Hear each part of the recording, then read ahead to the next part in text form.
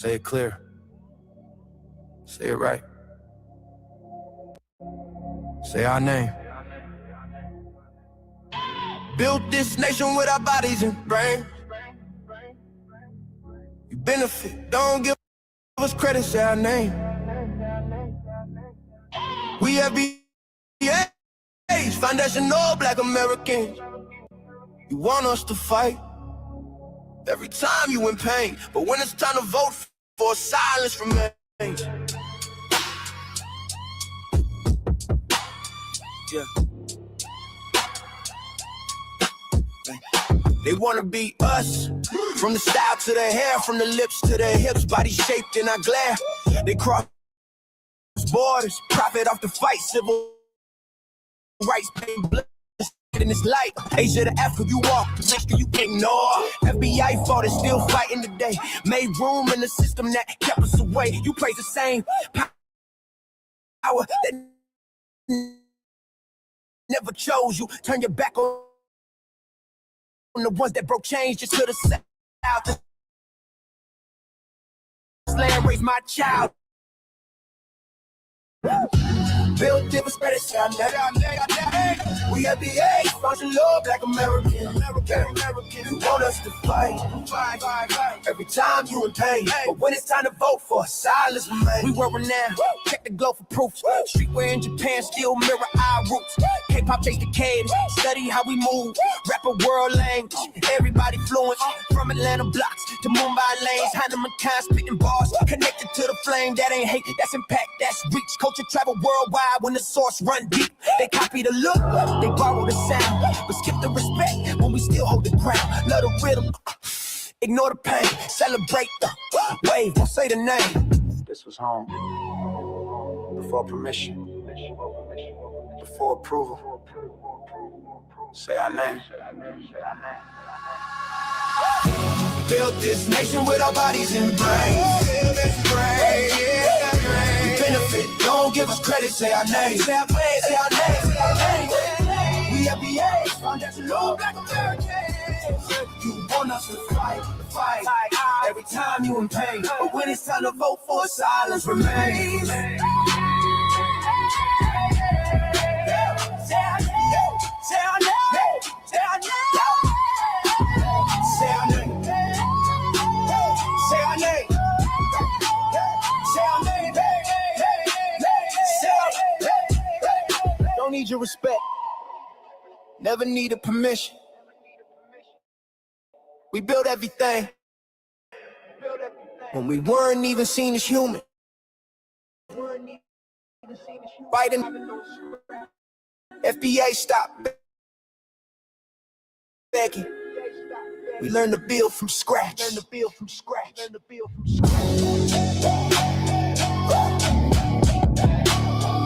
our name. Say our name.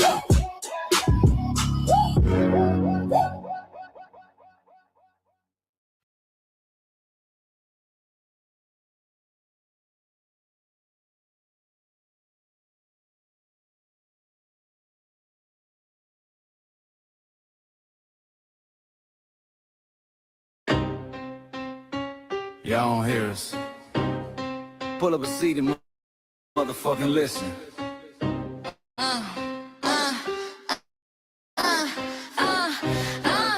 Wanna see the motherfucker? Take your bag, time to go home. Talking crazy on our soil where our blood and bones grown. This our grind, we outside on it. While y'all fools on the outside looking, y'all show no respect to Black America, so leave. Hey. Y'all don't get it, so it's time to go home. Get the hell up out of America, take your disc, pick and just fly on. Y'all don't get it, so it's time to go home. Get the hell up out of America, take your disc, pick and just fly on. You landed on the tarmac, fresh off the boat, talking about y'all build nothing, man, you choking on the note. My ancestors the reason that this country even breathes. Picked the cotton, built the White House, planted the seed. Jim Crow laws, redlined the map, we was the target. You think that struggle's a costume, man, you can't mark it. We fought the wars, we bled the blood, we died for our future's chance, and you come here and give our legacy a side eye while throwing shade on the guard. Why you benefit from dark with our last breath? Attack, stare down, Respectful and grateful, lap in the face, the only people who gave a fuck. So let me show your ungrateful ass to the right place. Pack your bags, time to go home. Talking crazy on our soil where our blood and bones grown. This our ground and we outside on it. Why y'all fools on the outside looking? Y'all show no respect to Black America, so leave. Y'all don't get it, so it's time to go home. Get the hell up out of America, take your duties, man, just fly home. Y'all don't get it, so it's time to go home. Get the hell up out of America, take your duties, man, just fly home. Passport, the visa, the privilege to be here. Cause my grandma did march for y'all, so disappear from our land. You cosplaying our pain. Think it's a trend you can borrow, but you ain't inherit the ghosts of our sorrow. We the foundation, the bedrock, the soil, and the root. You not no branch on our tree, and unproductive people always cosplaying me. Talking about we ain't do nothing, you lost your mind. We built this from nothing, time after time. From the beginning to now, we been the backbone and muscle. Why you look down on the struggle and cause a whole time? So that energy style with discussing is whack. So let's make it clear.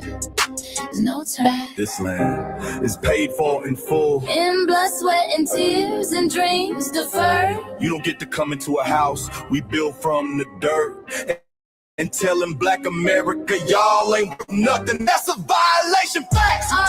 Facts. Time to go home. It's our soil on our soil where our blood and bones grown. Show respect. This our ground. Y'all just tenants on a lease. Oh, get the step. Show no respect to Black America, so leave. Don't get it, so it's time to go home. Get the hell up out of America, taking your business, I can just lay on. Don't get it, so it's time to go home. Get the hell up out of America, taking your business, I can just lay on. Yeah, fly little birdies. Fly on back to where you came from. This ain't for you. The cell is sacred. We said what we said. It's time for y'all to go home. So fly a little birdies fly. So fly a little birdies fly. So fly a little birdies fly. Fly far, far away from here. So fly a little birdies fly. So fly a little birdies fly. So fly a little birdies fly. Fly far, far away from here. So fly a little birdies fly. So fly a little birdies fly. So fly a little birdies fly. Fly far, far away from here. So fly a little birdies fly. So fly a little birdies fly. So fly a little birdies fly. Fly far, far away from here. Bye-bye, little birds.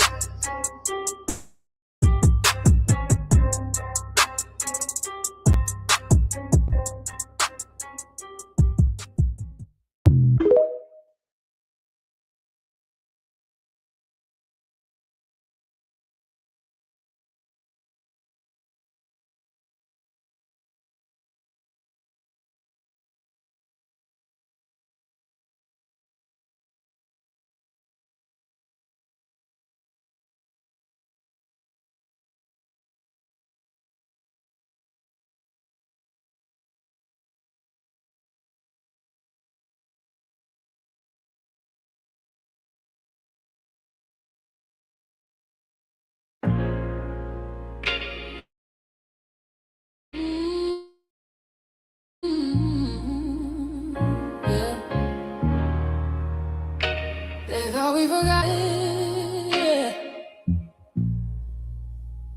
This one's for the rules. We built this land from dust and tears, 400 years, and we still here. They write new rules, but they don't see. Every freedom they got came off you and me. We planted seeds, they took the bloom. We lit the flame, they left the room. But we back now, know the skies. The spirits woke, we realize all we want is what we earn. That sweat and blood, yeah, that table turn. You can't buy culture, can't fake that vibe. This is our day, this is our ride. We happy day. Say it loud, say it strong. We the heartbeat that's been here all along. Foundation of Black Americans, stand tall. We ain't begging for nothing, we built that all.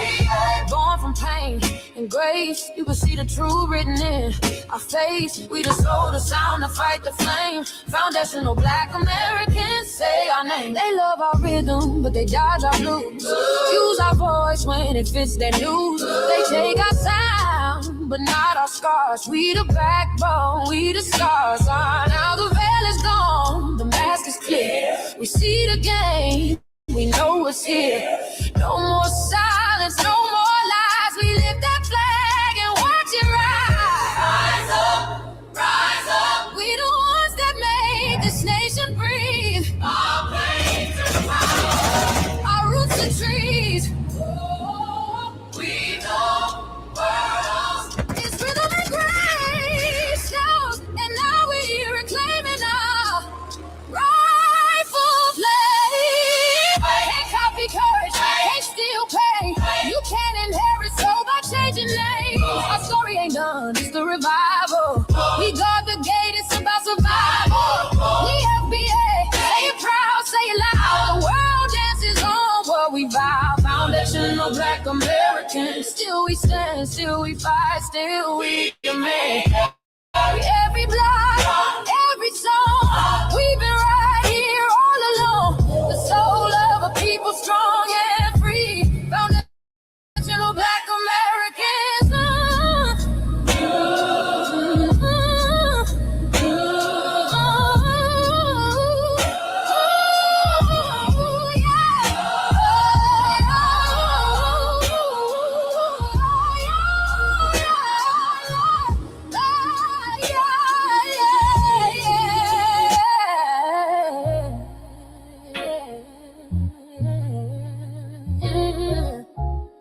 We the first, we the rule, we the fire.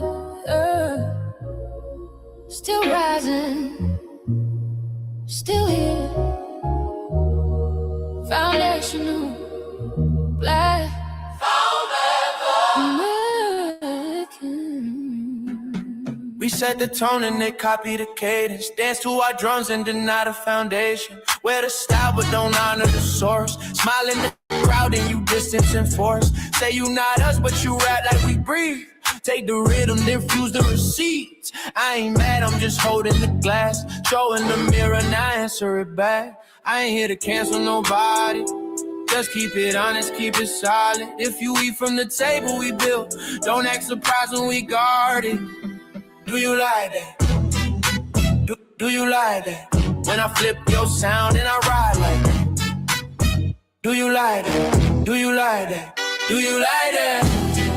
Cause that's how it feel when you borrow my culture. Then act like we never mattered. Hip-hop.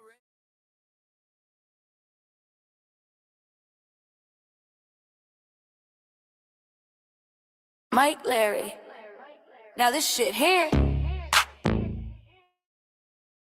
it's what I see it is. We're not fighting your battles, not carrying your fear.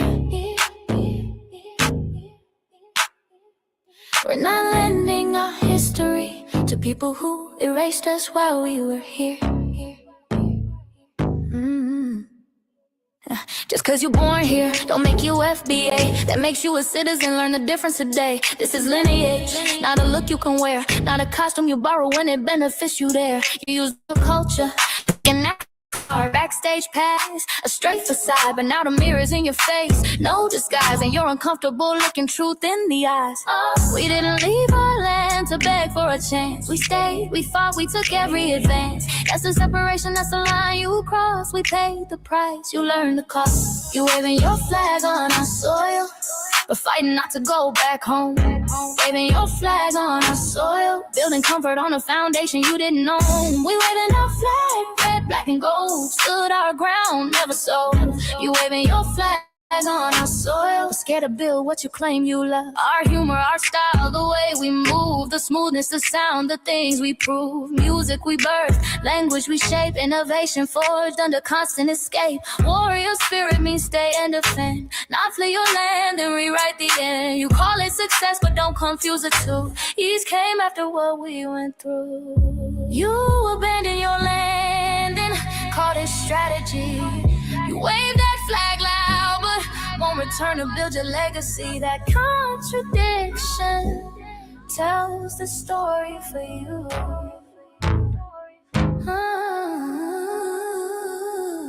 You waving your flag on the soil, or fighting not to go back home. We waving ours where we were forged, every inch earned, every brick known. We can't be deported, and that truth changes everything. We can't be deported, and that truth changes everything. We know who we are, and now we see who you are too. Just because y'all born here doesn't make you FBA at all. It makes you an American citizen. It's biologically impossible to be us, because it's a lineage, not some damn costume you can just put on to look cool. You immigrants and immigrant Americans has used our culture as an access card, a backstage pass to our culture. Now y'all have to look in the mirror. Our sense of humor, the aesthetics, mannerisms, the style of dress, the smoothness, the creativity, our genres of music, innovativeness, our slang, our warrior spirit by staying on our homeland and fighting and not fleeing to somebody else's land to beg for a better life and shit on the very people who fought to have us there. That's who we are. And we know who the hell y'all are waving your flag on our soil and fighting to make sure y'all don't. Go back.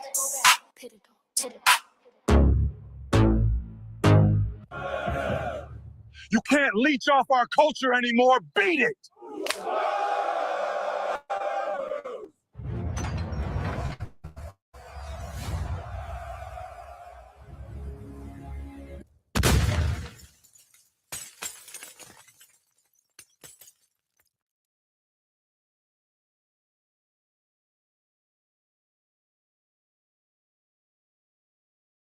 Mike Larry, man, you did it again.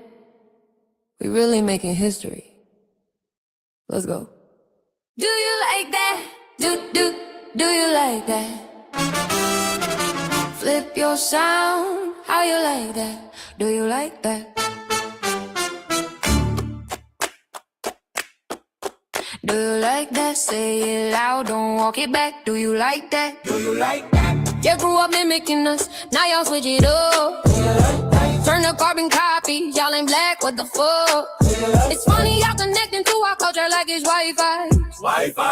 Surfing on our waves of our culture, no more agua. Still in my culture for all these years. Look how time flies, all these colonizers in disguise. Y'all hate, y'all still hate us outside. Study doctor, vampires, the blood of our guilt. They copy the flavor, sip the juice. Love the results, hate the truth. Who? Do you like that? Do you like that? Do you like that? Flip your sound. How you like that? Do you like that? Democratic shields, talking points, the road they fill. Fish and chips, agent on the mic, judging FBA, but ain't you half white? Talking like you one of us, we need a proof face. The agent type with a prune face, like 50 and Jim, it's a cold game. Throwing stones cause we built our own lane. I'm joking, kinda, but I mean, smile calm, pressure intact. Y'all proud where y'all from, where they flag, beat they drum. But when it's us, tone switch fast. Same pride, but it's too much. FBA pride, lineage solid, you can't put this on, can't try it on. Built here, stayed and fought, that's the difference. That's the car. Do you like that? Do you like that? Say it clear, don't twist the facts. Do you like that? Yeah. Do you like that? Do you like that? Point made. No edit. No care.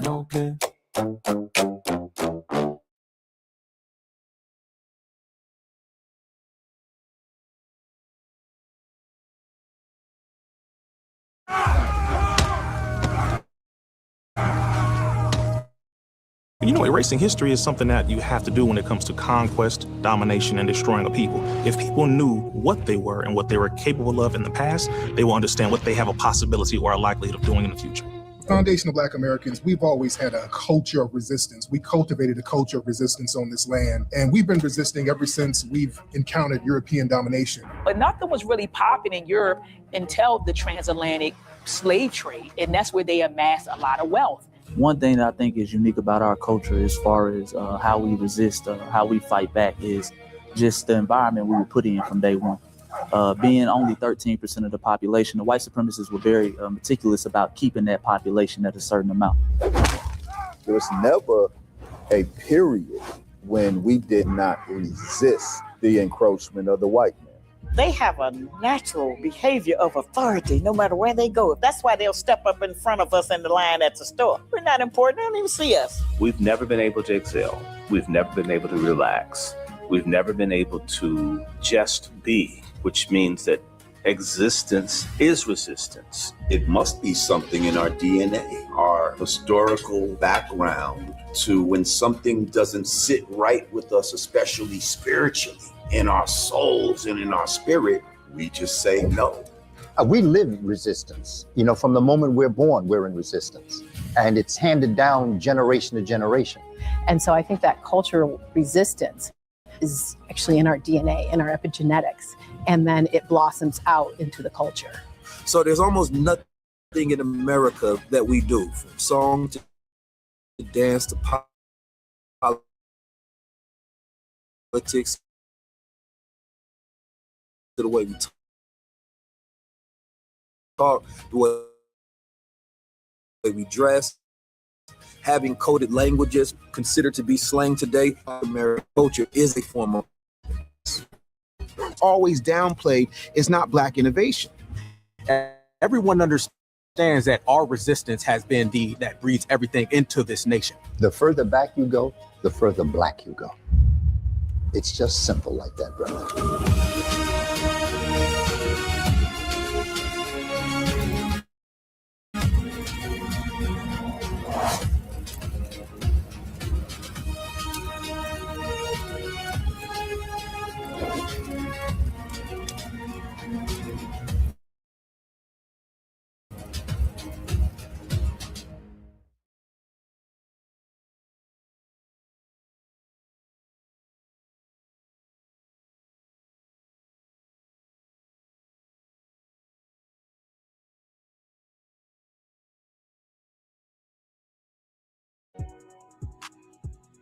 Introducing the B1 Rolodex, the easiest way to search for and support FBA and B1 businesses. Hundreds of entries from the Blacc use, free to download, constantly updated. Trouble navigating the document? Try using the map version. Notice a business missing? Use this simple Google form to submit an FBA or B1 business. Also submit anti-Black businesses, which are now being collected in that last tab.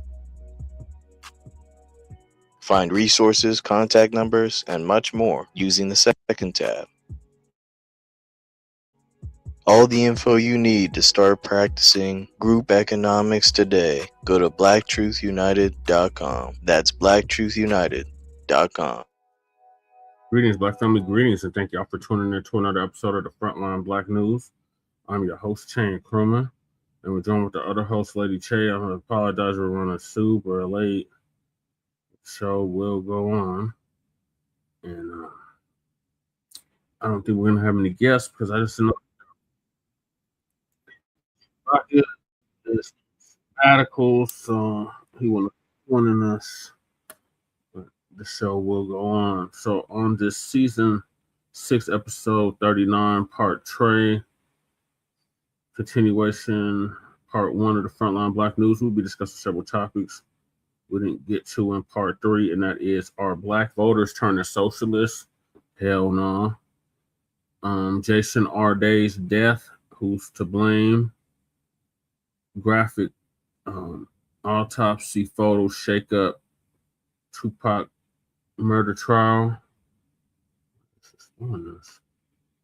So I'm trying to pull up all the topics in this phone. So I don't want to work. Hold on. I'm not gonna do this. Give me 1 second. Lady Che, fresh shouting you out. Oh, hey. Yeah, sorry we're late. We had to come get me because I was super sick at my house. Then we got Raleigh's chief said hanging was suicide, but we have evidence. Did Nolan Wells' friend Tracetin Shepard just reveal he doesn't believe it was an accident? Nolan Wells district attorney's move backfires badly. Nolan Wells' case turns dark, takes a dark turn. It's the DA now investigating a homicide. Tony Romo, or as I call him, Tony Homo, fans defend him after being arrested for OWI suspicion. And our Unhoused neighbor news, our illegal migrant news, and our local Denver/Aurora news. And we are based out of East Denver, North Aurora, Colorado. We get the news from a frontline and Black first perspective. We are part of the New Black Media and also signal boosters of the New Black Media. We have been around for 6 seasons now and counting, and we have several platforms that are part of the Frontline campaign. Frontline Black News, one of the first, which was started back in 2020, 2021. And Shabaka's BACCFIRES Enhanced, which is being revamped, is based off the 50th anniversary of the founding of the original Black Panther Party for Self-Defense. We started on Blog Talk Radio back in 2016 and have been around for 12 seasons now. And Shabaka's BACCFIRES Enhanced covers Black experience from the beginning of time until 10 minutes ago. It is also part of the Frontline campaign and has recently, within the last 2 to 3 years, moved from Blog Talk Radio to StreamYard. And make sure y'all like and share the broadcast, family. Remember, hit that like, share, and subscribe button. Hit that bell so y'all be notified every time we go live. And please join us on StreamYard, YouTube, Frontline Black News. The links to all of our channels are in the description, including Frontline Black News. Frontline Black News 2, our backup channel. Make sure y'all sub to that just in case you try to take Frontline Black News down again. We have backup. Then we got my personal page, Jesse Parrish, aka Chan Kruma. That's how we stream all the city council meetings for both Denver and Aurora. The local community events for both Denver and Aurora, Black events, and the Sunday morning food bank, which I've been doing for the past 10 years consistently. Then we got Lady Che's backup channel, Seduction Dog 5991. Make sure you sub to that so she can start going live on that YouTube channel. Then we got her main channel, the RBA, the Revolutionary Agenda.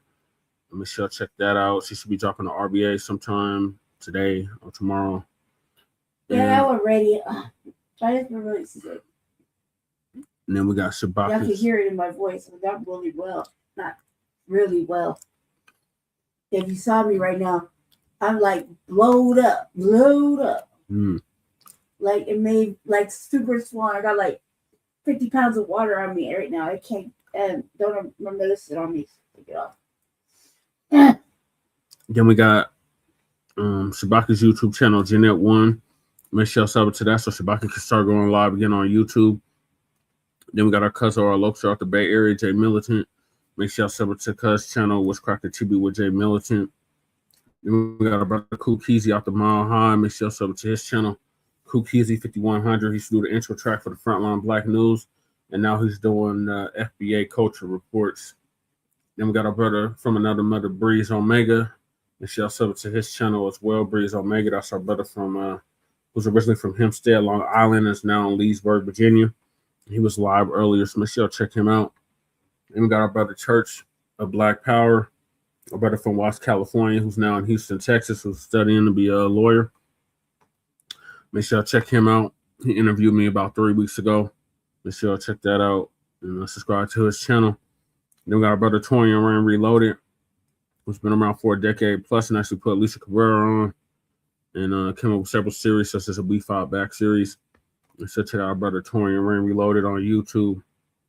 And last turn, at least we got our brother Black Truth United. Came up with the B1 Rolodex, which is the modern day green book for FBA and B1 businesses. And the link to the Rolodex is in the description. The link to submit your business to the Rolodex is in the description. And the link to the threat database is also in the description. And then we got the Freeman Reparations Party merch. Make sure y'all check that out. The website, the link is in the description. Then we got cancel the Congressional Black Caucus and create a foundational Black American Caucus. Long overdue. Make sure y'all sign that petition if you haven't already. Then we got Michael's petition for Congresswoman Nicki Williams to introduce and fully fund the Anti-Black Hate Crimes Crime Act. The Move On petition link is in the description. Make sure y'all sign it if you haven't already. Then we got the Reparations for Descendants of American Slaves Act. Change.org petition. Make sure y'all sign that if you haven't already. Then we got Lady Chase GoFundMe. Make sure y'all donate to that if you haven't already. And we got our brother Joshua Fox who put hands and feet over that white supremacist Chuck the Bussy, Chuck the Builder, who they just released on $1 million bond. Shame on you, Clarksville, Tennessee. But still support our brother Joshua Fox's GoFundMe. The link to his GoFundMe is in the description. Then we got Stop Netflix from releasing the damaging docuseries about Michael Jackson. Shout out to Dr. Randy Short for putting that together. The link to that petition is in the description. Then we got the petition to revoke Stacey Turner's medical license. That's the medical examiner in the Nolan Wells case. Make sure y'all sign that petition if you haven't already. Then we got myself, as you can tell from the background. I am a candidate currently right now on the ballot for Colorado State House of Representatives for House District 8. And the link to my website that Lady Chase put together is in the description. Make sure you check that out if you haven't already. And then PukeTube, YouTube, we got a copyright disclaimer under Section 107 of the Copyright Act of 1976. Allowance is made for fair use for purposes such as criticism, comment, news reporting, teaching, scholarship, education, and research. And I do not own the rights to the music. And if you don't understand racism and white supremacy, what it is and how it works, everything else that you think you understand will only confuse you in all 9 or 10 areas of human and people activity. And that's economics, that's education, that's entertainment, that is labor, that is law, that's politics, that's religion, that's sex, and that is war. And some health and nutrition. In all 9 or 10 areas of human or people activity. And that was by Mr. Neely Fuller Jr., who passed away exactly a year ago at the age of 95, ProduceJustice.com. And when you, a Black person, are captured by any race soldier, you must never fuss, fight, or flee. Comply and defend yourself in court, also by Neely Fuller Jr., ProduceJustice.com. And last but certainly not least, we got racism, white supremacy. Yeah, fuck Chuck the Bussy. Racism, white supremacy is conscious and subconscious behavior to maintain white genetic survival, to prevent white genetic annihilation. And that was by the late, great master teacher, warrior, scholar, Dr. Francis Cress Wilson, who transitioned exactly 10 years ago at the age of 80 and would have been 90 as of 3 months ago. And shout out to our FBA brother, Tariq Nasheed, for paying for her funeral, along with several others. So those are the topics. Make sure you hit that like and subscribe button. All right, Lady Shay has something she wants to start off the show with. No, okay, yeah, I did. I can't get over there, so. They can hear you, Lady Shay. Okay. It's a Black family, right? I don't know how long this shit has been going, but I seen the sheet already kind of addressed it. Mm. I'll pass it to Jesse, okay? Can you hear me? Yes, we can hear you, Lady Shay. So this dude right here is working my nerves all. Hear my hold on. I watch your reels, you know what I mean? On the thing while I was killing time. Waiting for Jesse to start the show. And yeah, okay, go. Get ready to play. Anyway, cuz comes out I don't know why, but I looked in them last week or something. When he said something about New African or this, that, basically some pan goofy shit, right? What bothered me mostly was his protesting against the word foundational, right? You say you don't want to say foundational, just say you're a Black American, African American, that type of shit that we're not on no more. Because we got these new, we're basically FBA, right? So cuz is basically FBA. Mm-hmm. He shows on his little shorts or his reels, his history and shit, like from Texas. And he got the lineage, right? He got the lineage. He just don't want to say it, right? Mm-hmm. So I say he started talking shit about, like, maybe a couple reels back, he was talking shit about Tariq Nasheed's old lady, his wife, Mm.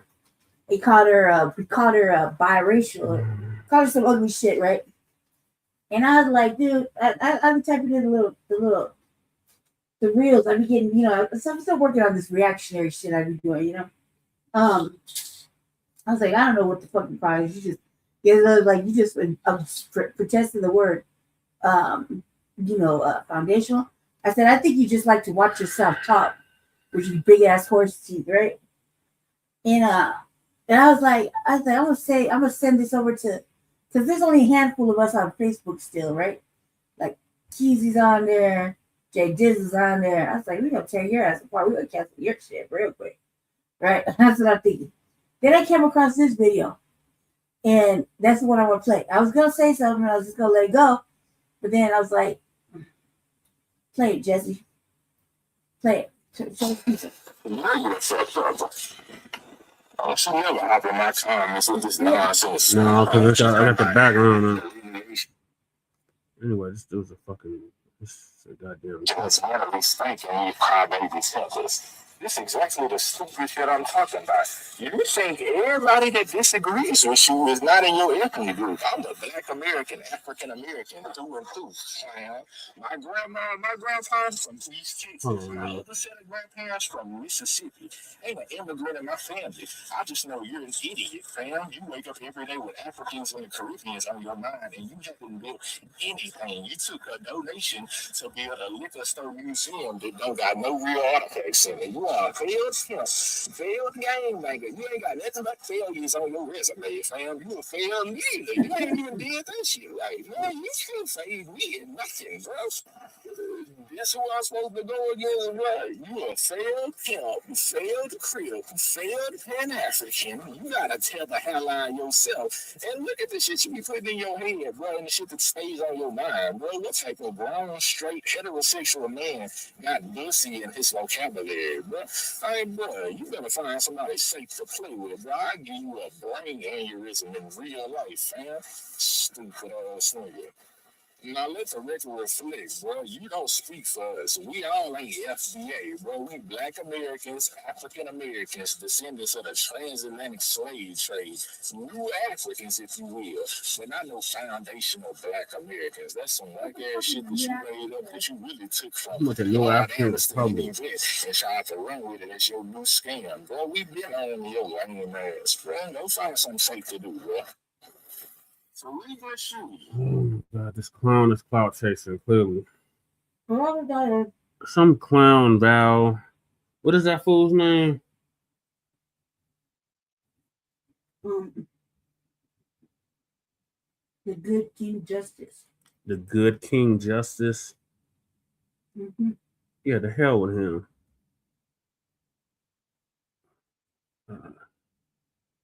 Lord. Yep. The fuck is a New African? It's the New African Republic. The fuck is that? That's the shit that Yang is a part of.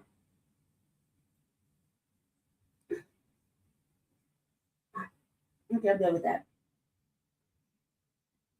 That shit was bothering the hell out of me. I had to share it. Yeah, we're good, Sister Val. I was just really sick. Yeah, mother's just clout chasing. Like Tariq said, this delineation is kicking these mothers behind. This nigga talking about he's from he's of the lineage. Well, nigga, you don't sound like it. You really don't. That's what I said. I was like, so basically you FBA, and you just like, are you ashamed of it? Like, because you don't want to say foundational? Not foundational. It's whooping their ass. This is one word, cuz. Get over it.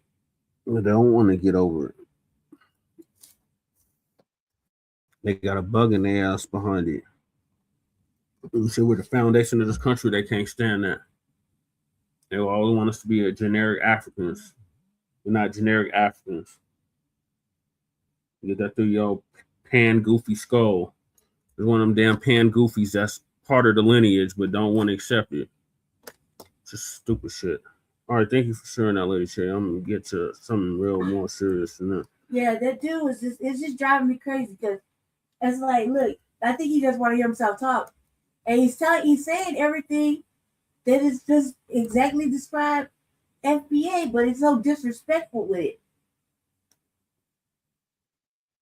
I can't with these pan goofies. They saying we don't know our own language.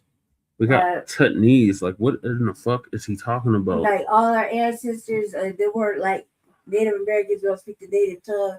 Who do all this shit? I was like, because you don't leave room for evolving and learning about your ancestors and then taking on like their history. I mean, really, isn't that what these ancestry shit's supposed to be about? Yeah. You're supposed to like my ancestors, some of them were Afro Hispanic or Afro whatever, right? Let's just say hypothetically, right? And wouldn't it be nice to know what part of the area they came from, and really seeing what kind of traditions they had? I mean, that's evolving, right? Or are we just supposed to ignore that shit?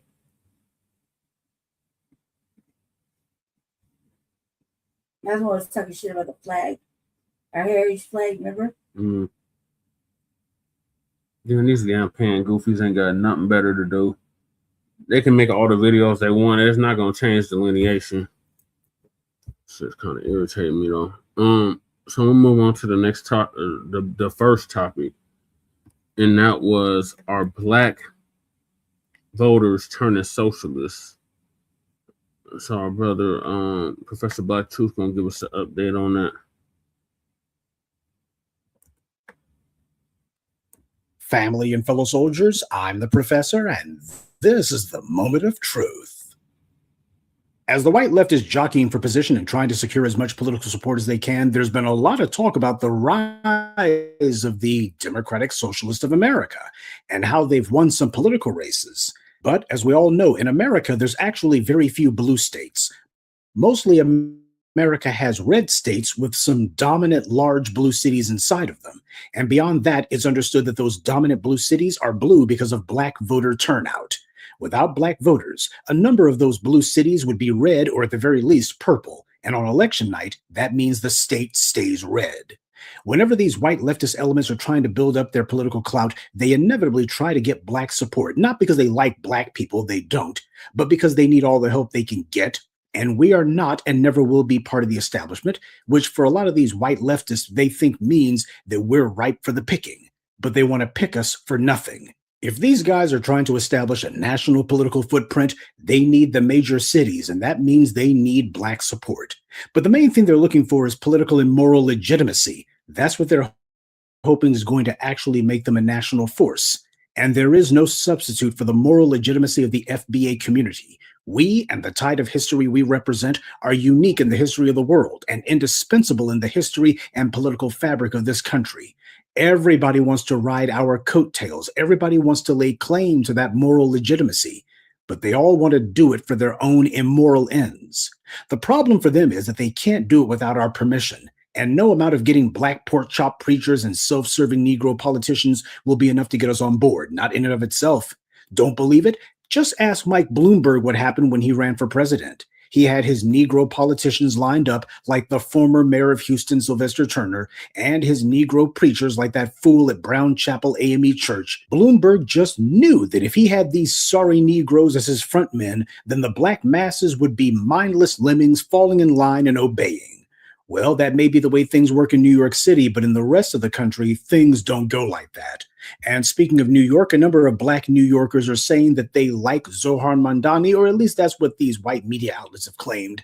Now, family, when it comes to black people in particular, we all should know that the white media, and this includes the ones who call themselves independent, which usually means internet-based, they pick and choose who they want to put in front of the camera for their stories. And that depends on whatever slant that they want to put out. They often pick black people who they know are part of or connected to the Democrats, so they know what these people are going to say before they say it.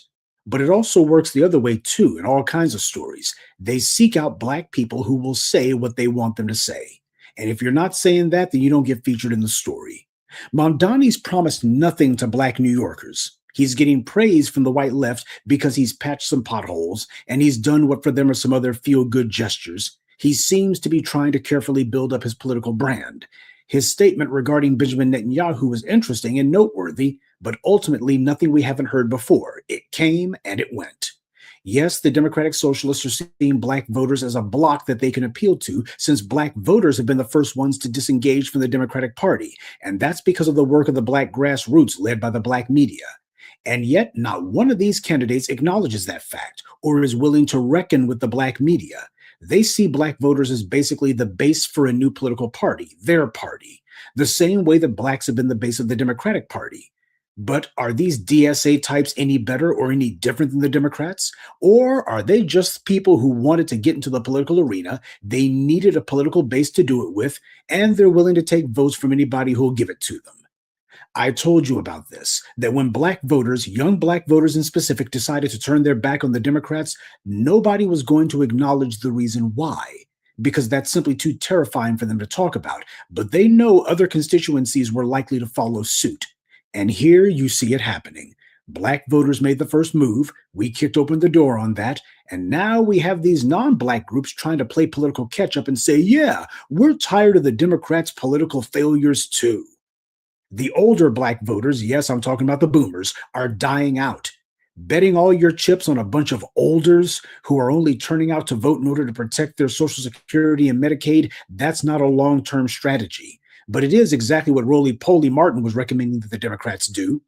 That is before 2024, when it became obvious that the balance of political power in the Black community was shifting away from the failed boomers and to the Gen Xers and millennials instead. As far as Black voters going socialist, personally, I don't see a difference between the wealth being maldistributed from the working class to rich private individuals any more than I see the difference of wealth being maldistributed from the working class to the state.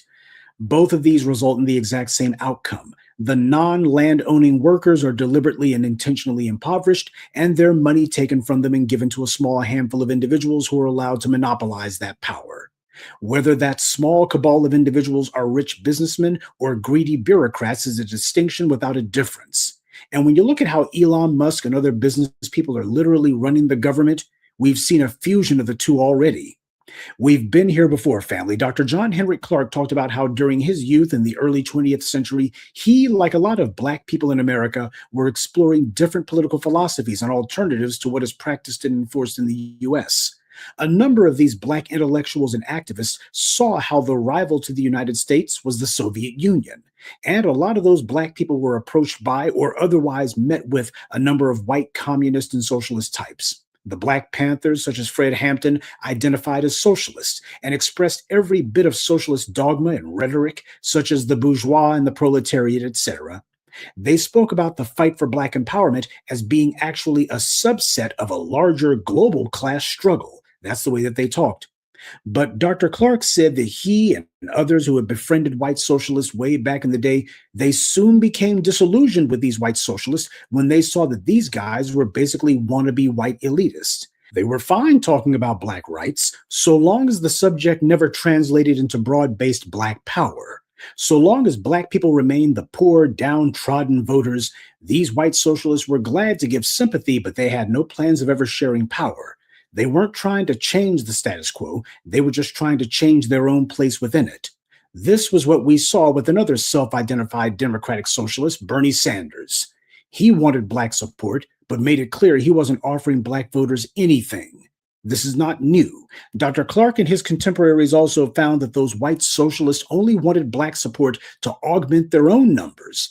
And then as soon as they felt like they were in a strong enough position, they would dump their Black allies and go for self. We've seen this time and time again, from the phony worker solidarity preached by the labor movement to the sisterhood spouted by the white feminist. White power has always played the same game, come smiling up in Black people's faces with false claims that we have a struggle in common. And as soon as we take the bait, they go to their white establishment friends, brag about how large their numbers are now, and they use our support as a bargaining chip to leverage for them what they want. This is the real argument that the white left has always had with the white right. The dividing line is not capitalist or socialist, and you're a fool if you let someone talk you into thinking that white supremacy under capitalism is somehow superior to white supremacy under socialism. Just ask the people in Cuba about that one. Just for the record, there's few, if any, countries that claim to be under any form of socialism. Most claim to be free markets. But has free market capitalism ushered in an era of prosperity and upward mobility? Or has it, as often as not, resulted in wealth being locked in at the very top and everyone else struggling? There have been and are today countries where economies and governmental structures are heavily socialist, and these countries are doing fine economically. To me, socialist or capitalist is not the big question because both result in the same outcome of poverty for all, depending on who's in charge. In the end, they get what they want, and Black people get left out in the cold. So that's why my heart's not going pitter-pat for these recent elections. We've seen this movie before. Labels are not what's important. Tangibles are.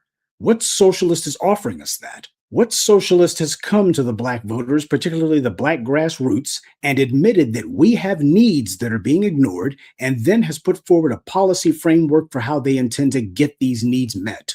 Are these so-called socialists putting out a political agenda or a policy slate that explicitly recognizes the harms done to us, recognizes dismantling these damaging policies and making recompense to us? Or are they just spouting the 21st century American version of the bourgeois and the proletariat, i.e. the billionaire class and the working poor? That tells you the effects of these policies, but it doesn't say, much less address the cause, because all I see is white and Asian politicians who are talking about shoring up the position of white America and making sure they're good. H. Rap Brown was one of the Black Panthers, and he said it best: class struggle is a luxury Black people can't afford. Don't believe it? Just look at Detroit.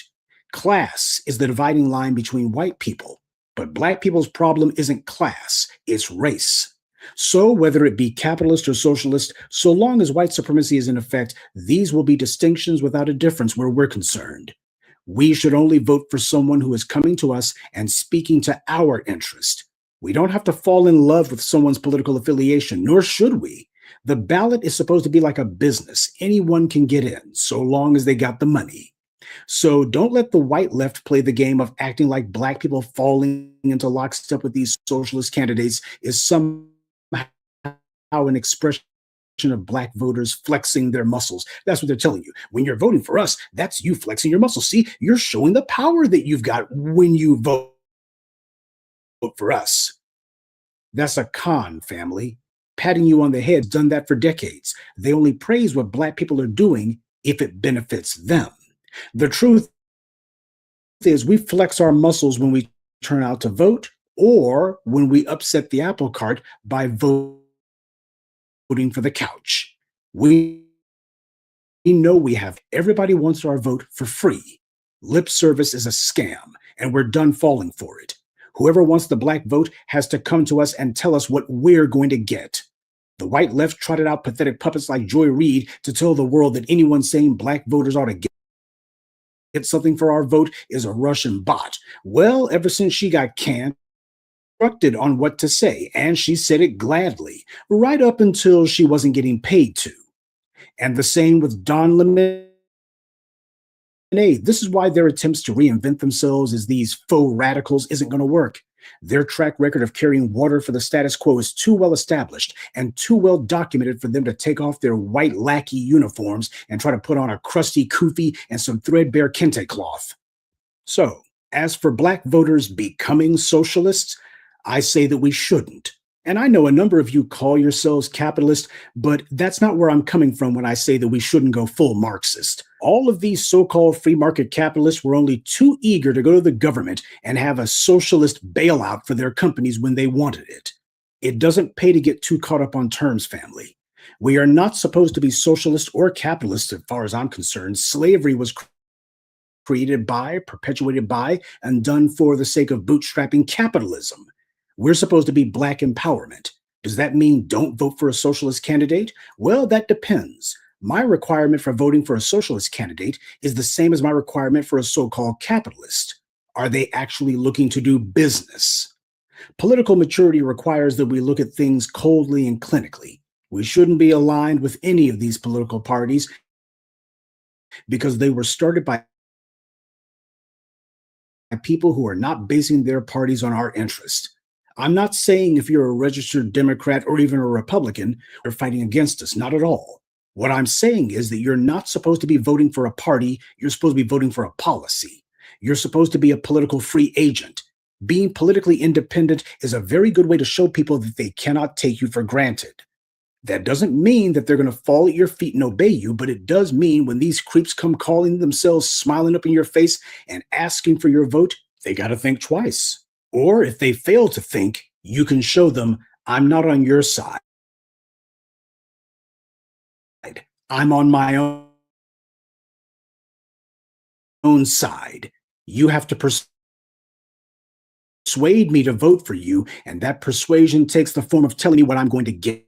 They don't care about being allies. They only care about what they're going to get. And if that black candidate doesn't make solid promises to prop up their interest and position, then they will get no votes from them either. And not surprisingly, the support of these other groups always seems to be based on policies that are detrimental to us. They make a zero-sum game out of it, and we always wind up the target. So family, don't let anyone go making you think that black people are backing this or that party or movement, and somehow that's proving how politically important we are. We know we're important. But people need to learn that we have demands, and the cost for getting black votes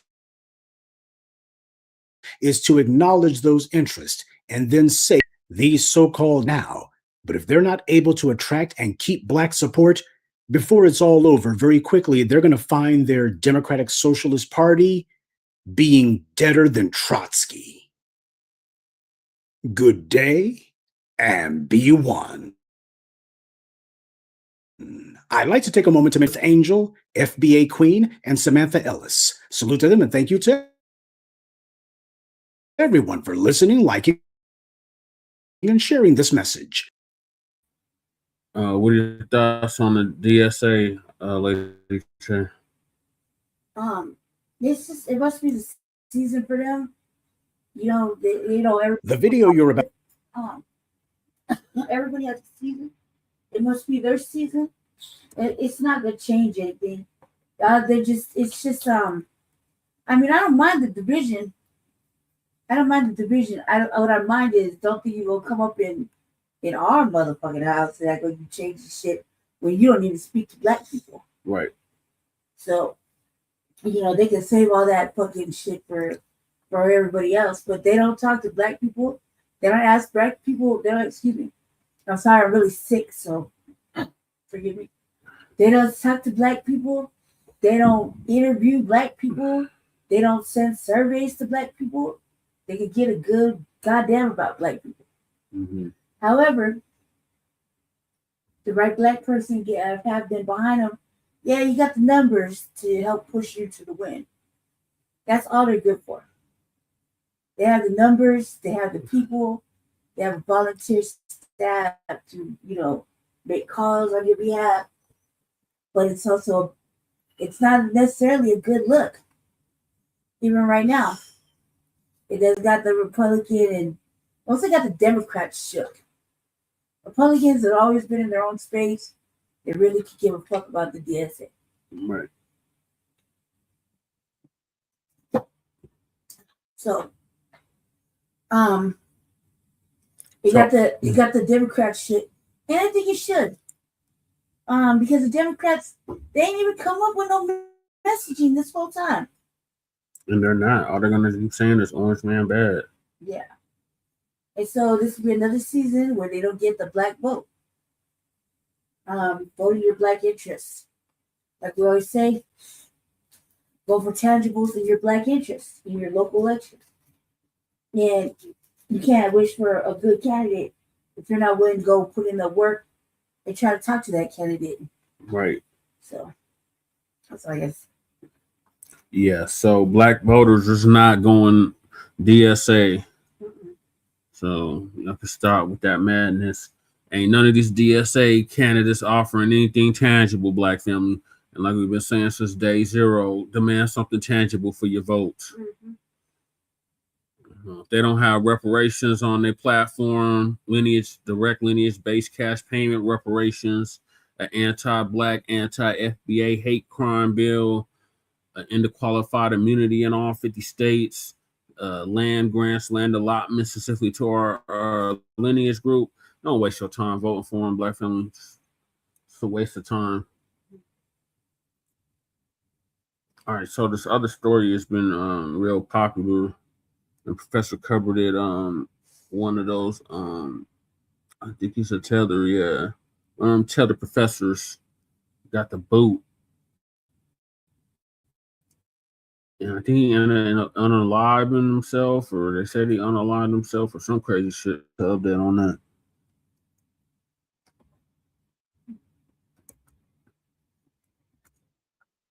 Out to see for this morning's briefing was actually written and put together shortly before the news broke on August 15th that former Cambridge professor Jason Arday was found dead at his home. So far, the British authorities are saying that his death is being treated as unexpected. Homicide is one of the coroner's determinations, not theirs. But ever since the news of his death broke, the same white media that was determined to make him a household name for all the wrong reasons is now trying to slither away from the orgy of attacks that they have been heaping on him. The white media loves to engage in a feeding. We all know they most love it when it's a black person they can all jump on. Then they can get in all their little digs and not so thinly veiled.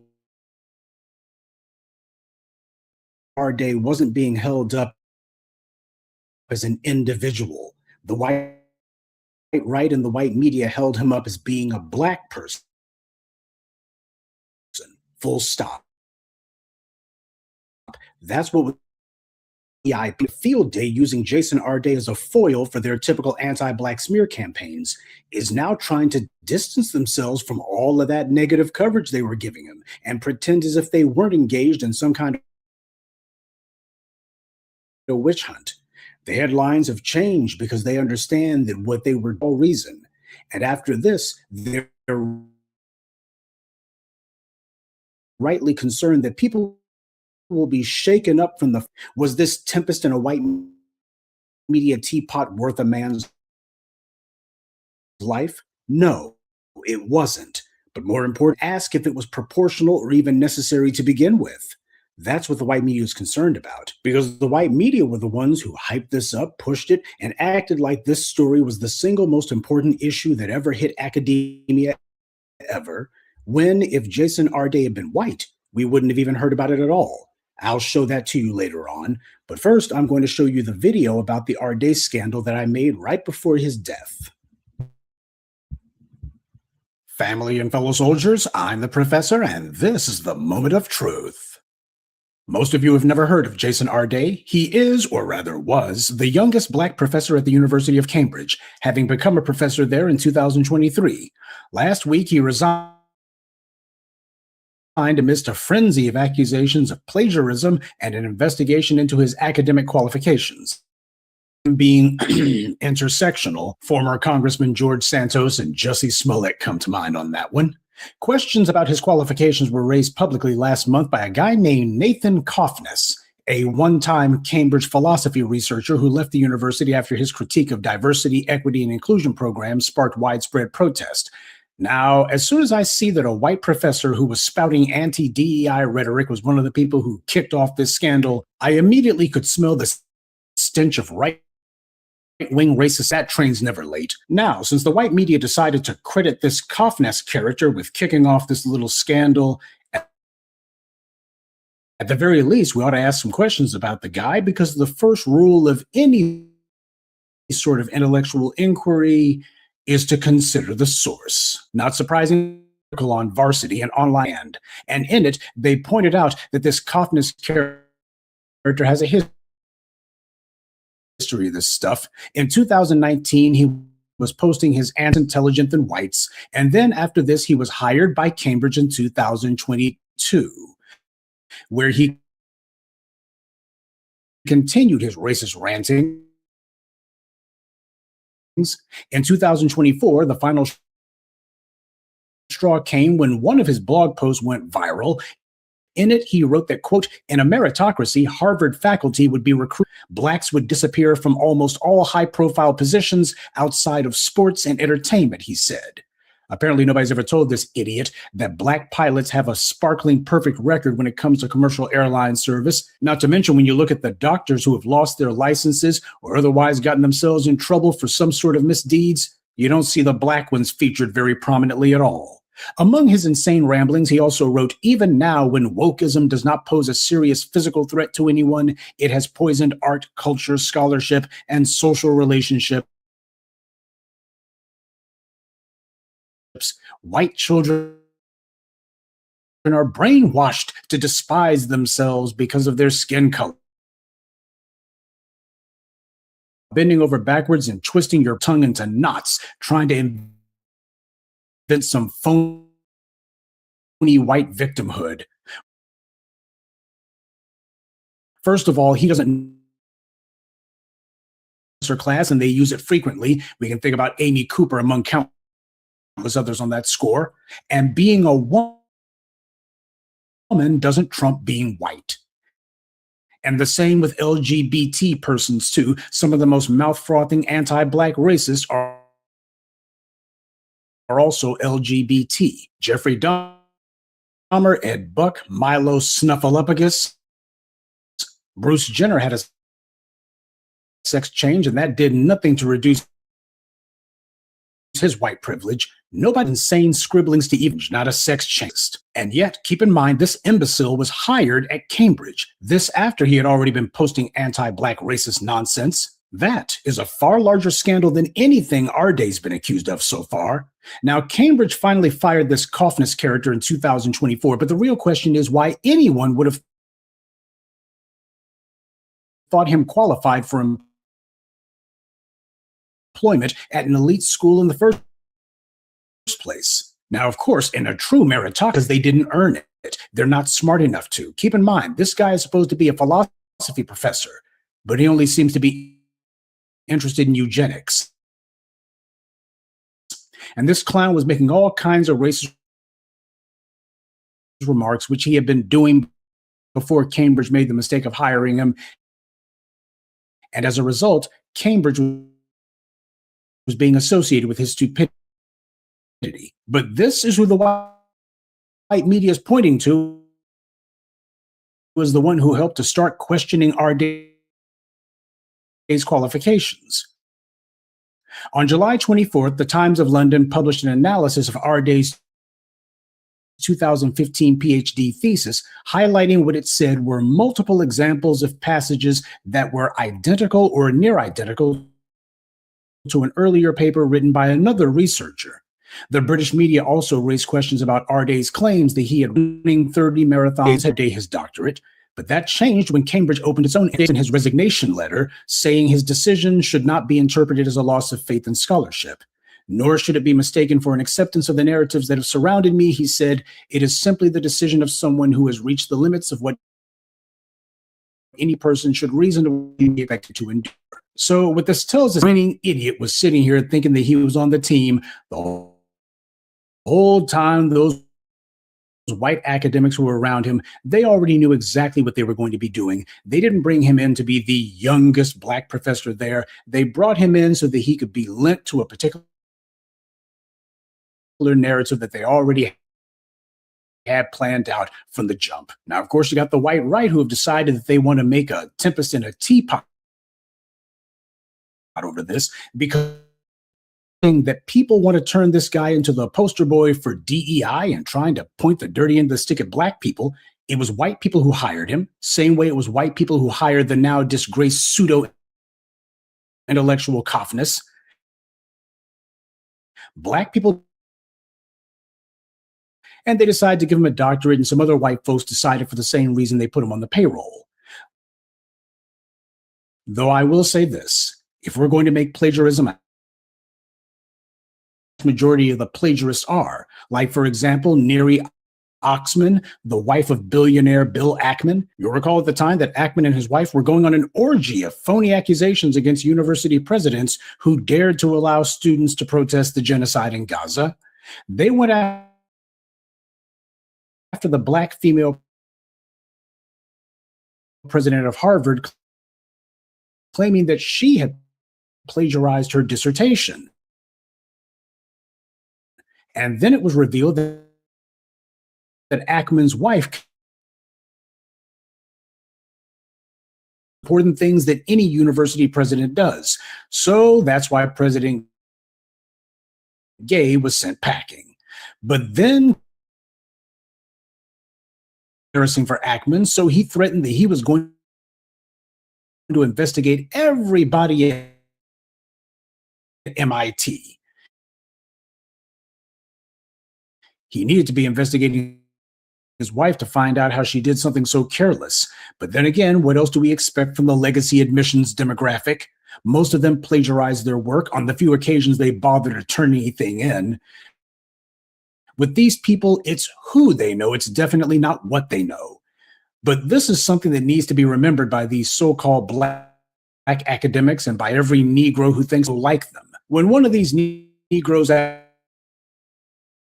actually gets into one of these universities, these people there already know that they don't like him to get them out when the time comes about this Arday character's past at all. But they also have an exit plan too. Even if they don't have dirt on the tool in question, they don't need it. When they're ready to dump them, they just go ahead and do it. What dirt did they have on Tiffany Cross before they fired her?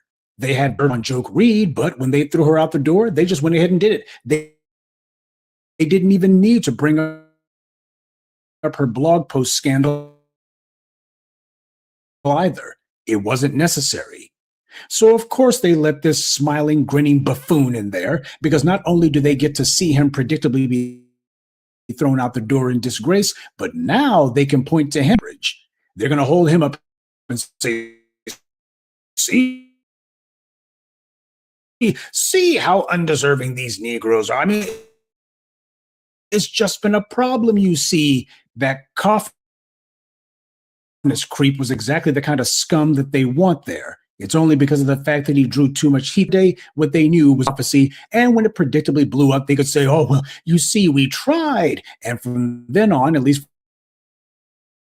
for a good 10 or 15 or 20 years, they'll be able to tell Black people in general why. The usual self-fulfilling prophecy from the dominant society.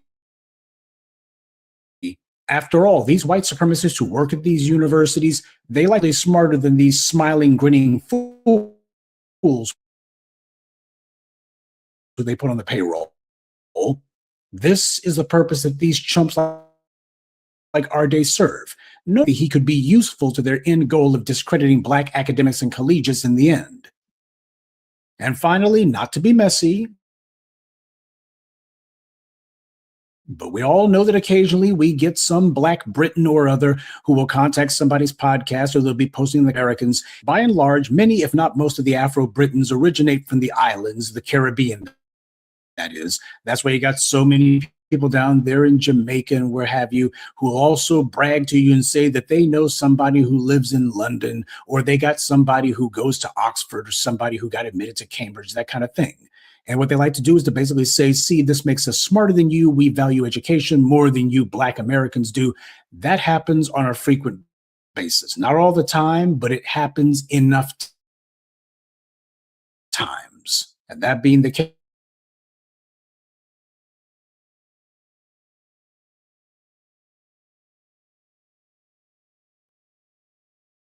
just like Tarzan, but this is how the game always ends. So there's all kinds of lessons to be drawn from this. But the first, of course, being that you got some individual here who's throwing off all of these as possible. He's got this very moist demeanor to himself. That's somebody who is desperate to a submissive, supplicant posture before the enemy, and the enemy chopped his head off anyway, because that's how this was always. And no, I'm not dumb enough to believe that the same Cambridge University who couldn't wait to hire that coughness creep, even after his well-established history of anti-Black rantings, either. No, I don't believe on many occasions we'll call this ethno-academic theater, because trash like Coughness are exactly the kind of people Cambridge wanted to be seen hiring on fire. This is what the white media's focus should have been on. And this is where the focus should be now. If it's indeed a suicide, then people need to be looking at the individuals who set this in motion. they're the ones who should be the subject of nonstop white media scrutiny, and scrutiny by all these white men was precisely because white people are not subject to the same kind of vicious, intentionally cruel, and deliberately mean-spirited attacks as black people are simply for existing. And remember, the white media led the charge to make this racial. Jason Arday wasn't a professor as they reported on him. He was, quote, the youngest black professor ever hired at Cambridge. That's the way that they framed it. That was the only thing they said about him, to the point you would have thought that that was what it was actually about. Normally, it's only white people who are found to have plagiarized things. They're the vast majority have seen it.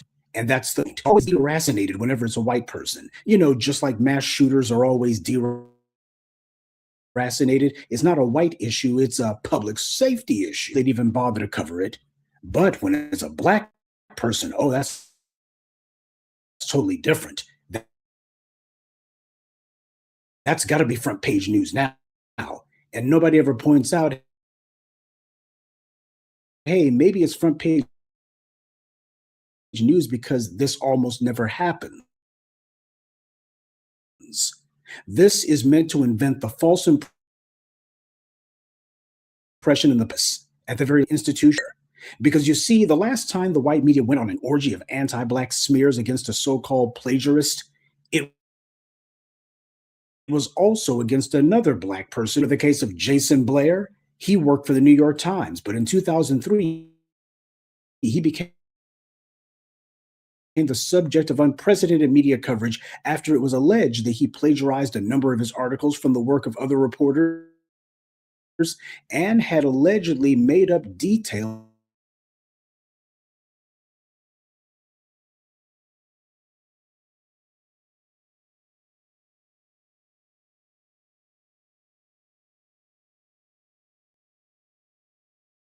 For instance, Stephen Glass, he worked for the New Republic.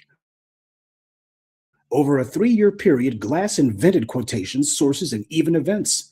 The New Republic determined that 27 out of the 41 articles the Stephen Glass scandal was largely glossed over. Hell, they even made a movie out of it with Anakin Skywalker playing the part of Stephen Glass. Stephen Glass has been allowed to live down what he did. Hell, the white media didn't go on an orgy of attacks against him. But soon as they see a black person, they immediately go into overdrive, and that's deliberate. The dominant society is constantly involved in all kinds of dirt, but the job of the white media is to make sure it doesn't stick to them. That's where attacking black people comes in.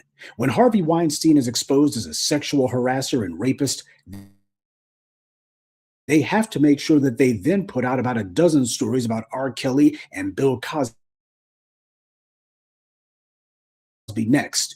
In fact, they make it a point to put out more stories about Kelly and Cosby than they do about Weinstein. Flood the zone, and most people won't even question if this is the most important news that they could be getting, or if they're even being manipulated and disinformed. Regardless of what actually reported the way he's giving it. These students bribing their way into these schools, but the white media makes sure not to cover that the same way, and that has conditioned the public to falsely perceive it to be worse when some black person's accused of doing something. The fact that a racist and a disgraced former professor and the white media both were so willing to stop at nothing to attack this man proves that there's no difference between them. They protect the invention elite universities.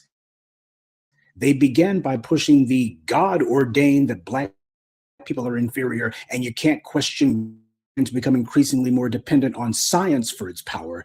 This then shifted to making science take the place of God. So now the talking point was science proves black people are inferior and you can't question science. And this has been the frame ever since. So in reality, what they're always saying, what they're really saying is white power says black people are inferior and you can't argue with white. When they say God, that's what they really mean. And science means whatever data, information, or so-called discovery white power approves of. Make no mistake, family, the white media loves it that he's dead. They enjoy that. The only reason that they're pretending to make nice now is because they know that his death, when compared to what the white media said about him, wasn't proportional at all, and they're concerned that the public's going to pick up on that. He's given death by innuendo by people who have made careers out of attacking Black citizens. The Black academics have been quoted on this story, as has the mayor of London, but let's be sure, this wasn't about DEI. This was about demonizing Black. And some of our contributors, Marcus Pridgeon, Jesse Good, Edmund Allen, Keitha Dixon, and Angela Green.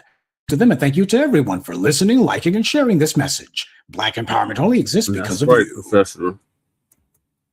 So Arday, that's such a shame. What are your thoughts, Lady T? I think he's a coon. Yeah. And it is a shame. It's a shame when Black people take up for white folk. Right. And start acting like they're like their children are not little fucking demon spawn. Mm-hmm. It is a goddamn shame. It's like, don't you see what's happening? They act like they don't breed hate. And whatever we're breeding into our children is not the same thing.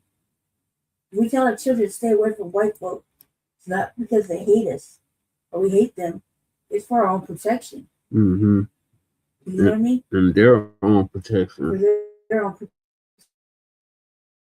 protection, exactly. Like, meaning they bring some other Black kids with you. You know what I mean? Before you can go anywhere, because then you know that there has to be an understanding. Like, you know, you can't. Like, for example, we got schools here where they have kicked out Black students, right? Yep. And they're all white schools. Mm-hmm. And that kid will be ashamed to say that them white kids were calling that child everything but a child of God. Right. And it'll be on the bus taking it. Don't tell nobody. And then we'll wonder why he brought a gun to school. Mm-hmm. Remember that Church Creek student? Yeah. Go to East. They ended up shooting them teachers, right? Yeah, Austin Laws. Yeah. Prime example. Then you got Black people That mysteriously ended up dead. Right. In the foothills.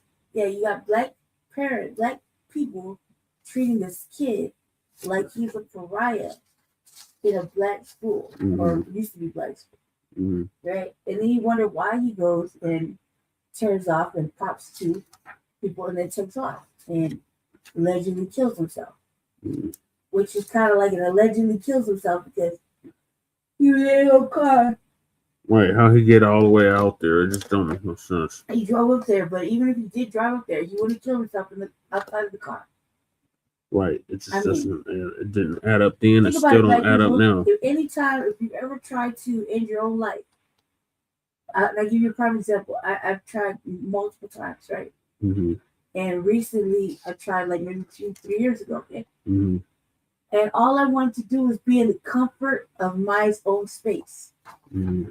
If I was going to end myself, I wanted to have my music playing. I want my candles burning. I want my bed nice and soft and clean. I want my hair to look nice. I want to be in the comfort of my own shit. So when I take myself out, I'm comfortable. You know what I mean? In my own spot where nobody has to come in there and find me like you know what I mean? I'm not hanging. I didn't decide to go and throw a rope up on this little ledge thing that I got or this little pipe I got on hanging in my ceiling. You know, and praying this to hold my big ass up there. You know what I mean? No. I'm not, I'm not making a mess like the one time when I try to like slice up my arms and shit. I'm making a mess. I'm out in the bathroom and I got the dog in there with me. You know what I mean? It's something else, you know? But I can't think about Black people not wanting to be comfortable when they try to do that themselves. So all these tree hangings and shit and the heat, that's one thing you already know that is not even going to be possible. When do we like to be hot? Right. Seriously, we love the sun, but we don't like to be hot. Right. You know what I mean? We don't want to be musty and sweaty. We love the sun. Right. But these are things that have to come with the sun, right? So you think we want to be out there trying to climb up some motherfucking tree? First, you got to tie the rope up. You know, you got to make the fucking little hoop, the little boost. Then you got to throw it up there. Then you got to climb up there. Then you got to inch your way. And then you got to pick it up. And then you got to, 1, 2, 3, ah. Right. Come on, there's so many traumatic incidents. Even if you don't do that, where's the tools that you use to hang yourself with? Step ladder, chair. See what I'm saying? That's what I'm saying. That's all I'm saying. We do this shit to keep our children safe. When black people start taking up for white people and saying that there's a transgender, whatever he said right there was weird and it's top. He deserves to lose his job. He's not eating. I felt like he deserved everything that happened to him. Yep. Okay, let me say thank you for that. So moving right along, we got the Keefe D murder trial underway for the murder of our brother Tupac Shakur. So it got real graphic today on day 2. So I'm gonna play a little bit of that. Pay yourself for that. Graphic autopsy photo shake up Tupac murder trial. It's from Long Crime.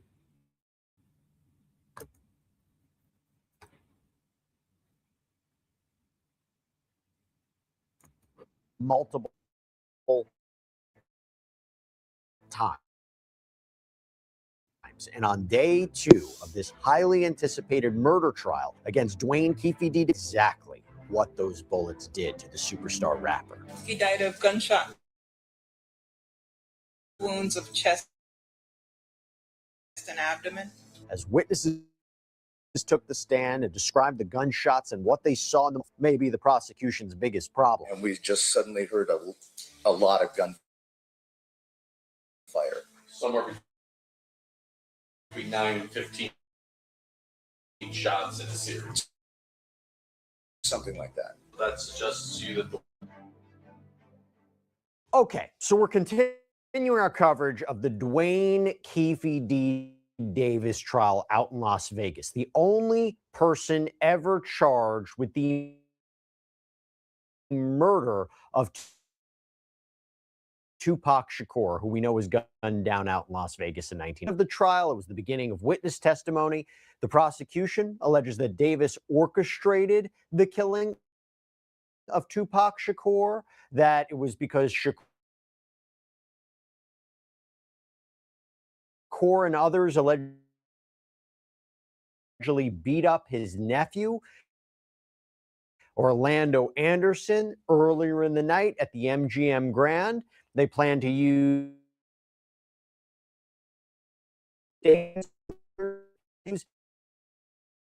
believe what Davis said, that there is nothing to corroborate that he was telling the truth about his alleged involvement in what happened with Tupac. With all D's guilty looking ass was crying and wiping his face the night before. I mean, he was all beat ready. The motherfucker looked scared and like he looked scared, not remorseful, scared, tears coming out that motherfucker's face. He couldn't stop wiping his face. He couldn't stop wiping his eyes. He looked like, oh my God, what's happening? Yeah. The whole day. What?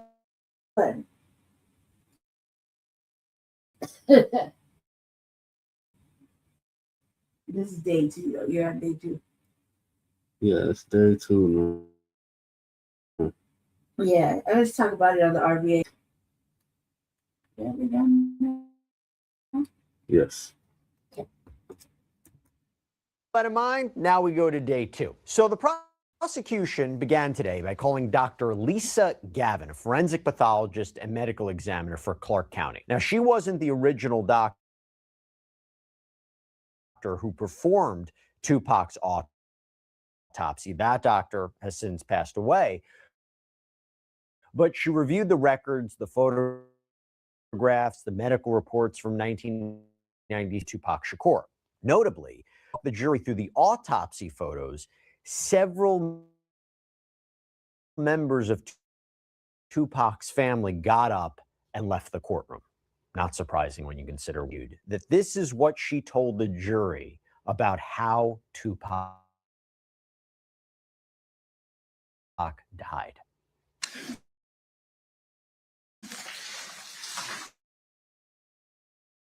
After reviewing all of those records, Yes. what is that? Homicide. When a medical examiner uses the term homicide, what does that mean? The simplest form is death at the hands of another. Now, to be clear, evidence like this doesn't necessarily directly implicate Davis, right? But prosecute element by element. So at the very least, they have to establish that Tupac Shakur was in fact shot and killed, that he was murdered, that it was an intentional killing. That is what this evidence goes to. Now, Dr. Gavin then walked the jury through each wound, starting with the chest.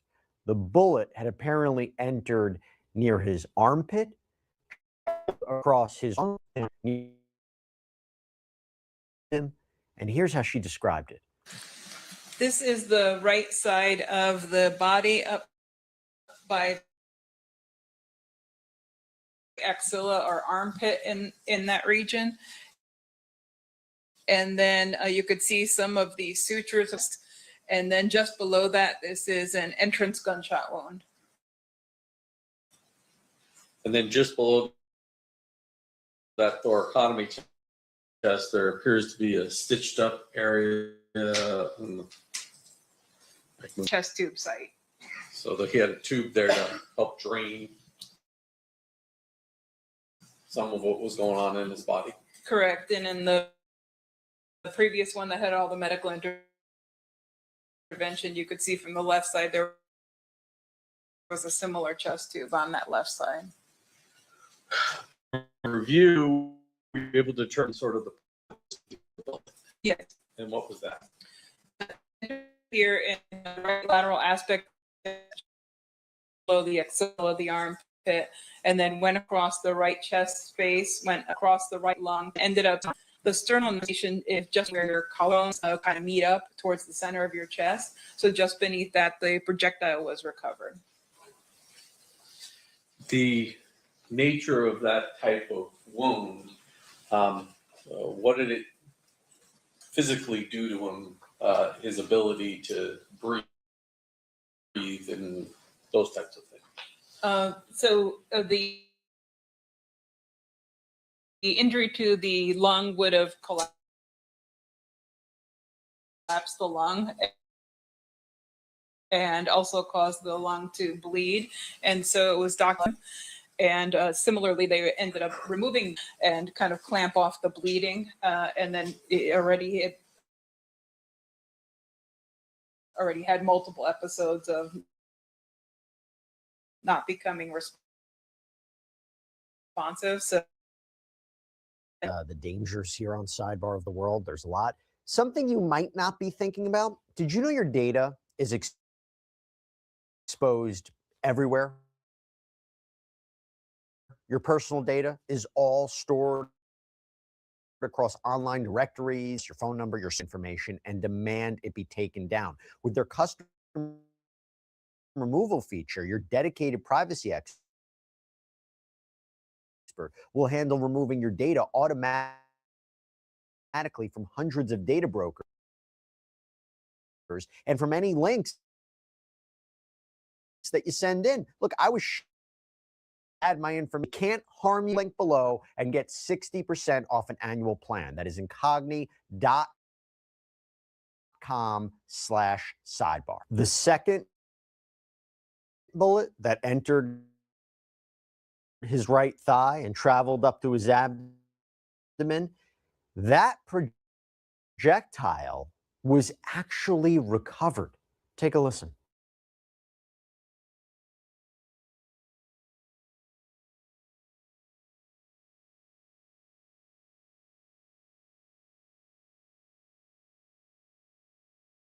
Around the right lateral aspect of his thigh, so the right thigh on the lateral side. And what is that? And that's yeah. Yeah, go ahead. That bullet entered in the lateral aspect of the right thigh and then went upwards into the abdomen and damaged his intestines. They ended up operating there and removed a portion of his intestines. And then during that surgery, they recovered another projectile. Dr. Gavin, as I said, she wasn't the original ME. That was Dr. Jordan, and he has since passed away. Okay, now we go to questioning by the defense. So on cross-examination, defense attorney Michael Sampt pressed records that were decades old, photos that were taken with Polaroid cameras, a record she didn't keep herself. So with defense's argument, which we heard in an opening statement yesterday, that this whole investigation was sloppy, that it was botched, that it was incomplete, that you're talking about a case almost 30 years old. So trying to raise reasonable doubt, trying to raise questions about the reliability of the prosecution's case, the investigative work. And if jurors are perhaps hesitant about one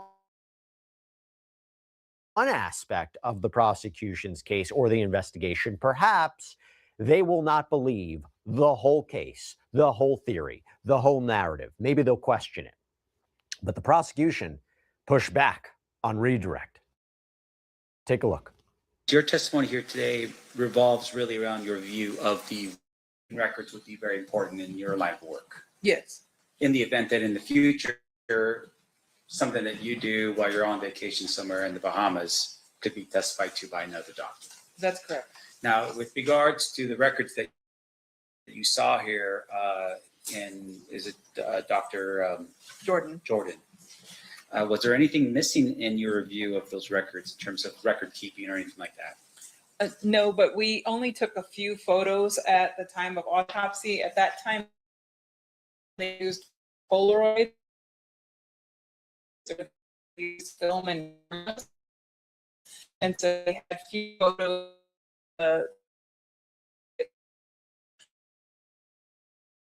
So consequently, the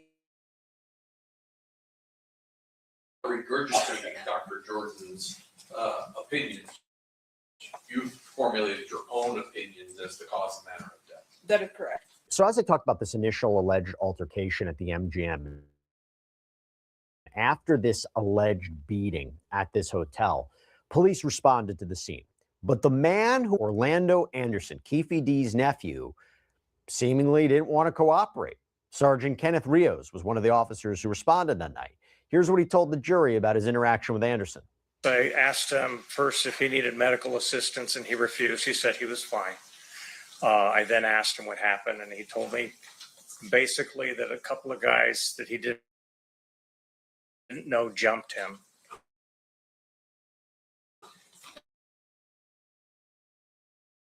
And once again, I asked him if he needed medical.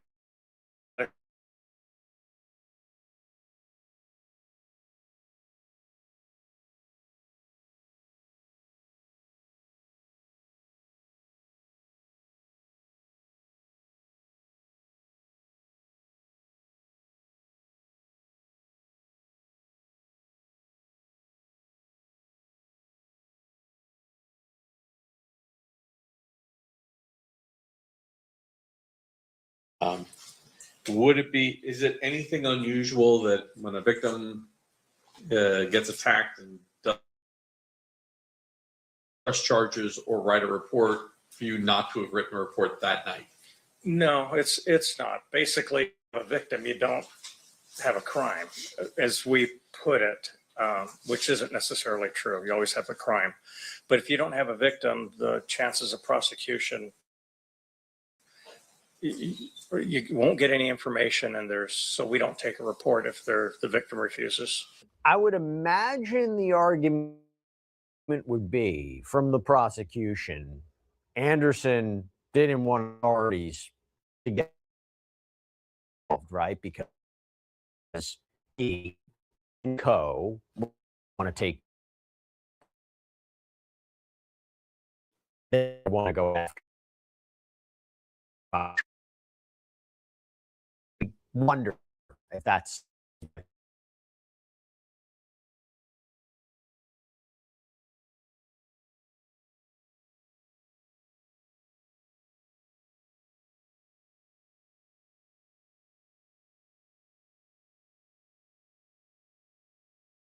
your report.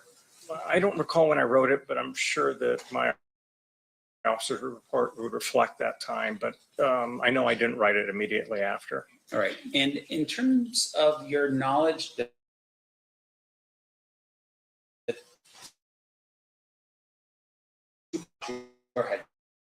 been shot, 22, the jury is that point that a person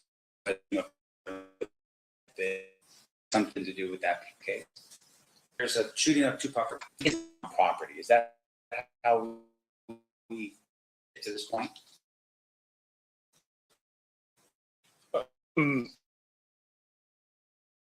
Back then, I recall if that was, and suggested that I write a report because of his possible involvement. Right. So advise, hey, there was something happening with Tupac, just capture whatever it is that you remember, right? I don't recall that happening that way, but for most intents purposes. Right. Now, in terms of your report and you writing it, you're still was at the time. Okay. You know, the night of the shooting to help them with whatever investigation could be out there. Did you do that? Not that I recall. Do you know of anyone else among the 3 officers that were there or any other officers would have done something like that? I have no idea. Okay. Maybe they're all Bears fans and that's the reason why they didn't do that. It could be. Yep. Now, the prosecution called the man who was working secure and Koval Heidemeyer. He was on the 3rd floor of the parking garage when he apparently heard something that stopped him cold. Listen to this. 2 Metro officers, we were looking for stolen. There were 5 or 6 Dodge Caravans that were stolen at the parking garage. Where were you located? Well, I was on the of the 3rd floor of the parking garage on the. While you were there, and we just suddenly heard a lot of gunfire, and we ran to the barrier wall that Flamingo Boulevard, and that's when I witnessed what I saw. So you hear a bunch of shots. Do you have any idea how many you heard? It sounded a lot. 1 volley, 2 volleys, 3 volleys. Yes. Heard. People. Sort of. I had 3 to 4 and 5 each volley. Pops. Somewhere between 9 and 15 shots. Something like that. He then testified, and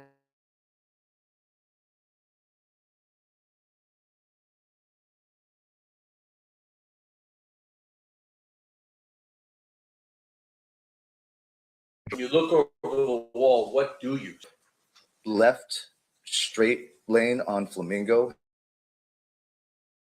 heading east, and there's a vehicle. It was a white Dodge Stratus, a black BMW behind it, another dark car, and I believe another car, and then there was a white Chevy Suburban behind that, and several more cars. Do you see anybody outside of those vehicles? Yeah, there were a number of people standing outside of the vehicle in the traffic lane. And do you see any of them armed? One gentleman was armed, one black male adult, very young, well dressed. He was wearing, but he does have the weapon. What do you see this caravan of cars do? Well, I looked back because the Metro officers jumped in their cars to pursue. And then when I turned around, everyone was back in their cars again. They made a U-turn heading west on Flamingo towards Las Vegas Boulevard.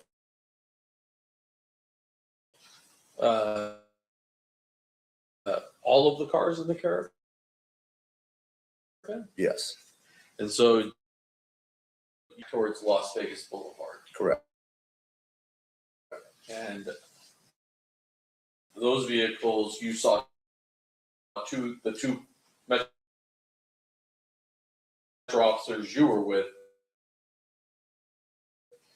jump in their vehicle to give chase to that caravan. Correct. At the time that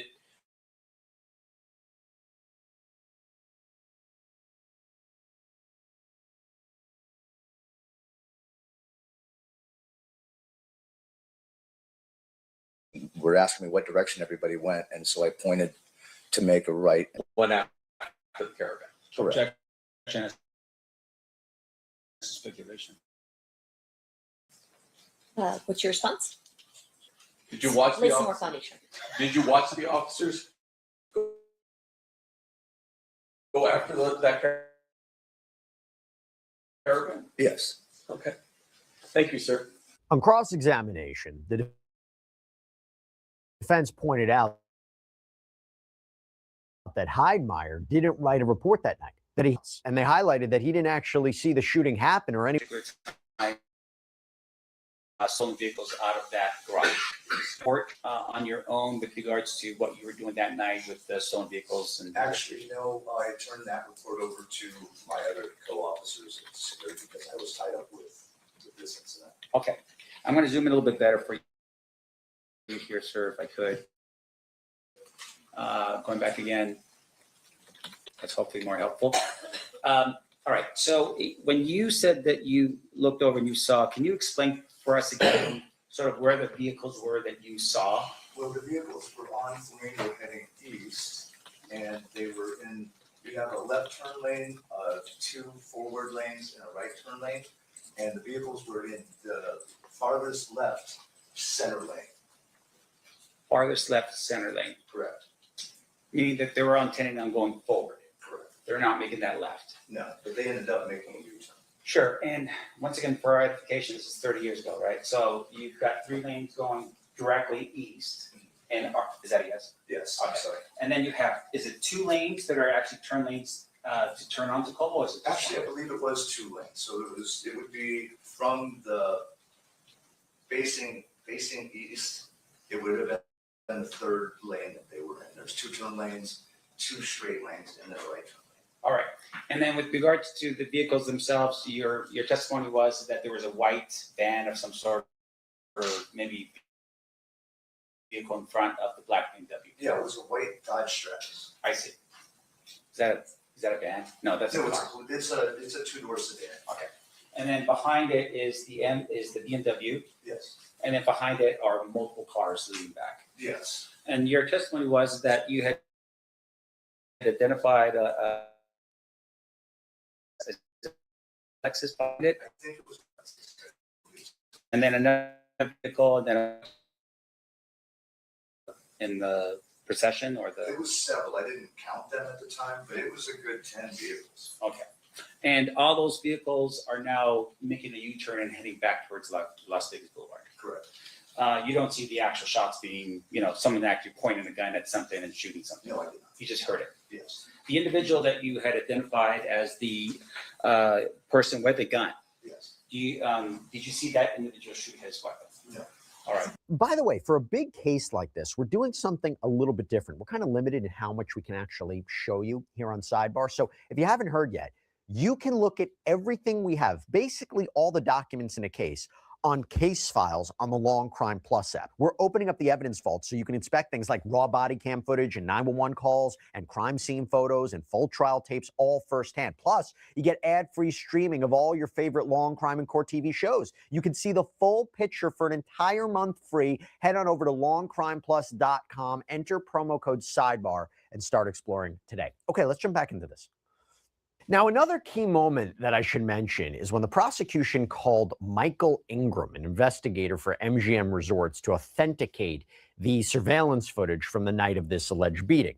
The video, which was captured on VHS tapes that were reused and degraded over time, showed or seemingly showed the confrontation between Tupac's entourage and Orlando Anderson in the elevator core of the MGM Grand. Personal note, I have been there so many times. I used to go to Vegas all the time. I used to stand by that elevator bank all the time. I know it very well. Now, Ingram walked the jury through that footage, showing Anderson allegedly being attacked and then seemingly fleeing through the casino floor towards the Lion entrance. On cross-examination, the defense pressed Ingram on what he didn't know.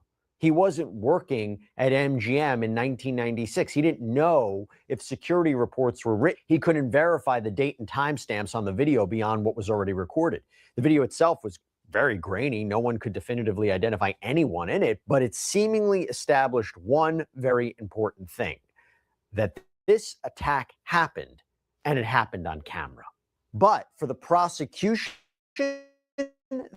they are hoping that in the minds of the jury, it established one very important. Thank you so much for joining us, and as always, please. Yeah, whatever you got down, let's go. So yeah, this was day 2 of the Chief ED trial, murder trial for revolutionary brother Tupac Shakur, who was killed almost 30 years ago on September 6, 1996. So, was it 6 or 7? Yeah, it'll be 30 years of September. So, we'll keep y'all posted on this. It's getting real interesting. Like I said last night, Chief Edita sealed his fate. It's a wrap for him.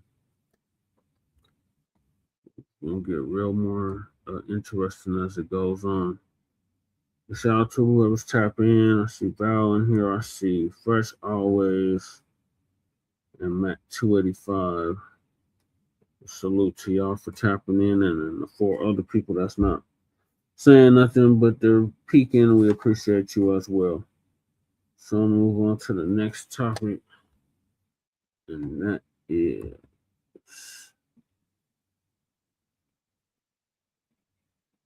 Raleigh chief said hanging was suicide, but we have evidence that states or shows it was not a damn suicide. It was clearly a lynching.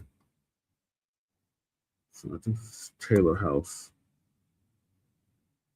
Brother Rich Money is going to give us an update on that. Oh no, this is the damn Democratic shield, Willie D.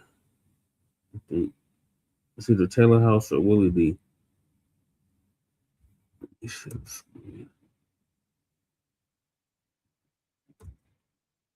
I'm sorry, the internet is acting weird tonight. It's Taylor House. I said, don't light no cigarettes. I ain't like. Let me say this. And please forward.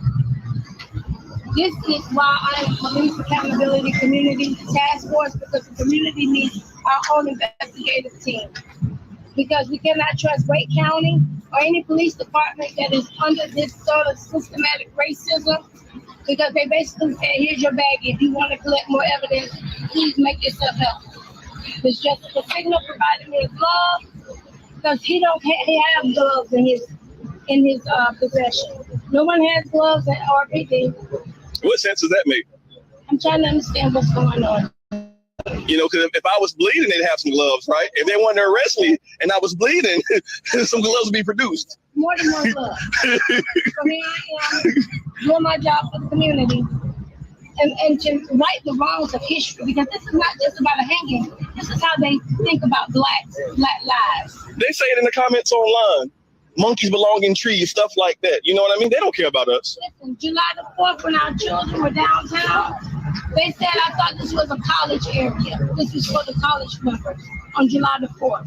So that tells you they don't want us here. And it says we're our brokenness. We are broken people. And whether we can prove it or not, we know that indirectly or directly, this city, this county, and this country has caused the murder of this young boy.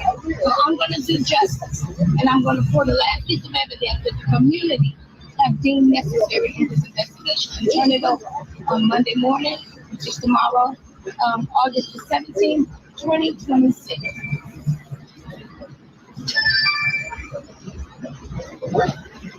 You can see this here.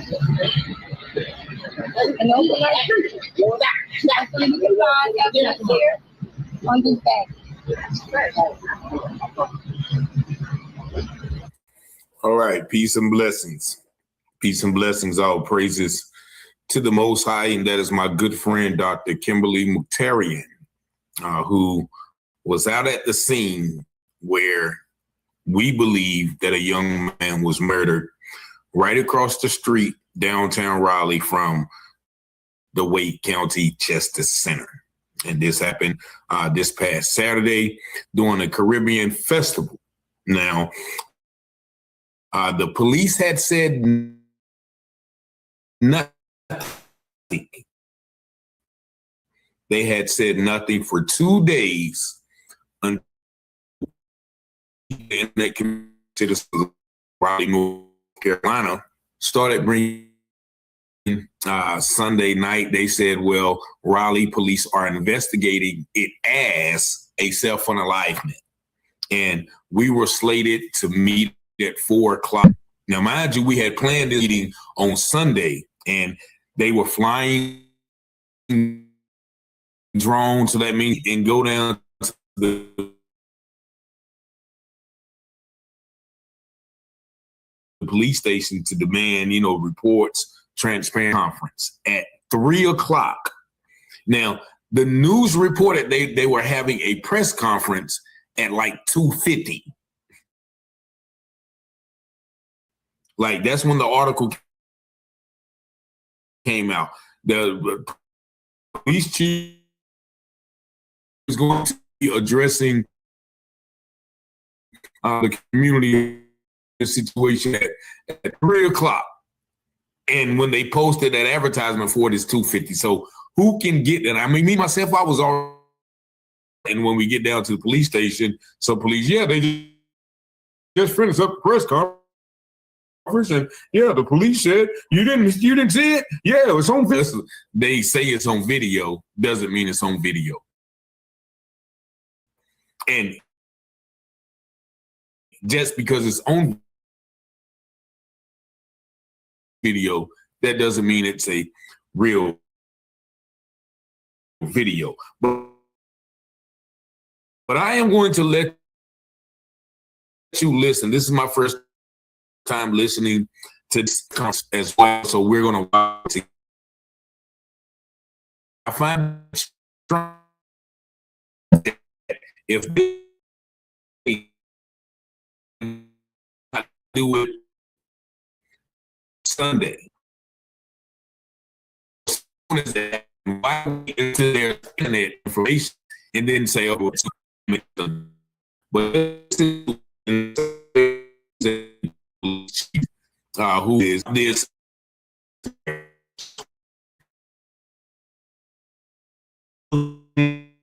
walking towards the tree. Video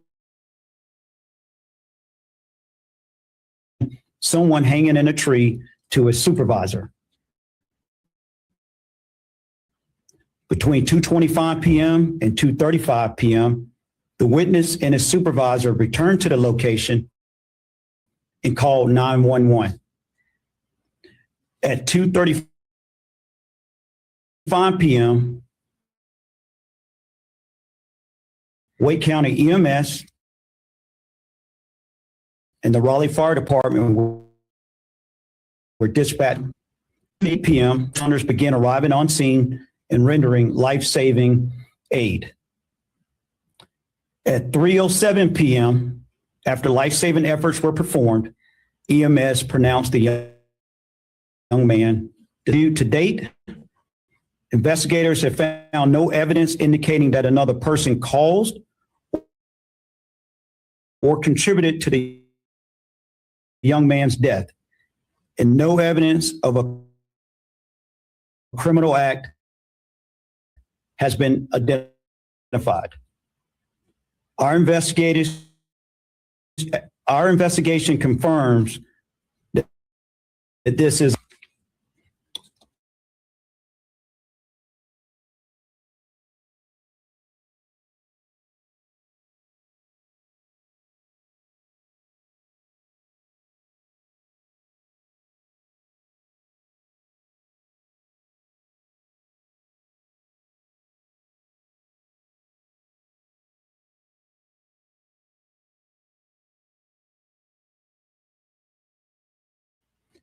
anyone who has firsthand information or evidence concerning this incident is encouraged to contact the department at 919-996-3335 or visit Crime Stoppers at raleighcrimestoppers.org.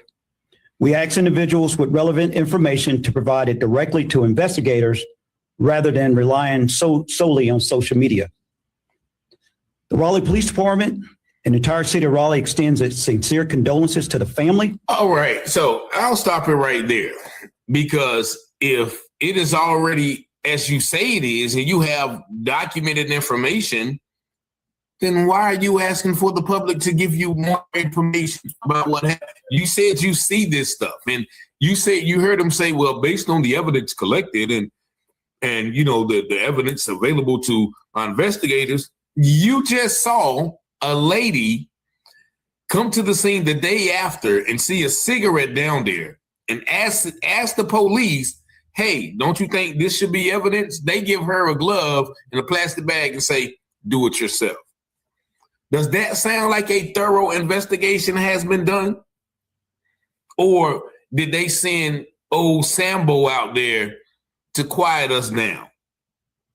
Well, I would not remain quiet, because once again, they did that press conference. They didn't even advertise it.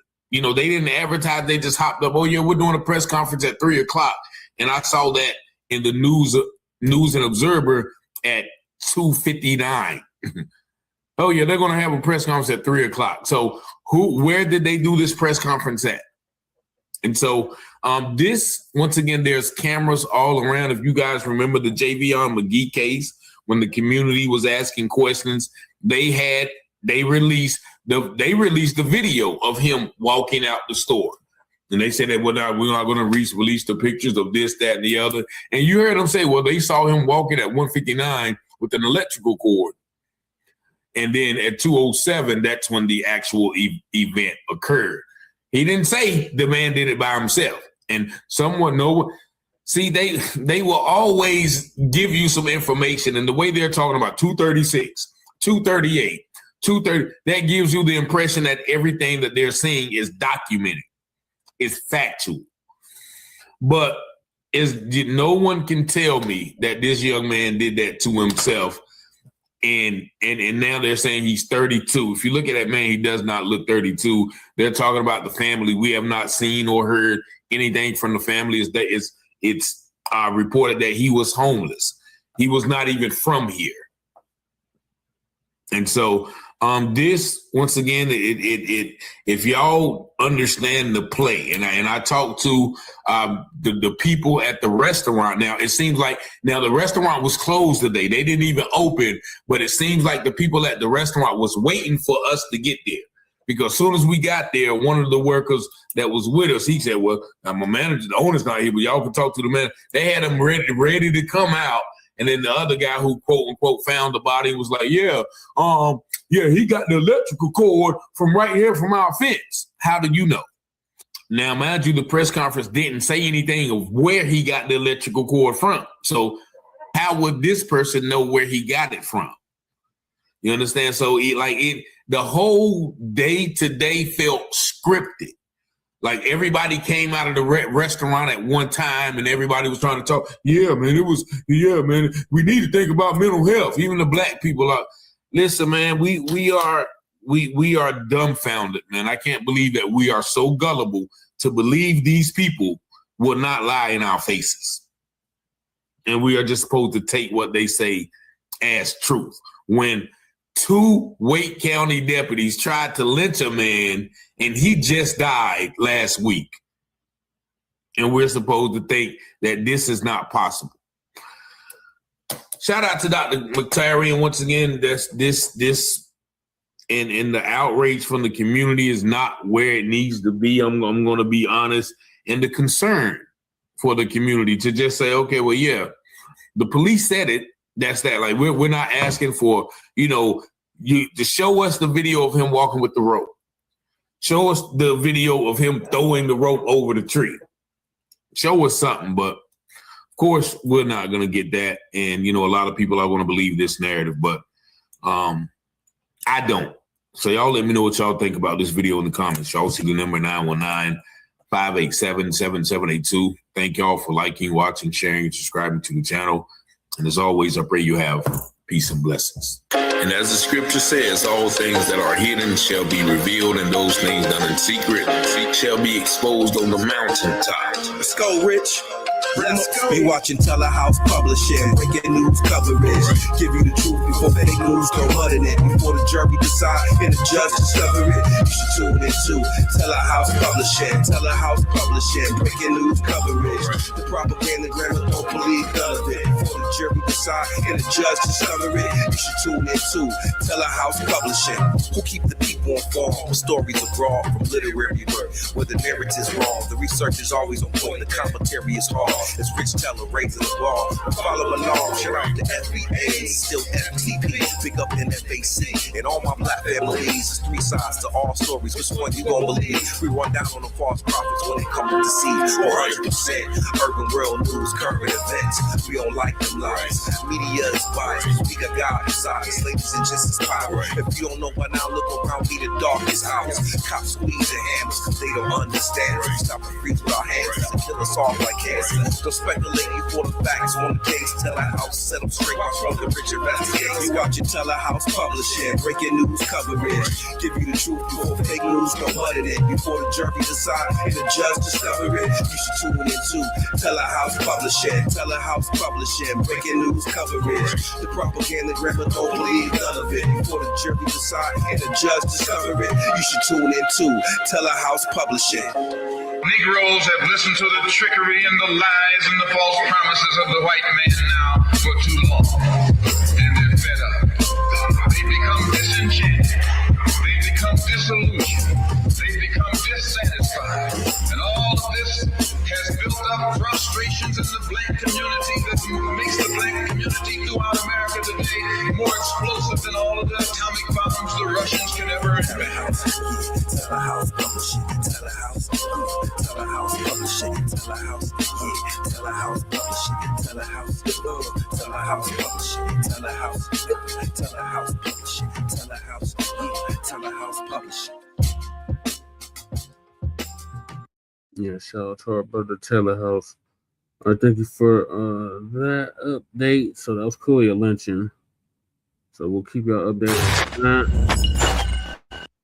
So now we're back to the Nolan Wells case, which I lost just about all the energy I have for it. And Willie D, Democratic Shield was going to give us an update on several key developments that have just recently come out. First, his friend, the melanated friend is not black, but the melanated friend, Tracetin Shepard, just revealed he doesn't believe it was what they said it was. So I can't see this whole thing. It's not coming up for some strange reason. It was an accident. Willie D. Live. What's up, family?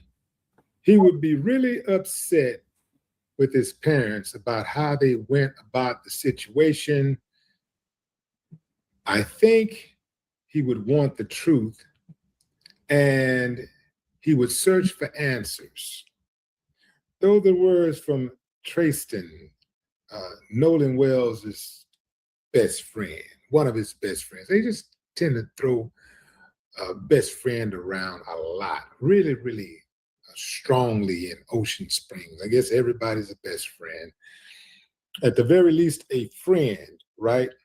Especially if you're suspected of perhaps having some involvement in his murder.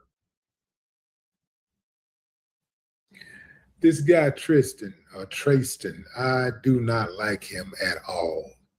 That's the one, who had his arms folded in the Tatum interview. Yeah, that's the one who threatened who threatened Benjamin Crump and Al Sharpton. That's the one who said they don't know who they're messing with.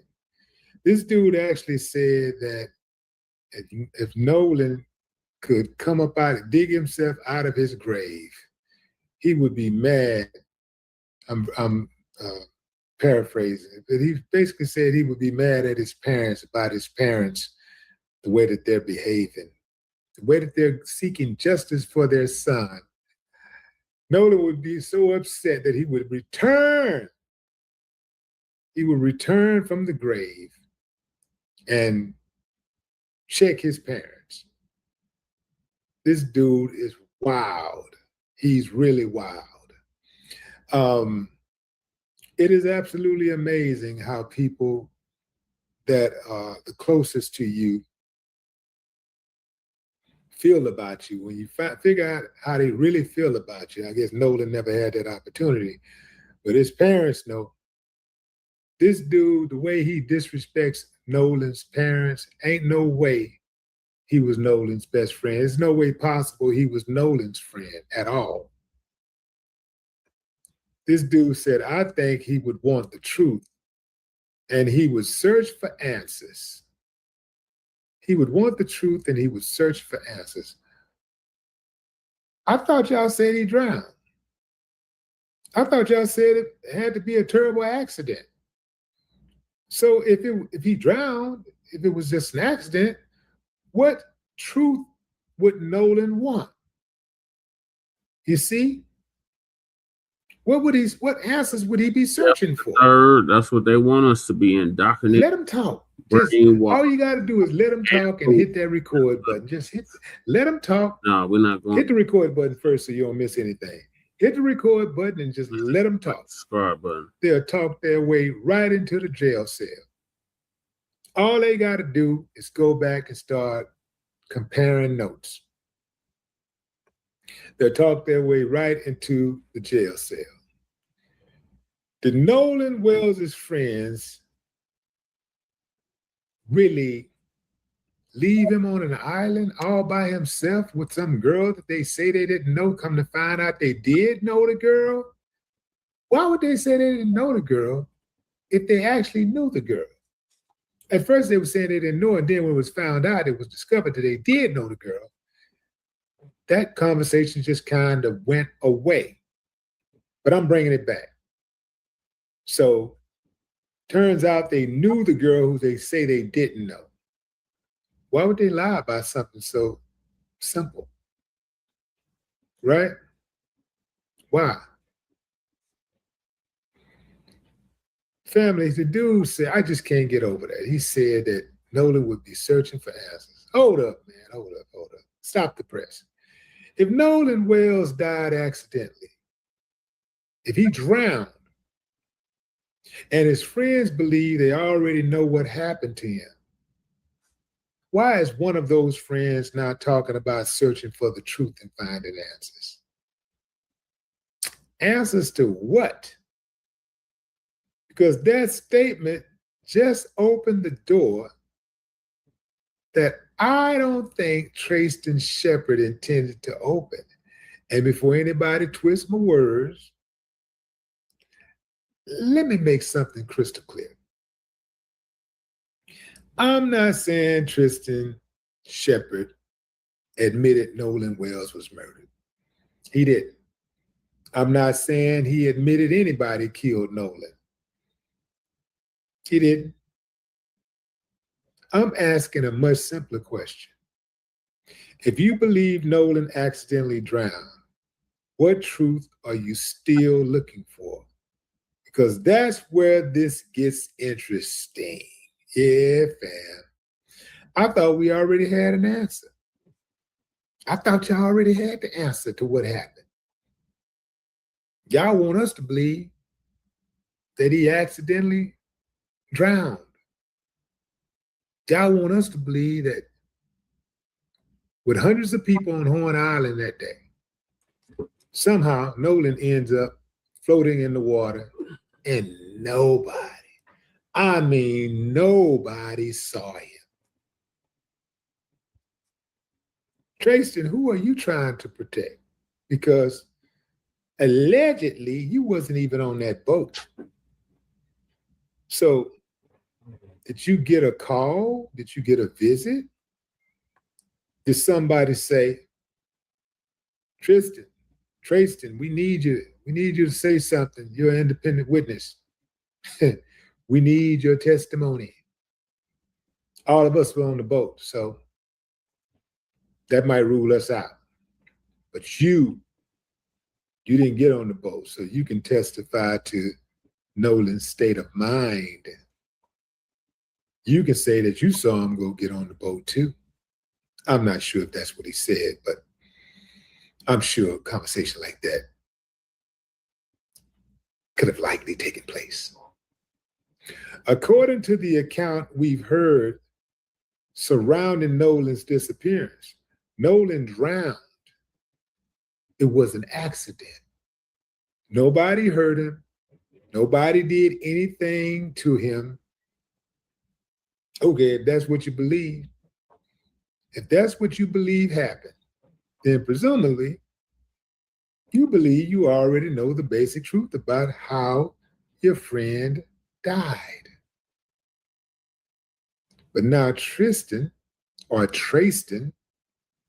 reportedly says Nolan would want the truth and that he would continue searching for answers. Now wait a doggone minute. God darn it. Those words matter, fam.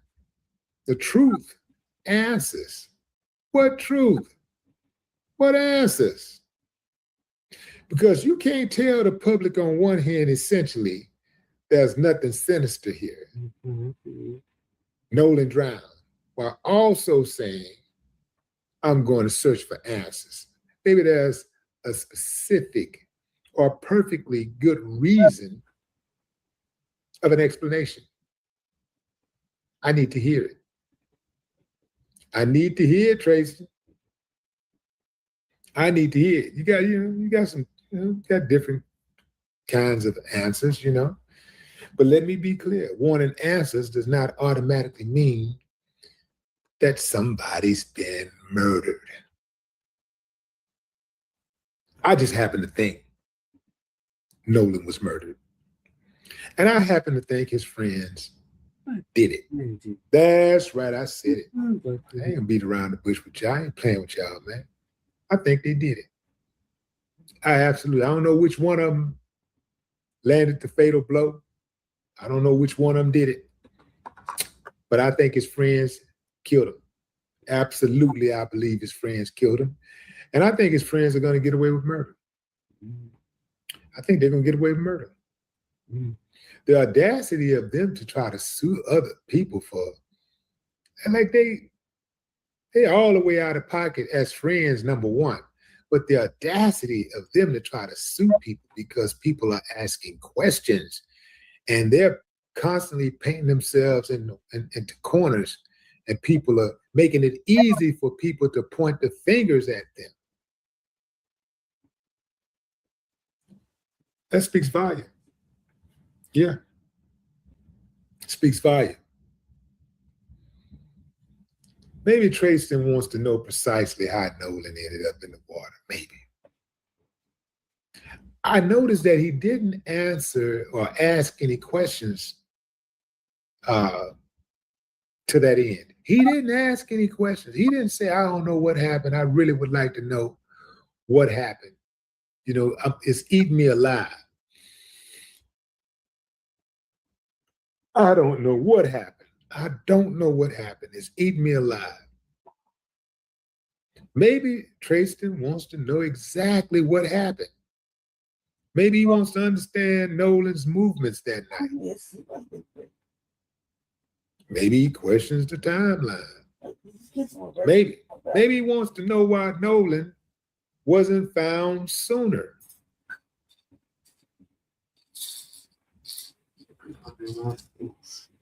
Maybe he's talking about answers for Nolan's family. All of that is possible. But that's exactly why I want somebody to ask him, Tracetin, what answers are you looking for? And don't you try to give me no philosophical answer. Don't tell me everybody deserves the truth. We agree with that. We're on point. Got you. I'm asking specifically, what don't you know? I'm asking specifically, what do you know? I should have been interviewing Buddy. I should have interviewed him. I'd have got him. I would have followed up when he said that piece about I think he would want the truth and would search for answers. I would have pounced all over that. Hold on. What you just say? Hold on, what you just say? You say he would want the truth and search for answers.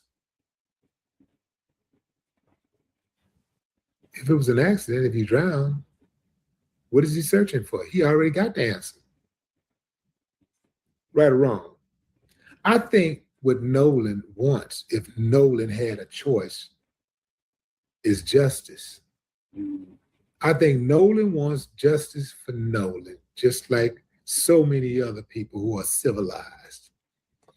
It is the uncivilized who don't want justice for Nolan. The uncivilized are akin to the uncivilized who laughed at Trayvon Martin's death. Yeah. They laughed at Tamir Rice's death, Sonia Massey. They laughed at George Floyd. They laughed at Breonna Taylor. They laughed at every single atrocity that has ever struck the Black community. We're talking about uncivilized much here, family. If I was interviewing Tracetin, my very first question would be, so you said you're searching for answers. What question about Nolan's death remained unanswered for you? And then I just shut up and let him talk. No more talk.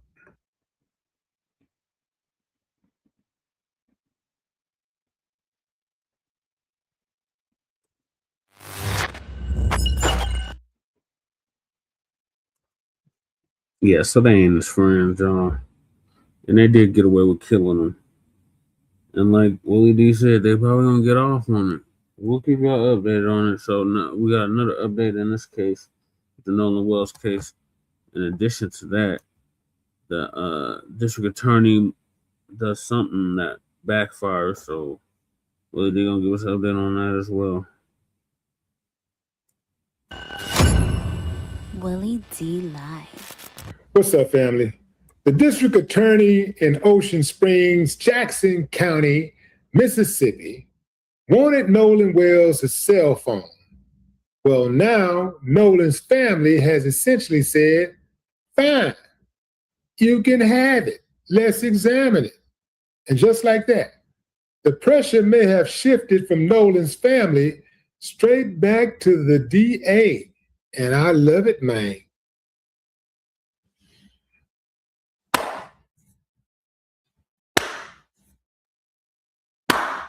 I ain't got no problem with that, and here's why, family. For weeks, the phone dispute created the impression that Nolan's family was somehow preventing investigators from getting access to potentially important evidence. But the family's attorneys have maintained that they weren't refusing to have the phone examined. That's the DA right there, family. Yeah, that's her. McElrath. Yeah. That's her name, McElrath. The disagreement was over how the forensic examination would be conducted, who would participate, and how the evidence would be handled. Now, the family has reportedly agreed to a joint forensic examination and proposed a window between August 18th and August 21st to get it done. So what's the problem now? If the DA wanted the phone examined, examine the damn phone. If there's something wrong with the family's proposed protocol, explain what it is and propose an alternative. It's as simple as that, family. It don't take a rocket scientist to schedule an appointment. See, you can't keep allowing the narrative to be that Nolan's family won't cooperate if they're saying, pick a date and let's do this, because that's what they've been saying all along. You can't expect that family to just hand over their phone to Mississippi officials, crooked ass Mississippi officials. No, we don't trust you, and for good reason. You're untrustworthy. You're crooks, you're thieves, you're liars, you're agreement breakers. You have a long, sordid history of it. And the trip part about it is you're proud of it. You know how I know you're proud of it? Because you won't do anything to change it, and you joke about it. You joke about it in private. And that's why this could backfire badly on the DA, because once you publicly put pressure on somebody to produce evidence, you better be ready when they say yes. Now, everybody is watching to see what the DA does next. And personally, I want the phone examined immediately. That's right, I want it examined immediately. Not because I expected to prove somebody committed a crime. I don't know what happened to Nolan, but that phone could potentially contain communications, timestamps, photographs, videos, location information, and other digital evidence that could help investigators test the timeline we've been hearing about. Everybody has been telling us what happened to Nolan. Nolan's friends have their version. The family has questions. Lawyers have been talking. The DA has been talking. People online have definitely been talking. Content creators have been talking. Now, let the evidence talk. Yeah, let the evidence talk. And whatever it says, follow it. Because there's another reason this matters. We're being told this investigation could potentially reach a grand jury within roughly the next month, okay? Which I still think is just absurd, because this should have already reached a grand jury. The autopsy is done. The toxicology report is done. What the hell are they waiting on? Are we seriously going to get anywhere near a grand jury presentation without resolving the dispute over Nolan's phone. That would be ridiculous. Get qualified forensic experts in the room. Document the chain of custody. Make the appropriate forensic extraction. Preserve the evidence and find out what is actually on that phone. That's what we need. That's what we're waiting on. The family has now put it in the position of the DA. They put their position on the table. So the question isn't simply, why won't Nolan's family give up the phone? The question has changed. Now it's, DA, you said you wanted the phone examined. Nolan's family says they're ready. What are you gonna do? What you gonna do now? What you gonna do when the rock comes for you?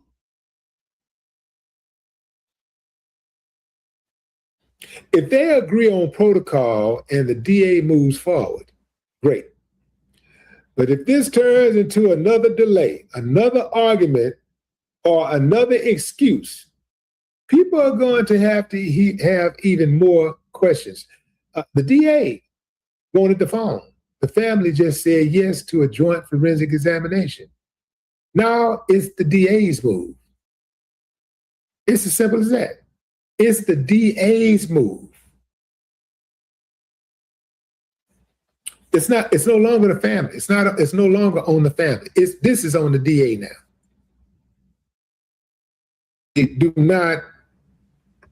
I don't trust the DA. I don't trust the sheriff. I don't trust the medical examiner. I don't trust anybody in Mississippi who is connected to this case in an authoritative position, because all of them are interconnected. And I believe they're all working together to circumvent justice. I do not believe they are interested in justice. I believe they're more interested in the cover-up. They're more interested in people running away from this. Yeah. Hey, I could be wrong. Could be wrong. There's an outside chance. I could be wrong, but I doubt it. There's a lot going on behind the scenes that you and I don't know about. So this could be one of those very, very rare cases in Mississippi where they actually pursue justice. But if they do, the only reason why they would is because of the interest in the case. And I'm talking about the great interest in this case. There's a lot of interest in this case. The governor don't want the case to be solved. He don't want to bring anybody to justice. He thinks it's foul play, and he wants this case to just go away. Poof, just get out of my state. We know the sheriff definitely don't want the case to be solved because he said, hey, no foul play. The medical examiner, she totally incompetent, sending a body to be examined for an autopsy with no lungs, a body that allegedly drowned to be examined with no lungs and no throat. Yeah, right. They're playing in our faces, fam. That's what's going on. They're playing in our faces. I don't believe that most people in Mississippi, especially Ocean Springs, Mississippi, because that's where we are right now. Ocean Springs, Mississippi, I don't believe that most of them want to see justice. See, here's what y'all got to understand. See, at some point, injustice is going to knock on your door. And then you're going to have to say, what are you going to do? Like, you're going to have to say, what am I going to do now? It finally happened to me. I know some of y'all so arrogant, y'all think it'll never happen to y'all.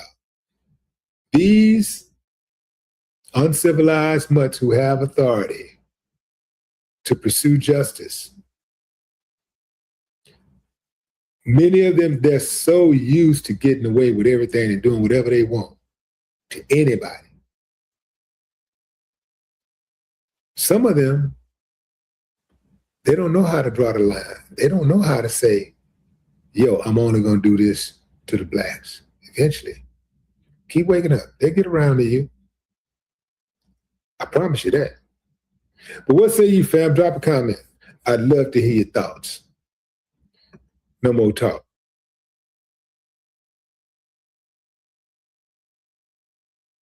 Yeah, they definitely trying to get away with this.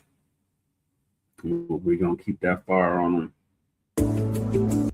So I got one more from Melody, Lord, and that is Nolan Wells' case takes dark turn. It's the DA now investigating a homicide. I would hope so. Jesus, we've been saying it's a homicide since the very beginning, but here we go. So once again, the Democratic Shield will give us an update on that, and then we'll be done with him, and we'll be on to something else, somebody else.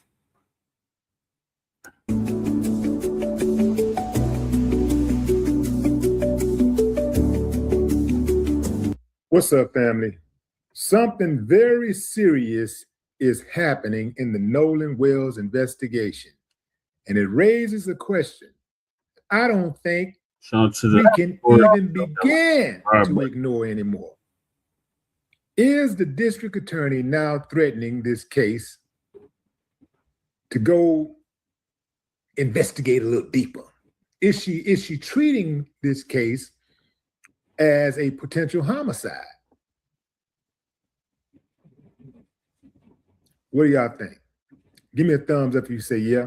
Thumbs down if you say nah, man, nah, she ain't serious. She ain't serious. See, I haven't seen the DA publicly announce that Nolan's death has officially been ruled a homicide. So I got to put that out there right now. That's important. But look at how this case is moving. The DA has already said the investigation is going before a grand jury.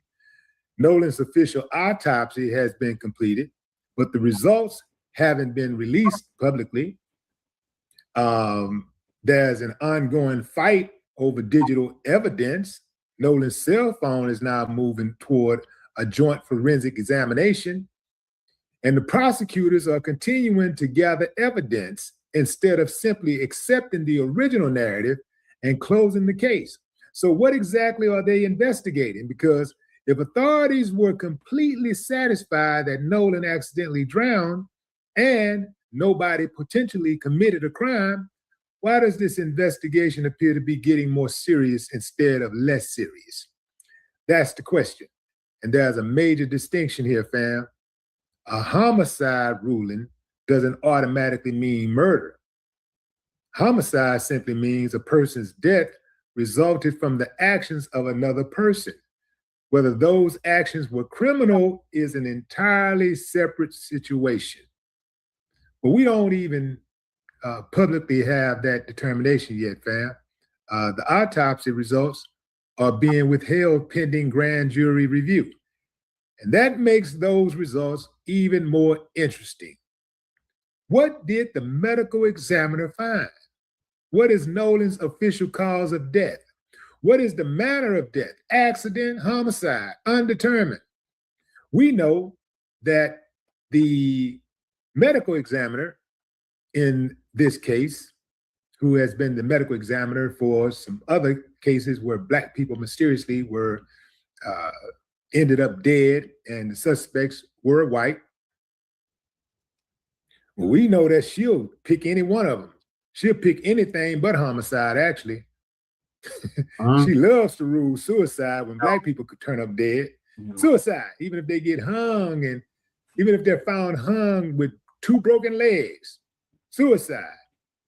Even if they're found hung with no arms, they committed suicide, they hung themselves. We don't know, but somebody does. And that makes this situation so frustrating. The government possesses information that could answer some of the biggest questions surrounding Nolan's death, while the public and Nolan's family are still waiting. Then there's Nolan's cell phone. Everybody talking about the cell phone right now. The family has now agreed to a joint forensic examination. Good. Examine it. Because that phone may potentially help establish Nolan's movements, communications, and timeline during his final hours. And if investigators are seriously examining the possibility that somebody else played a role in Nolan's death, digital evidence could become extremely important. Who communicated with Nolan? When? What does the location data show, if recoverable? What photographs or videos exist? Does the digital timeline match the accounts investigators have received? Those are questions investigators should answer with evidence, not speculation. And here's why I'm watching the DA very closely, fam. First and foremost, I do not trust her. We're now hearing that this case could reach a grand jury within roughly the next month. Grand jurors could potentially hear evidence the public has never seen. They could hear witness testimony. They could receive forensic evidence. They could learn what's in that autopsy. And depending on what the prosecutors present, they could ultimately be asked to consider whether the probable cause exists for criminal charges. It doesn't mean somebody will be indicted. It doesn't mean Nolan's friends committed a crime. And it definitely doesn't mean we should declare somebody a murderer based on internet theories. But it does mean this case is still alive. And that alone matters. Because remember where this all started, fam. The early public narrative was essentially that there was no indication of foul play. Well, let me back up. That wasn't the public's narrative. That was the sheriff's narrative, John Ledbetter. And I always say if John led better, he would know better. Anyway, moving on. Now, weeks later, prosecutors are still gathering evidence. The autopsy remains under wraps. Nolan's phone is being pursued for forensic examination, and a grand jury is expected to review the investigation. That's movement. So I'm not telling you the DA has officially declared Nolan's death a homicide. She hasn't publicly done that based on anything I've seen about that was out there. You know, I haven't been able to verify any of that, but I am asking something different. Has evidence caused prosecutors to take a harder look at the possibilities that weren't being publicly emphasized at the beginning? Because if the answer is yes, that's huge. If the answer is no, then eventually, evidently, the DA needs to explain exactly where this investigation stands. Either way, the next few weeks could tell us a lot. Watch that cell phone examination. Watch that grand jury. And most importantly, watch what eventually happens with that autopsy. Because once the official cause and manner of Nolan Wells' death become known, the entire conversation could change overnight. And if that happens, look out, because there's clearly a line drawn in the sand for people who support Nolan Wells and those who support the people accused of being involved in his death. Joining me now, right now on Willie D Live, is my main man, Jack Palmieri, Attorney Jack Palmieri. Attorney Jack Palmieri to help us make sense. Jack, how you doing, man? Very well. How are you? I'm great. I'm doing great. I don't want to alarm you. You're starting to sound like an attorney. You're starting to sound like a lawyer. You know what? When I was saying it, I was like, "Man, this sounds like something Jack was saying." You know, I'm sorry to rub off on you. You keep terrible company. Hey, man. Hey, I do what I can on a small budget. Okay. Jack. Thank you for having me. Yes, sir. Absolutely. Jack, what would you tell prosecutors? What would tell you that prosecutors are now treating this as a potential homicide? The fact that we're hearing the words grand jury, all right? The fact that, people don't always realize is the prosecutors are not beholden to what law enforcement does, meaning whether or not police make an arrest or charge you with crime A, the prosecutors can choose to proceed with crime A. They can add crime B. They can drop crime A. If they're not satisfied, they can go forward on their own. And it sounds like whatever we've said, whatever we think, whatever law enforcement has or has not done, prosecutors are moving forward on their own. They're ready to convene the grand jury. It means they are bringing criminal charges against at least one person for something. And that's good news. That's progress. Yeah, absolutely. What changes legally when a suspicious death investigation becomes a homicide?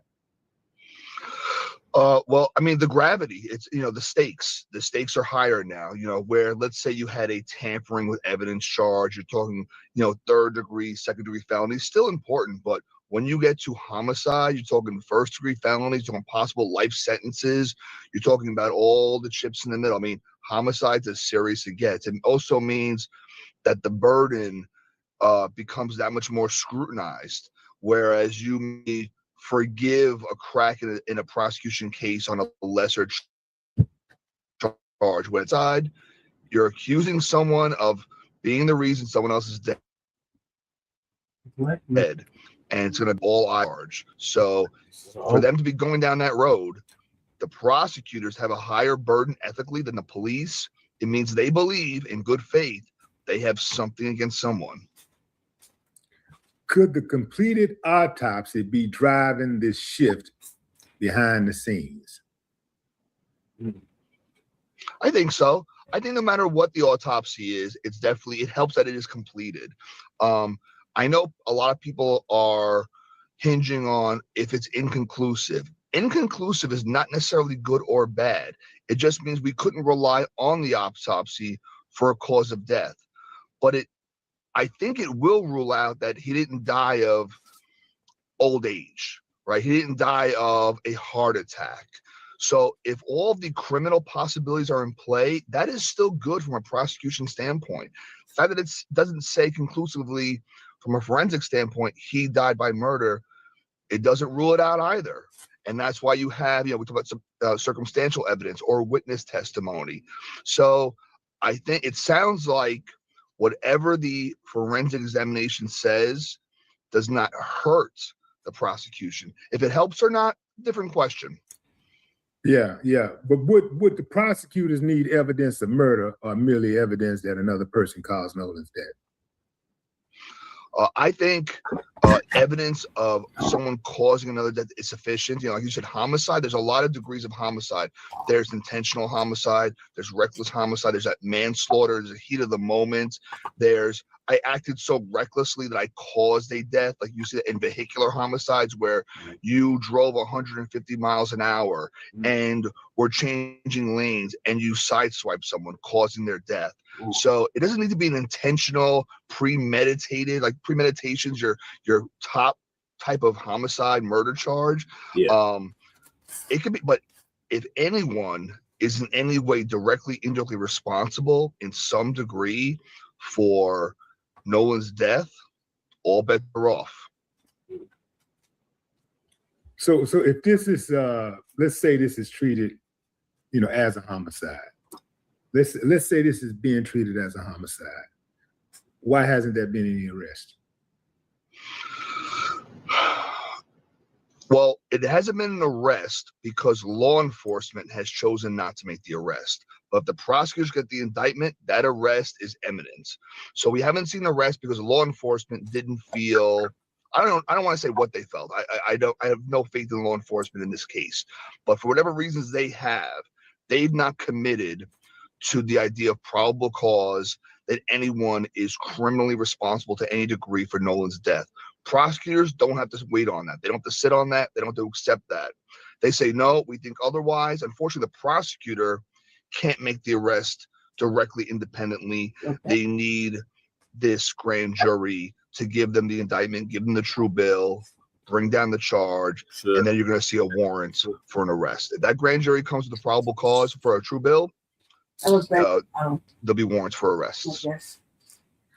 I do not like how the prosecution is moving in this case. I don't like how the law enforcement is moving in this case. I don't like how the government, the governor is moving in this case.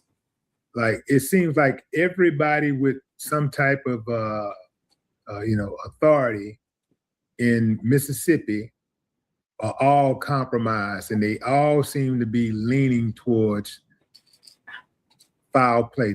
I personally think if there is an investigation, I think it's a dog and pony show, because it don't take this long for us to see no damn results of an autopsy. It doesn't, especially in a priority case like this, a case this big. This is an international case. In Mississippi, you got it. So this is supposed to be all hands on deck.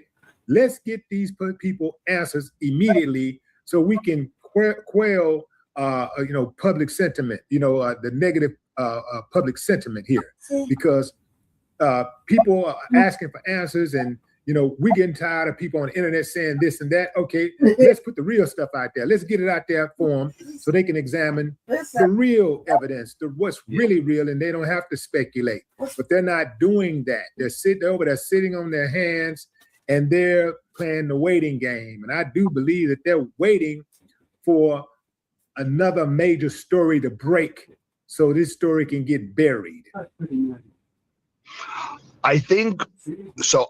I'm gonna separate the prosecutors from the politicians and law enforcement. From a prosecution standpoint, I'm a prosecutor. If you want to see a true bill, you want to see an indictment for the top count for murder, right? Then it is smart. It's rational to give the prosecutors a little more time, because you want them to get it right on the first shot. You don't want them to whiff on it, have to go get more evidence later. You want it to be a nice, clean, solid indictment out the gate.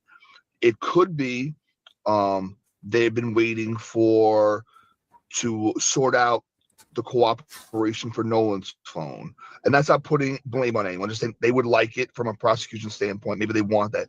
Maybe you made a really great point in your opening. We don't know what evidence the prosecution has. Maybe they have witness testimony we don't know about. Maybe they've been working on an agreement with someone, get someone to testify against someone else. Because whoever they have testify as a witness, you also know is not going to be their suspect. Shout out to the so it could be they've just been tying up the loose ends, crossing T's, dotting I's, trying to salvage public opinion if they even can. But ultimately, the prosecutor, the buck stops with them, right? If this goes sideways, at the end of the day, I would blame the prosecutor, right? Get the evidence, do it right the first time. And if it takes a little longer, I'd rather see that than rush it and muck it up. You've been covering this case now. I've been watching a lot of your videos and stuff, and you've been bringing up some good points and analysis. What do you think is going to be on that cell phone? What do you think they're going to find? It could be anything. It really. I don't cancel anything out. We could find a motive for. Look like we lost Jack. Let's see if we can bring Jack back. Let's see. Okay. Okay, we're gonna try to bring Jack back in a minute, fam. But in fact, let me go into the comments and see what y'all saying over here. Let me see what y'all talking about. Those boys' phones need to be investigated. Absolutely, Miss Anderson. You're absolutely right. Their phones need to be examined. We're waiting on Jack to come back. Let's see, who else we got here? Lisa, what's up, Lisa? Paul Jeffers. Fitness John. Yeah, back in a moment. We'll bring Jack back in a moment, and we'll Jack. Yes, sir. Yeah, that's what I'm saying. So my next question is this for you, Jack. Why is it that you have, let's say, the DA's office? Why is it that the DA's office could have so much latitude in regards to what cases go forward and what cases remain stuck? I think it goes back to the burden they have. They have an ethical burden to have a good faith basis that they could bring this case to a trial and win. They don't have to know that they can win, but they can't bring an absolute, from an evidentiary standpoint, loser case to a grand jury and to a trial. They have to know not that they don't think there was a crime, but that they can prove the crime, right? We can all know. It's kind of like we use the cookie in the cookie jar example. You know, their cookies were in the cookie jar. Your friends come over, they leave, the cookies are gone. Someone ate them. You know someone ate them. You have to prove beyond the exclusion of every reasonable doubt who ate them. And there's always a difference between knowing something happened and proving something happened. Prosecutor has to prove it. That's Give me why some. they, Using that analogy, I want to stick to this analogy right quick. Using that analogy, you brought up the cookie analogy. Let's say somebody did eat the cookies. What are you looking for? What evidence are you looking for to say, Willie, I know you was in that kitchen, man. I know you went in there. It wasn't nobody here but me and you. You saying you didn't eat the cookies, but I know you ate them cookies. I didn't see you eat the cookies, but I know you ate those cookies. How do you prove I ate those cookies? I put you as the last person with the cookies, right? I looked for the cookie crumbs in your teeth. But to start, I put you in the room with the cookies. No one else was there. It was just you and the cookies. Now the cookies are gone. No one else could have done it. So it was just you, and it was you and Nolan. You was the last one with Nolan, and Nolan is gone. So wouldn't it be fair for me to assume that you had some type of connection to his disappearance? Very fair. Very fair. Just don't expect me to admit it, right? But very fair for you to assume it. Right. Yeah. In regards, I know we're talking about the cell phone, and this is a very critical piece of evidence. Could that cell phone become critical to establishing homicide or eliminating it? It could. It could. If there's anything on there about what Noah's intentions were, hey, I'm staying behind. Hey, I'm catching the next boat back. Hey, I can't believe Wyatt had an issue with me. Or, of course, I mean, anything could be on there. That's why it's so crucial. I don't know, and I'm dying to know. Again, to the extent it doesn't help, doesn't mean it hurts, right? It could be nothing. It could not, and that's okay. Let's rule it out. But if it does help, it could be crucial, because again, we're still trying to tie it together. So I'm wildly curious. I just want to know. I don't want to guess. I want to know, and I want to work with that. Give me something.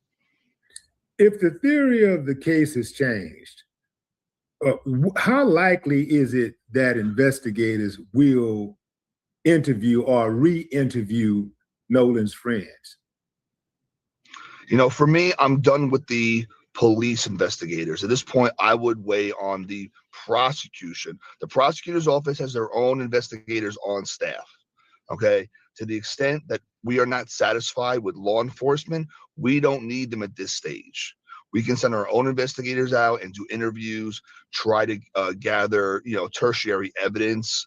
And to the extent that we are going to use them, then I would look for the prosecutor to dictate to law enforcement, go get this done.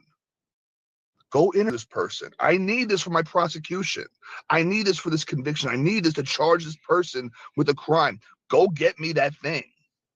You know, the law enforcement and the prosecutor's office are supposed to work hand in hand. They're supposed to be able to communicate and coordinate. And if a prosecutor says, you know what, I heard there's a ring camera on a door at Smith Street. Do me a favor, go check that out. They can go do it.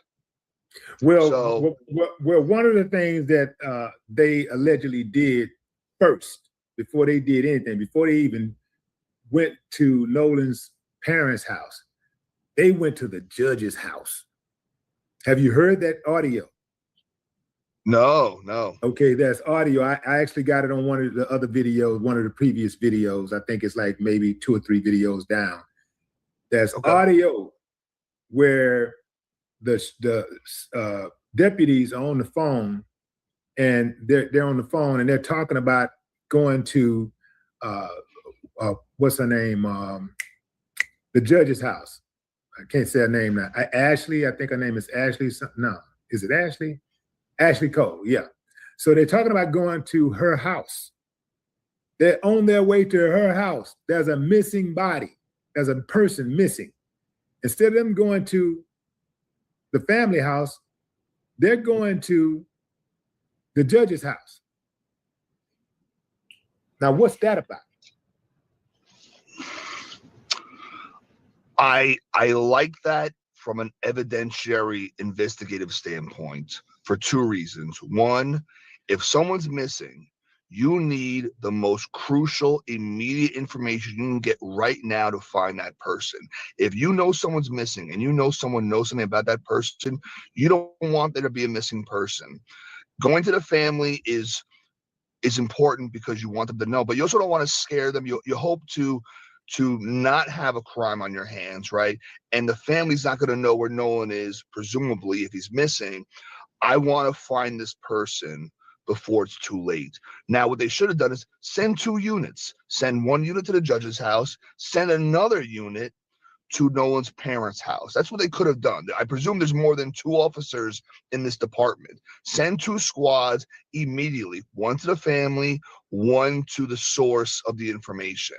If I have to pick one, I'm going with the judge because I want to find this person.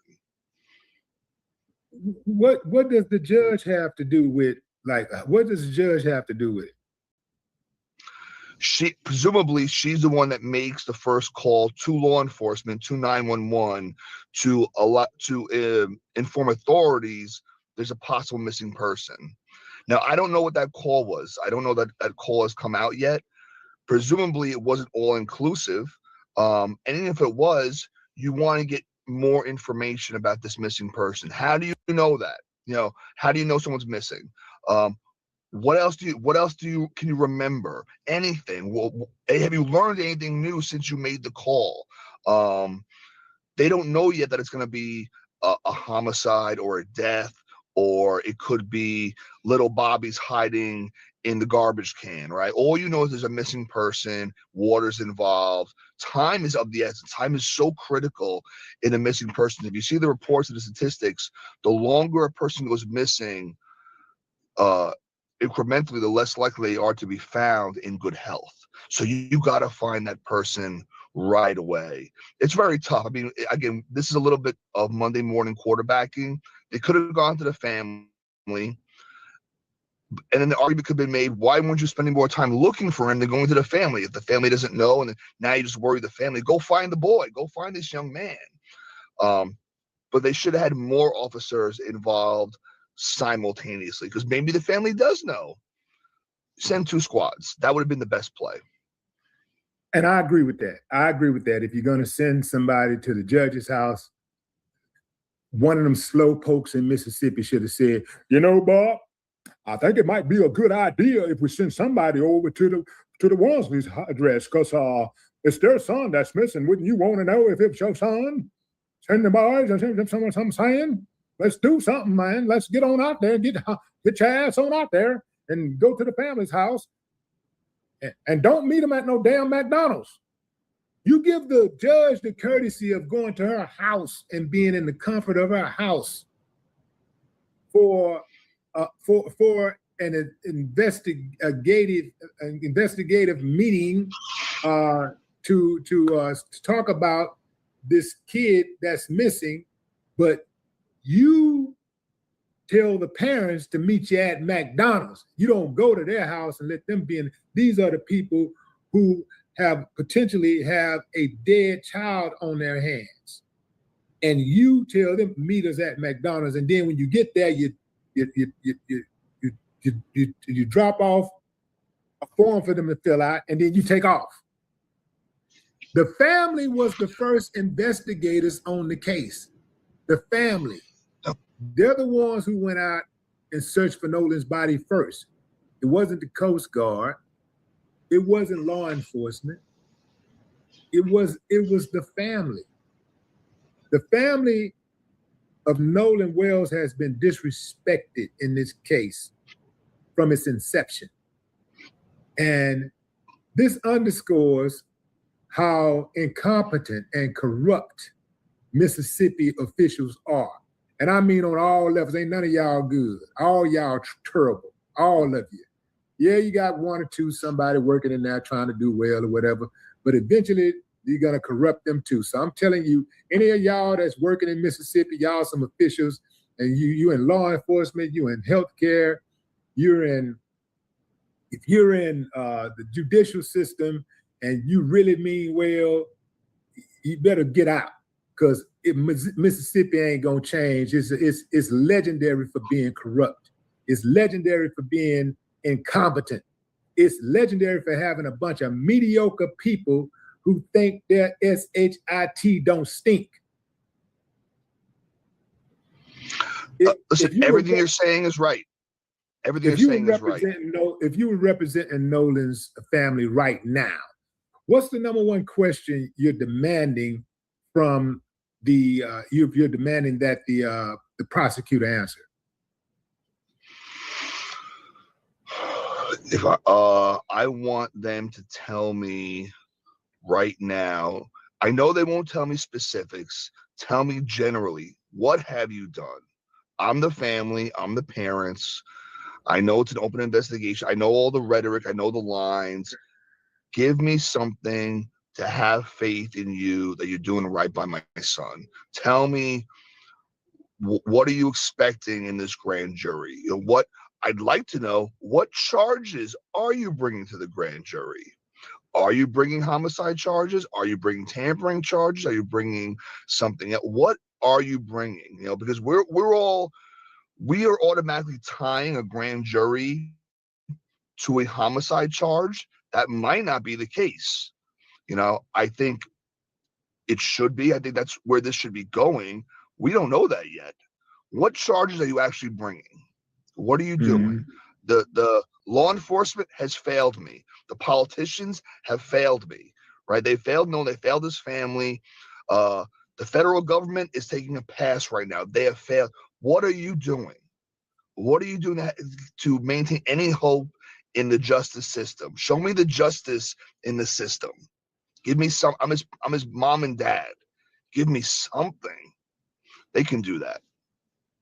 Yeah, they could, but they're not, because, you know, because like I said, they're corrupt. They and I think they take pride in that corruption. You got to know how y'all been moving, to know Mississippi's reputation. They have done nothing to try to correct people's perception of them, people's negative perception of Mississippi. They have done absolutely nothing to be inviting, nothing, you know, to show that they have progressed, to show evolution. It's sad, bro, because it's all kinds of stuff that's happening on the ground in Mississippi. You probably don't know, but they got this, they got a hit right now out on Black homeowners, where they're trying to literally steal Black homes from underneath its owners. Like literally coming up with all these little legal loopholes and games and stuff that they play to try to steal people's property. Yeah, so I know about that Mississippi. I keep my eyes on y'all. I know what y'all be doing out there. I don't trust y'all. I don't trust none of y'all. None of y'all. All of y'all. You're in the same gang, man. How do you live with yourselves? You're supposed to be better than your ancestors. How you gonna take that right? See, but that's what happened, man. That's what happened when your blood is poison. That's right. I said it. Prove me wrong, Mississippi. One of y'all officials out there, step up to the plate and show me something different, Mississippi. Who out there? Y'all say y'all decent. You're decent. You're God-fearing people. You're God-loving people. You love community. You love your brother, your sister. Show me. I ain't from Mississippi, but I could easily be from the show me state. Because you got to show me. Action speaks louder than words. Mississippi, where you at? All of you so-called good, decent people. Y'all know what it is. A lot of y'all know exactly what happened to Nolan Wells. Why you ain't came forward? How come you ain't came forward? Yeah, you haven't came forward because you're not as decent as you would like to think you are. That's why you haven't come forward. Because you're wicked and your blood is poisoned. Yeah, anyway. No, listen, you're right on. They're doing nothing for their reputation. If anything, they're leaning in on it. I think I've said from the beginning, you don't get a 911 call made unless someone knows something. Sometimes the hardest thing to do in life is the right thing. And that's why it's the right thing. That's why you're supposed to. You step up. You know, a lot of people are hurting here from the family in a very, direct to the community, to all of us here watching. Someone's got to step up and do the right thing. I hope the prosecutor's having some success with that where law enforcement did not. But we need someone, like you said, to hold the banner for what is right and good. Otherwise, it's more of the same. Absolutely. It's more of the same. Well, let's hope, man, we get some changes real soon. We're 2 days away. Actually, we're 1 day away from Nolan's birthday. Yeah, we're less than 24 hours away from his birthday. He would have been 19 years old if somebody hadn't taken his life. He would have been 19 years old. And there's a candlelight visual for him that his parents are holding in his honor with the entire community and beyond. So make sure that y'all tune in for that. I will be live for that. I'll present that live, and I hope y'all will join me. Thank you, Jack, for joining me again, man. As always, I appreciate your insight. You're very welcome, my friend. Thank you. For sure. Ladies and gentlemen, that concludes this episode of Willie D Live. I appreciate y'all. Until next time, enjoy the rest of your morning, afternoon, or evening, wherever you are in the world. No more talk. Yeah, it's definitely a homicide. As soon as it gets charged, we'll keep y'all updated. Lord. All right, so moving on. Just added this topic. But, Nicki Minaj thought that she was going to endorse that Tether Byron Donalds. And then we're going to continue to expose the Tetherism. FBI exposed the Tetherism. So, Nicki Minaj is a Tether, and so is Byron Donalds down in Florida. That's the one that said he didn't support our reparations because his parents wouldn't get it.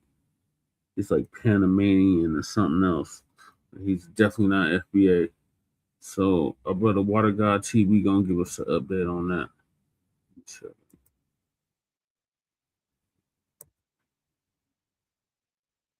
Shout out to the Water Gang. Damn, I missed it. Oh, it's today. Okay. This is gaslighting. You have my vote for Byron Donalds. First of all, she don't live in Florida. Second of all, she's not a U.S. citizen. How does he have her vote? What I immediately saw was two people of an immigrant background with shared best interests, okay? Now, do I have anything against anybody? No. But we have to speak on the matter at hand, okay? And on the obvious, right? And I like Nicki Minaj, but if both of these people are from a Caribbean background, then their loyalty is going to lie with other people of a Caribbean background. Okay? It's not going to lie with foundational Black Americans. Might have to drop a dime on them. For sure. You know what I'm saying? Stop. I don't like that shit. For sure, bro. I don't like that shit.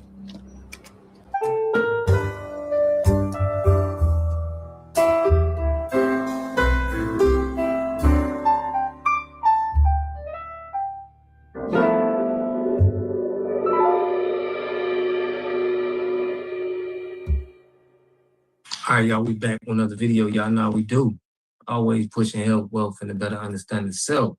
So check this out. Nicki Minaj endorses Byron Donalds in the FBA community, and some YTs are mad. Okay, they not co-signing this Byron Donalds for governor. Now, Nicki Minaj and Byron Donalds are immigrants, which we don't care for immigrants in our politics because they don't have the same mindset that we have on the goals and things that we trying to accomplish. So we don't want them in our politics at all. Any immigrants, we don't care where you're from, right? Let's just get that out. Y'all will continue to allow this woman to gaslight and grift you. And I know when I post this, I'm going to get a whole bunch of comments because every time I talk about her, all of her people come in my comments all angry and mad. I really don't care because this is gaslighting. You have my vote for Byron Donalds. First of all, she don't live in Florida. Second of all, she's not a U.S. citizen. How does he have her vote? Right. Who paid her for that? You know she got paid for that. She don't even live in Florida. Now she want to get all her barbs to support. You see how people use their supporters, people who rock with them, and they politicize. You are not a Florida resident. You are not an American citizen. But she posts this kind of shit, and a lot of y'all that are her fans that don't take the time to actually understand things and just blindly believe whatever are going to see this because she's like, Barbs, please support him however you can.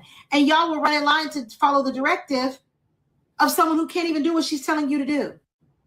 And this is why we say, y'all, it's wild and it's propaganda, and she's clearly getting a check because you cannot vote for this man. So how does he have your vote? It's beyond ridiculous. And at some point, y'all need to realize some things are just being done because she needs a check. Before any of you come in my comments with saying anything, just know this is my fucking state. This is my governor's race. So yeah, her putting this out there, that matters to me because he is not for us.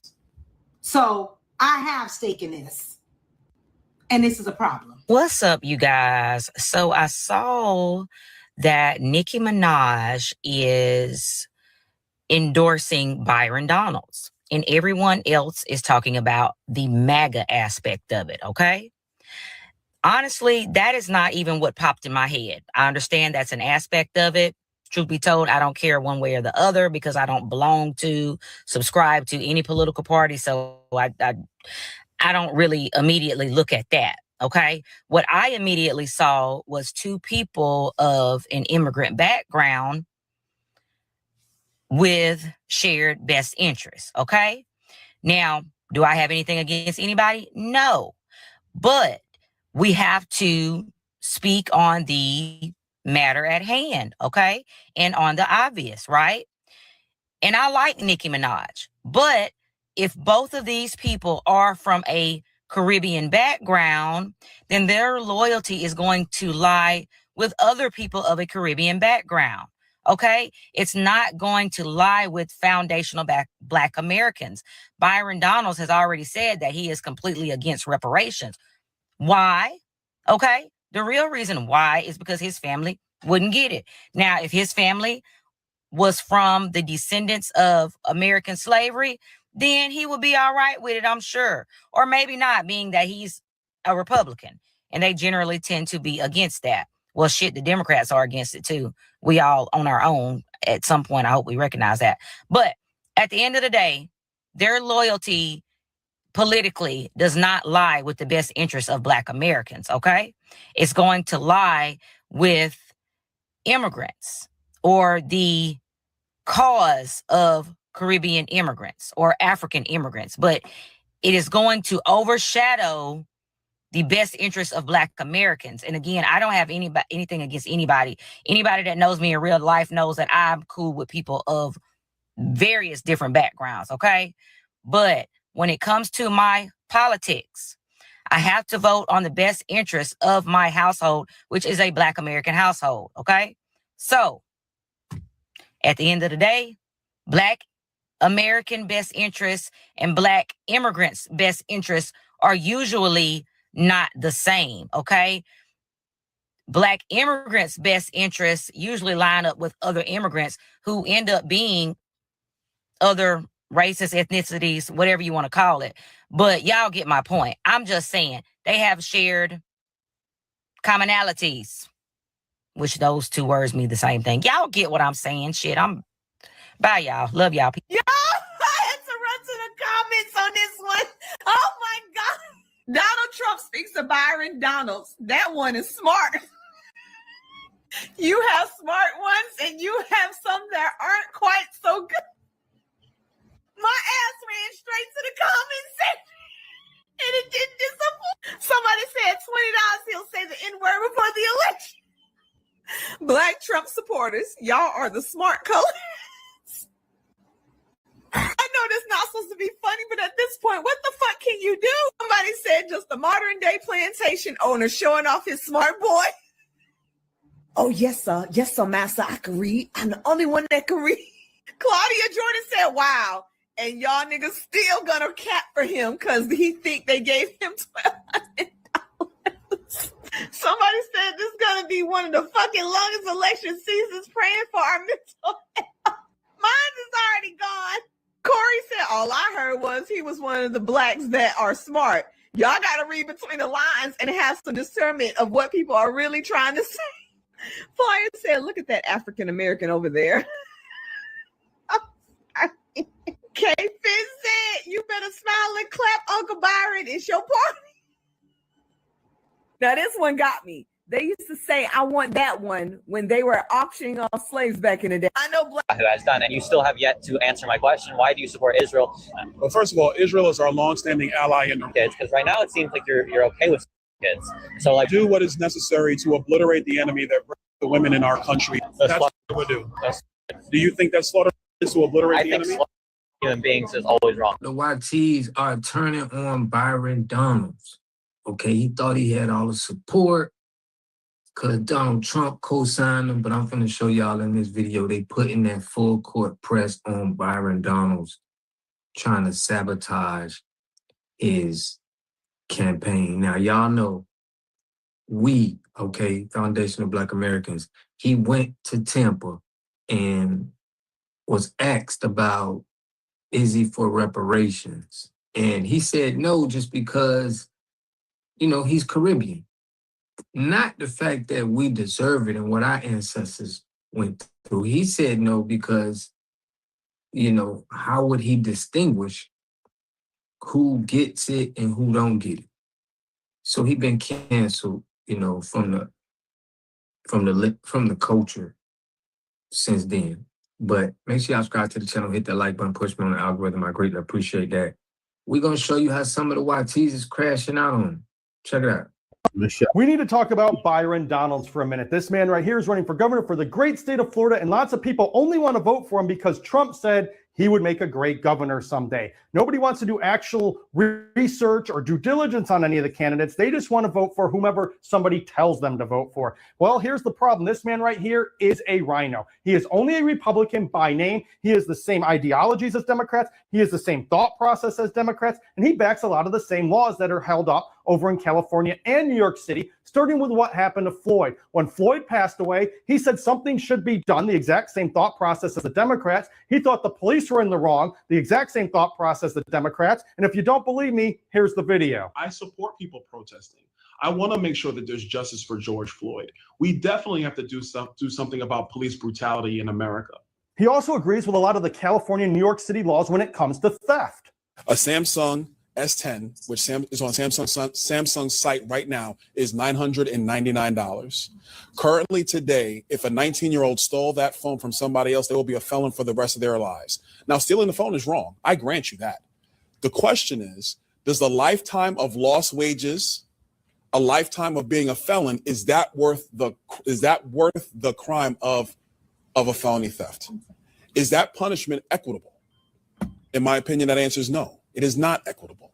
And that is why it is time that we as a body raise the felony theft threshold. With that, I close, Mr. Chair. Having closed on his bill. Yeah, you heard him right. He agrees with the theft law in California. He believes you should be able to steal up to $999 without any repercussions whatsoever. And this is exactly what happened with the riots throughout the country in places like California, New York City, etc. They were allowed to steal up to $999 and they would not arrest them in any way, shape, or form, which then places like Home Depot, Lowe's started locking everything up nationwide. That's why when you go to Lowe's and Home Depot now, everything is locked up. You can thank California for that. And guess what? Byron backs that. This man right here is not a Republican. You have to see through the nonsense that they are putting out. There is a reason why the biggest Democrat cities and counties are backing him. Orlando Sentinel, Dade County. These are heavy Democrat areas, and they're all pushing for him. You got to stop and think for a minute. After the videos you just listened to, and after all these posts where you can see the Democrats are pushing for him, don't you think there's some red flags here? Even our own governor, Ron DeSantis, does not support him. You know, you got a guy like Byron. He just hasn't been a part of any of the victories that we've had here over the left over these last years. He's just not been a part of it. He's been in other states campaigning, doing that, and that's fine. But okay, well then deliver results up there. You know, that's what I want to see. It's time my fellow Floridians saw the truth. You all are being manipulated by the media. These are the same companies, the same media outlets that want you to vote no come November 3rd, so you don't increase Homestead from 50 grand to 250 grand, because these same exact cities are the same cities that are Democrat ran, that are misappropriating funds, and they want that extra money in their pocket. These are the people lying to you, and it's time you saw the truth. And Congressman Byron Donalds, he's got a whole crowd there behind him cheering him on. Congressman, thank you for joining us tonight. It looks like you're the clear front runner in this primary, but we got to get through the election to find out if you are the nominee coming into the general election.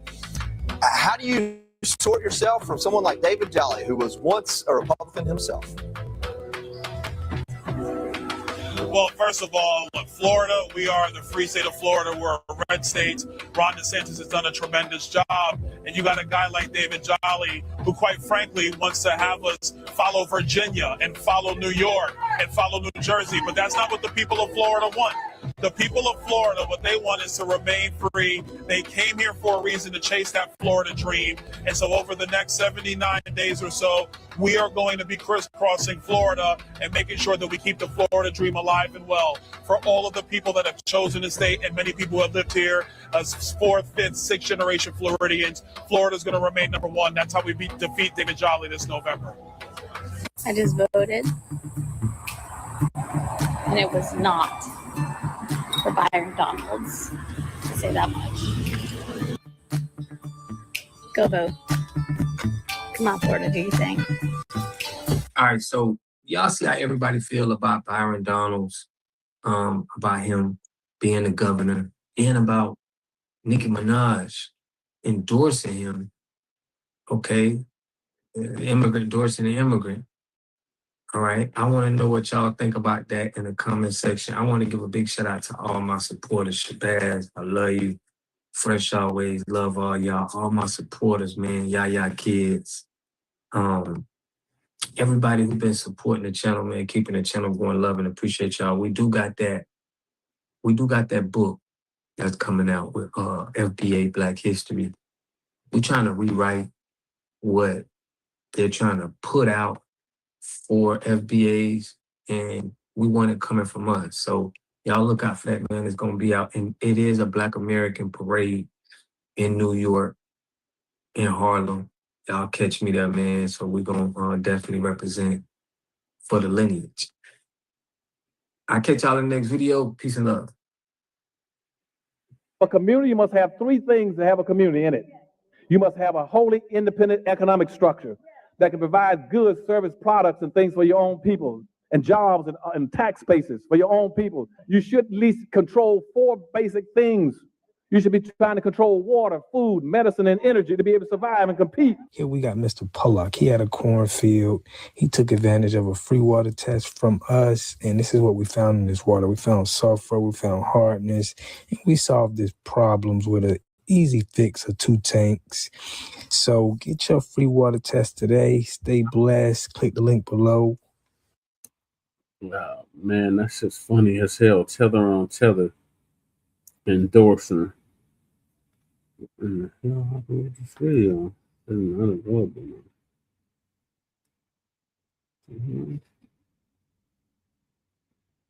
Oh.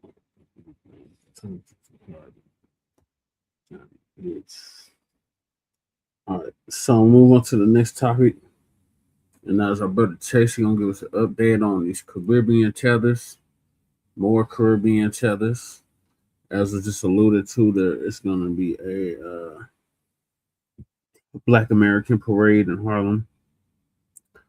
Look forward to that. But in the meantime, a Caribbean man claims in Brooklyn no one is American, completely erasing FBAs. Oh, Lord. So brother Chase McGee going to give us an update on that. Make sure you sub to our brother Foundational Black American History. Brother Chase McGee.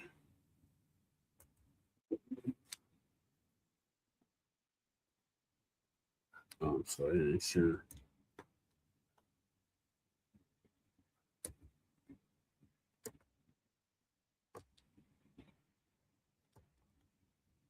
Okay, let's see it now.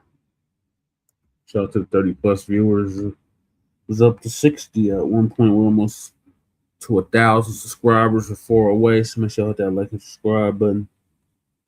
80,000 likes on it. They're always doing this little passive aggressive stuff. Just like this post went viral, family. This post went viral on Instagram. It had like over 80,000 likes on it. Now, this is the AI post, but it had over 80,000 likes on Instagram. Okay? And it says, I'm from Brooklyn, where no one is American. Oh, boy. It says, where my New York family at? Where my New York family at? It said, I'm from Brooklyn, where no one is American. And behind him, it got all these Caribbean flags. It's Jamaica, Haiti, Trinidad, the Bahamas, X, Y, and Z. This is the little passive aggressive shit they do all the time, family. And the Pan-Africanists and the tethers play innocent like they don't know what's going on. They knew this was a direct shot. Him posting this is a direct shot at foundational Black Americans. This is about erasure, family. And all of this is about erasure. Okay? This is the shit they post. And let me go to the Instagram post. Let me go to the Instagram post. Hold on. Okay. Let me go to the Instagram post. Let me remove this. Let me put up this. Here we go. Okay, this is the Instagram post. And as you can see, it got 81,000 likes. All the Caribbean, they love posts like this. And I tell y'all, family, all the time, you have to understand that a lot of these Black foreigners, they have a Columbus mindset. I really want y'all to understand that. They have a Columbus mindset. Let me get on the big screen for this because I really want y'all to see my face when I say this. A lot of foreigners have a Christopher Columbus mindset. They try to rewrite or start history when they arrive on the scene. Let me say that again. This is a common theme amongst a lot of Black foreigners. Not all, because you got some riders out there, but the tether class especially. They try to rewrite history or start history when they arrive on the scene. So them coming there and flooding Brooklyn after the 1970s, they try to do this whole hostile takeover thing like Brooklyn is theirs now. They do this everywhere they go. I tell y'all all the time the history down there in Miami. Before it was called Little Haiti, it was called Lemon City. Lemon City had a strong, vibrant, foundational Black American history and culture. Lemon City predates the city of Miami down there. But none of you have heard of Lemon City. Why? Because Haitians petitioned for it to be renamed Little Haiti. So now it's known as Little Haiti. Why? Because Haitian immigrants flooded the market and just erased us out the picture completely. So now they call the neighborhood Little Haiti. This is what they do. It's a Columbus mindset. They do the same thing with hip hop. Kool Herc comes to New York in the 1960s as a 13-year-old teenage boy, and that's when hip hop started. Now, every element of hip hop, from breakdancing, okay, to MCing, to graffiti, okay, to what's my other one? Breakdancing, graffiti, to DJing. All of that existed within foundational Black American culture prior to Kool Herc arriving. You had the Disco King Marios of the world. Okay, you had the Trixies, X, Y, and Z. You had the Pigmeat Markhams out here rapping. Louis Jordan out here rapping. Decades prior. But they like to start history when they arrive on the scene, similar to Christopher Columbus. Christopher Columbus made it to the island of Hispaniola, and this motherfucker said he discovered this shit. He literally shook the hands of people on the island and said, well, you know what? I discovered this shit. How the hell you discover something, okay, when people are already there greeting you?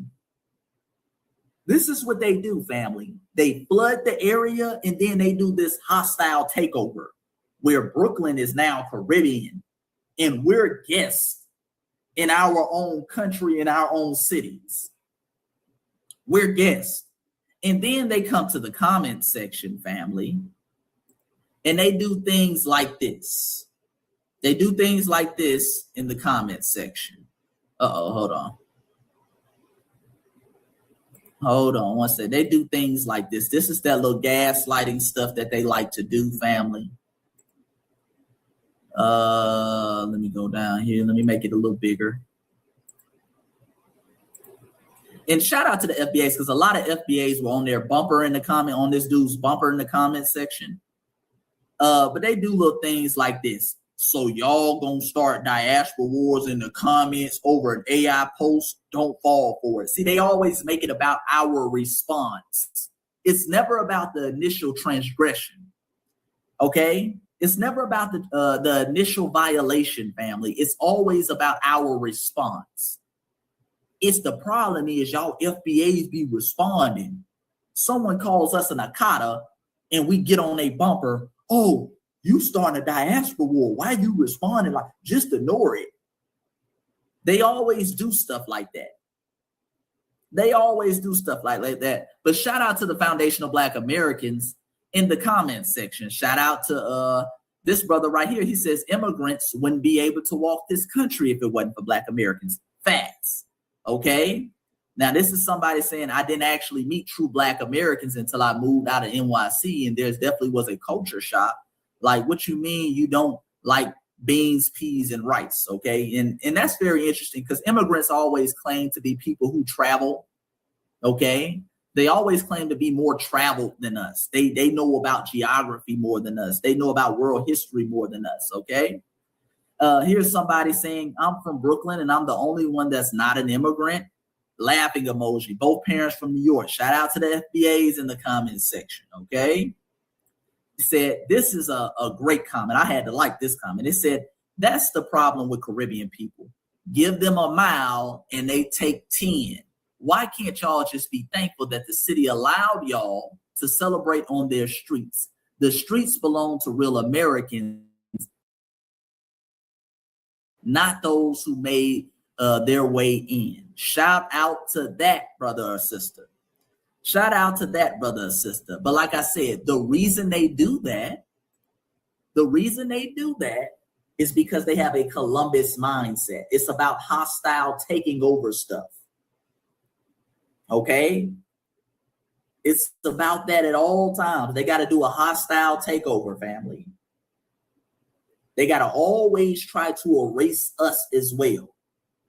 See, we present a major problem to the tether class. The tether class, they're so filled with jealousy, envy, and hatred, and we're literally a walking contradiction that you can create something, you can build something in your homeland, like we built over here. We built the United States of America brick by brick. We created this influence. We fought tooth and nail, but we are an example of the walking contradiction they are, in the fact that they fled. So they have to do this whole thing where they kind of take over our spot. They erase us. They act like we don't really exist. You see what I'm saying? Yeah. No, Liberty City. Yeah, I understand Liberty City and Lemon City are two different cities, but they act like we don't even exist. They act like we're immigrants too in our homeland. They do that all the time, family. Yeah, they love home but don't want to go back. That's a fact. That's a fact. And again, you have some cool brothers and sisters. You have some riders who are Caribbean. You have some riders who are African. But a significant amount are tethers. A significant amount are on BS at all times. Yeah, they said they try to take over the mom. They do that all the time, family. They do this hostile takeover thing. But it is what it is. Because like I say, we're in a new era. We're in a new day. And this is why delineation continues to grow. For the Pan-Africanists who are listening. Okay? For the Democratic Shields. For the people who are anti-FBA. This is why delineation continues to grow. We didn't make him post that. We didn't make Umar say that. We don't make you Tether say you these ridiculous things in the comment section. Y'all go out your way to say it. But we got time now. We responding now. We got our backs against the wall, and anybody who run up is getting that work, whether they're white, Latino, Asian. Look at my page. We broken down all this stuff. Okay? Black immigrants, everybody can get that work. No one's off limits. It's FBA versus everybody, if that's how y'all want to play it. That's right, Brother Chase. Shout out to our brother Chase McGee. Get the hell with those goddamn tethers. Lord, I hope the FBA family show up and show out at that parade, because this is ridiculous.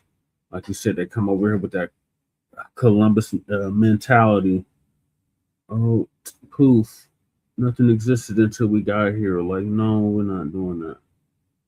Oh, shit. I just closed out what I was set to play next. Damn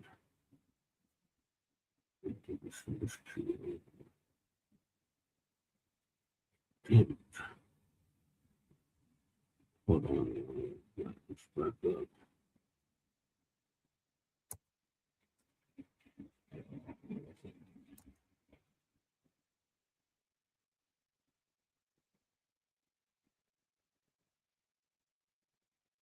Okay. So the next topic is Tony Romo, or Romo, former quarterback for the Dallas Cowboys. I call them Cowgirls because I can't stand them. And my Broncos have owned them since the 90s. Fans defend him after him being arrested for OWI suspicion. So, Brother Tori and Rain Reloaded is going to give us an update on that.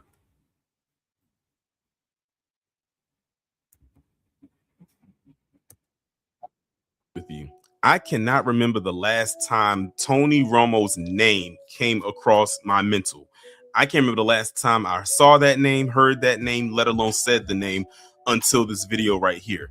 Now, this video is going to pretty much cover two things. The first thing is how it's going to piggyback off of the deep dive that I just recently did about glossing over white criminality, and also bringing up the anti-blackness angle with this story. So in case y'all are unaware, a couple weeks ago, Tony Romo, who everyone knows was very well known in the NFL, then he retired and he became an analyst for CBS on the NFL side.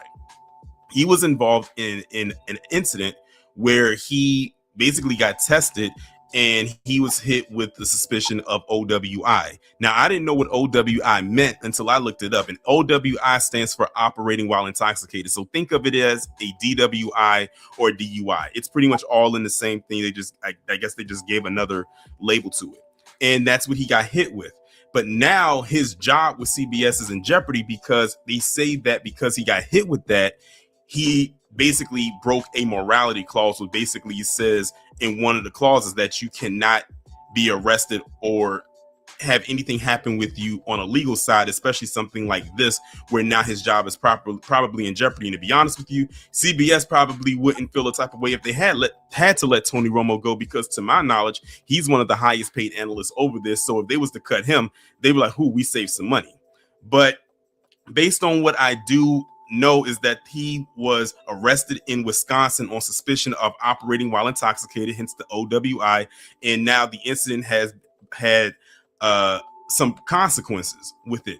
They said he was stopped by the Milwaukee County Sheriff's Office after deputies observed unsafe driving, and according to authorities, he showed signs of impairment, performed poorly on the sobriety test, and an open alcoholic beverage container was found in his vehicle, and then he was arrested, and then he was later released. And they said that he's scheduled to appear back in court on September 21st in Wisconsin. And they said as a first OWI offense is handled generally as a civil offense rather than a criminal one, though the legal process is still ongoing. And it's according to CBS Sports, they said that he is on leave until further notice. And as of right now, former NFL defensive star J.J. Watts will be temporarily replacing him as CBS's lead NFL broadcast team along Jim Nance. And they also said Dallas Cowboys owner Jerry Jones, I always call him Master Jerry, because you can't tell me that dude does not look like he does not come from a lineage of people who owned some plantations back in the day. They said he expressed support for Romo, not surprised there. And he says that he believes that Tony will work through the situation. Of course they think that. Again, if y'all go back and watch my deep dive that I recently did on glossing over white criminality, because this right here is proving my point. So I wanted to go over that first and share with y'all what the issue is at hand here.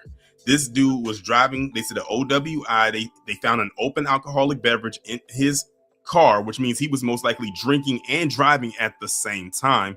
And he could have injured or killed himself, or he could have injured or killed somebody else. Like, that's a very serious thing. That's why why what he's being hit with is not as severe, because there were no casualties. Had someone got injured, shoot, even if a dog got hit, then, that's probably would have escalated even more. But the reason why I'm now going into the anti-blackness angle is because I want you to see this one tweet that an individual put up that then spiraled into another series of tweets when it comes to how they choose to defend people that they like, but they still have to find a way to swindle us into the conversation, even when we had nothing to do with it. So you see this post right here written by this woman by the name of Gina Milan. I'm going to be quite honest with you. I had no idea or clue who this woman was until I saw it in a group chat that I'm in. And then I looked at her bio, and she was saying something about her being unapologetic, unresilient, or resilient, or some crap. And then it said Trump 2024. And that told me all I needed to know. So she reposted the New York Post article about this story. And what she said was, if Tony Romo was black and beat his wife, he'd still have his job. Lady, why in the world did you bring black people into this? I know it's a rhetorical question, but why? She had to bring black people into this in a situation involving Tony Romo, a whole white man who did this to himself. And she says if he was black and he beat his wife. First of all, Tony Romo's situation had nothing to do with beating anybody. It was him driving under the influence, that OWI. But then she brought up a black man beating his wife, now putting out there that black men are domestic abusers. Not saying that there aren't any out there, because it is, but that can apply across the board. But see how she framed it?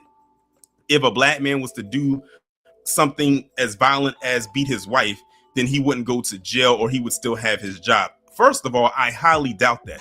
Have we seen what just recently happened in the last couple of weeks with Ryan Clark and a few others who have been let go from their jobs, and they didn't even do what she claims in this ridiculous tweet? But here we are. Like I said, the foundation of every grifter's grift is the degradation of Black people, especially Black Americans. I'll go even further. The grift does not move unless Black people are somehow shoehorned into it, into a situation that we have no grounds on. And these are the same people that will sit up there and try to tell us to stop making everything about race. She didn't have to put that. She chose to put that, and she knew that her saying that was going to get her some engagement. And indeed it did. So I'm going to go over some of the people that responded to what she said and who was basically in agreement with what she said. And they sounded even more ridiculous than she did. This person right here said, no lies told here, Black privilege.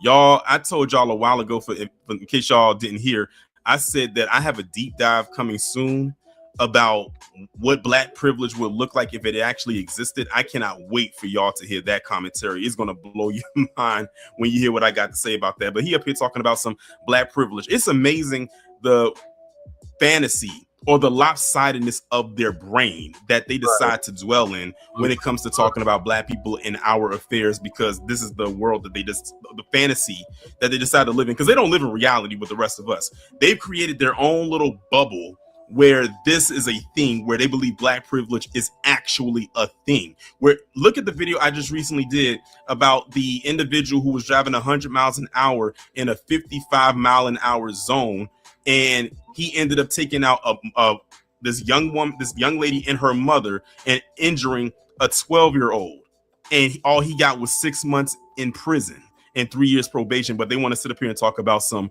Black privilege. Lord, this other person right here says, I don't give two fucks if Tony Romo gets a speeding ticket or a DUI. He's still the best announcer in football. We want him back. If he murders someone, they said hijacks, but they meant to say hijacks a plane or bombs a building, then I get it.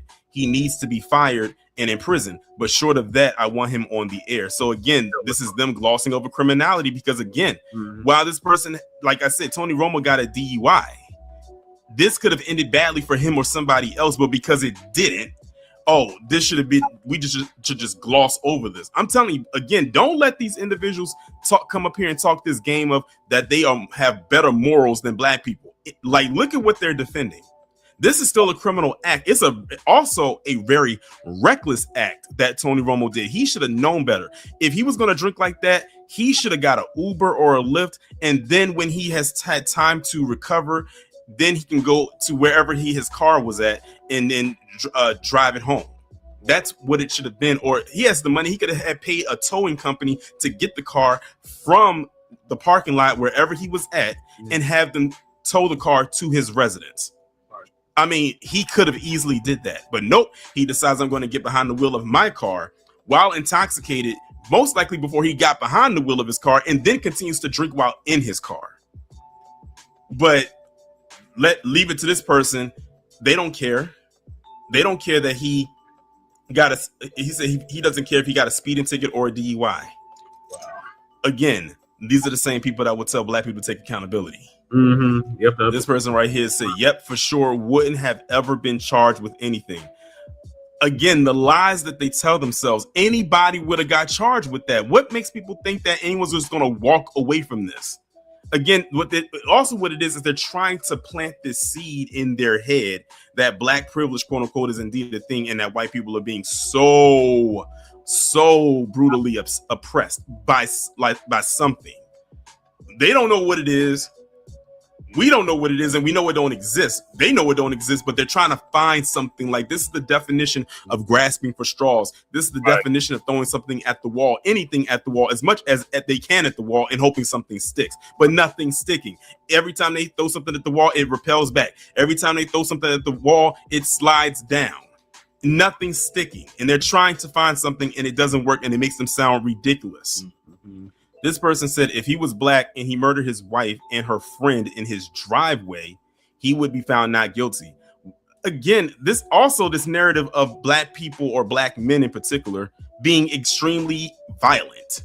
Like, look at the narratives that they're creating for themselves that they feel Black men would not get charged with or arrested for. Black men have been arrested for way less and still are being arrested for way less historically. So if you think that Black men can do a crime like that and not at least get arrested and charged, you must be living out of your mind. Like, this is absolutely insane, but I'm not in the least bit surprised by these responses. So here we have this one. It says, Michael Vick used to beat, torture, and make dogs fight to death, but is currently on Fox Sports. He says, some black privilege. First of all, I'm going to need this person to get that story right, because Michael Vick did not beat, torture, or make dogs fight. That was his cousin. It's just that it was on his property, and he wasn't home when it was going on.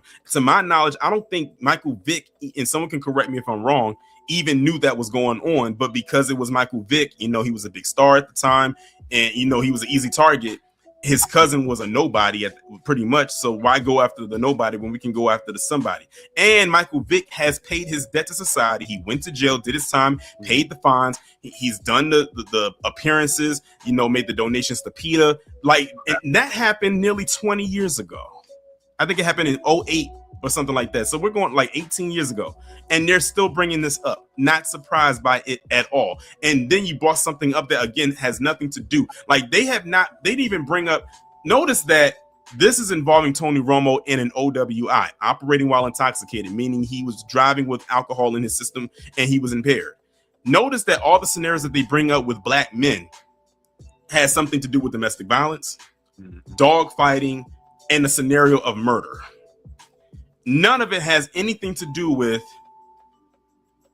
driving under the influence, driving while intoxicated, operating while intoxicated. They don't even say that. They go to the extreme where there is physical violence, a loss of life, cruelty to animals.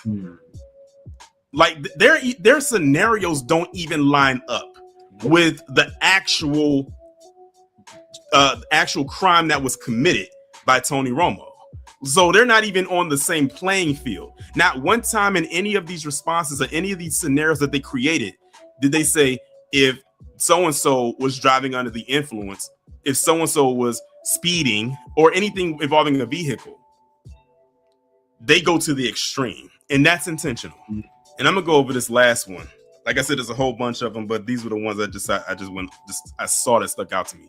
This person said, what did he do that was quote unquote immoral? The fact that this person even asked that lets me know I would never ask them for any type of moral advice or look to them for any moral guidance. You don't see anything wrong with driving under the influence. And I don't even know at what time of the day. I don't know if this was in the daytime or if it was at night, but at that point, it doesn't matter.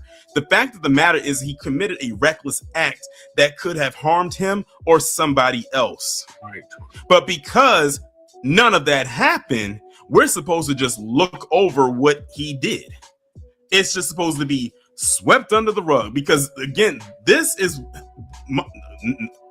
it's obvious, y'all. It is PC across the board down these tweets that are defending this. The only people that I saw pushing back against this that I did see in the comments were other black people, specifically black men.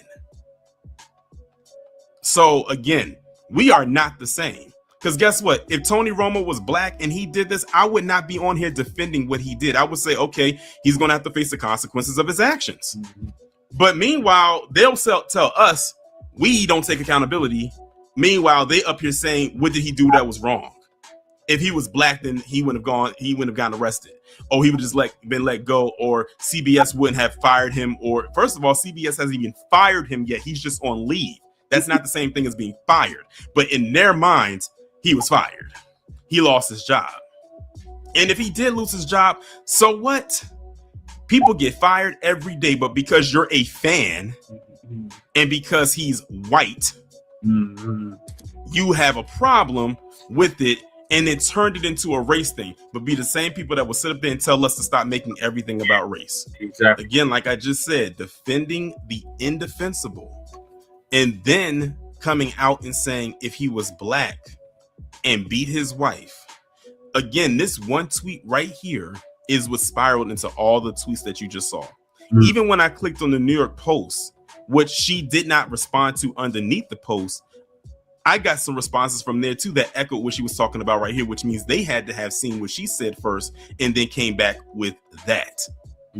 So again, in their eyes, Tony Romo being white and arrested for an OWI, he's a white man being oppressed, even though they have proof that he was driving while intoxicated.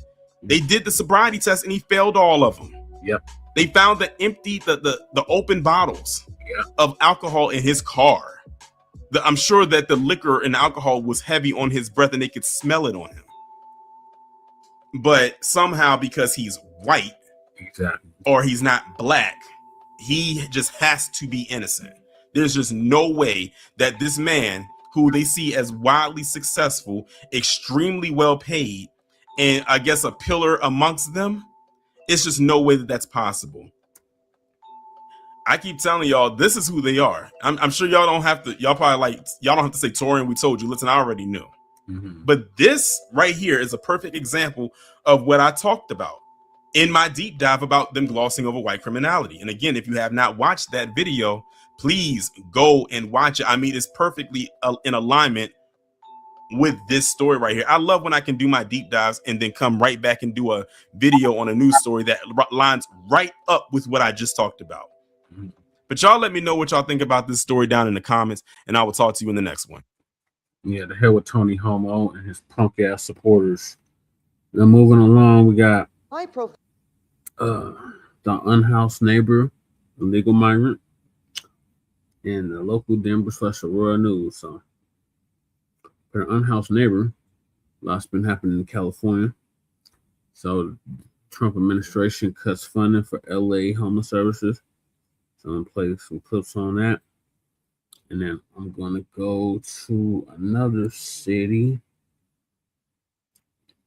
here in Colorado. I think it's, actually going to go to Nevada where Shabbat is at. Then we're going to come to Colorado, Colorado Springs. Let's see what they've been doing with the unhoused neighbors. Oh, Charlottesville, where they had the tiki torches out in 2017. They're doing something with the homeless shelter expansion. Got several clips. Then we're gonna get to Denver and Colorado Springs.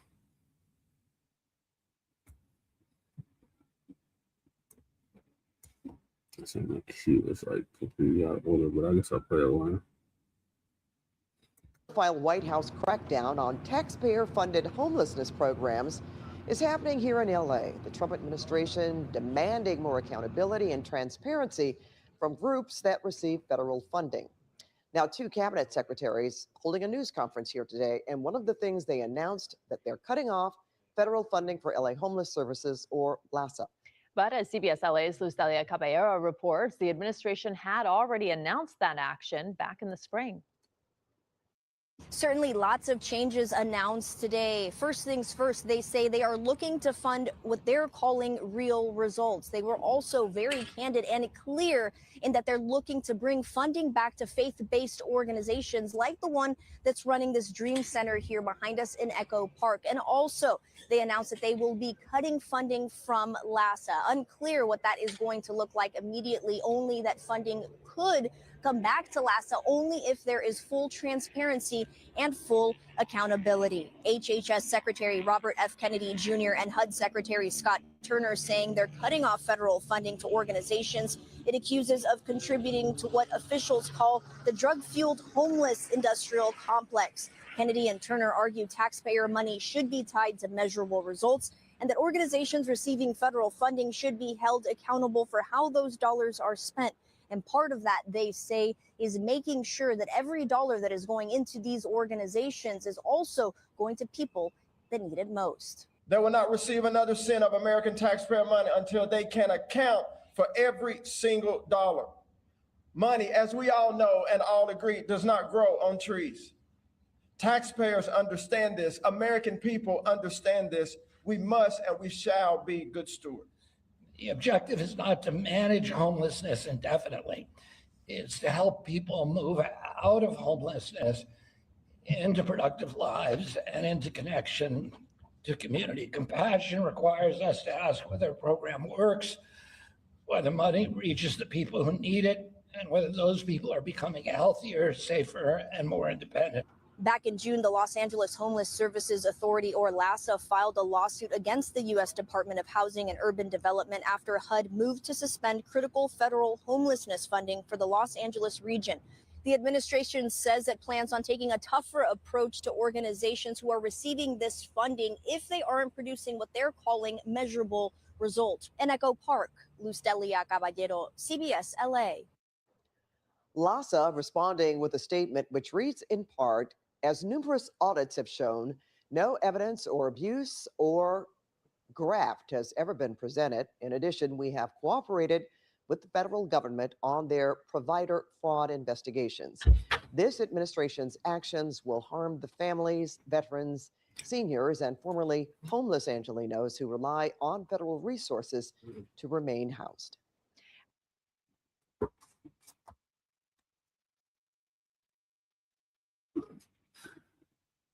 I just got you. Welcome back to this special edition of Saturday in America. I'm Brian Yennis, in for Kayleigh McEnany, who will be back next week. Don't worry.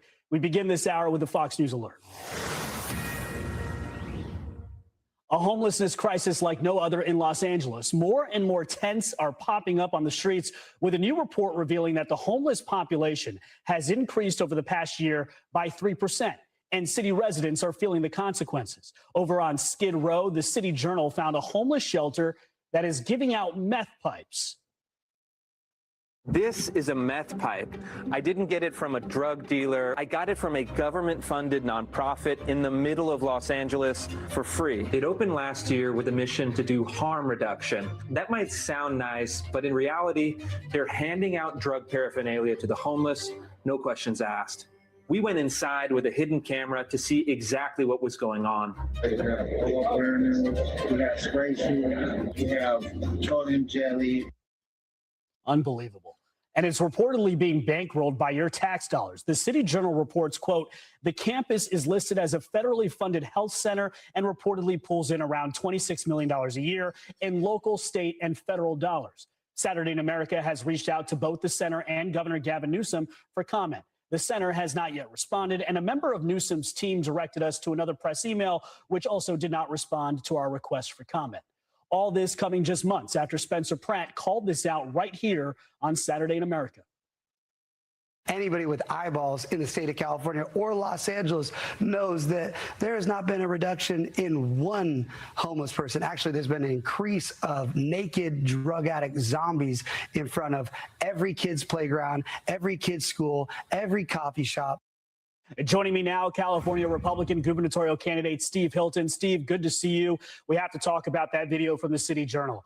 It is astounding to people. It has to be, maybe not surprising. It's just, I mean, it's astounding that they're giving out meth pipes and other drug paraphernalia at this homeless shelter, and they're doing it with our tax dollars. What changes if and when you become governor, Steve? Yeah.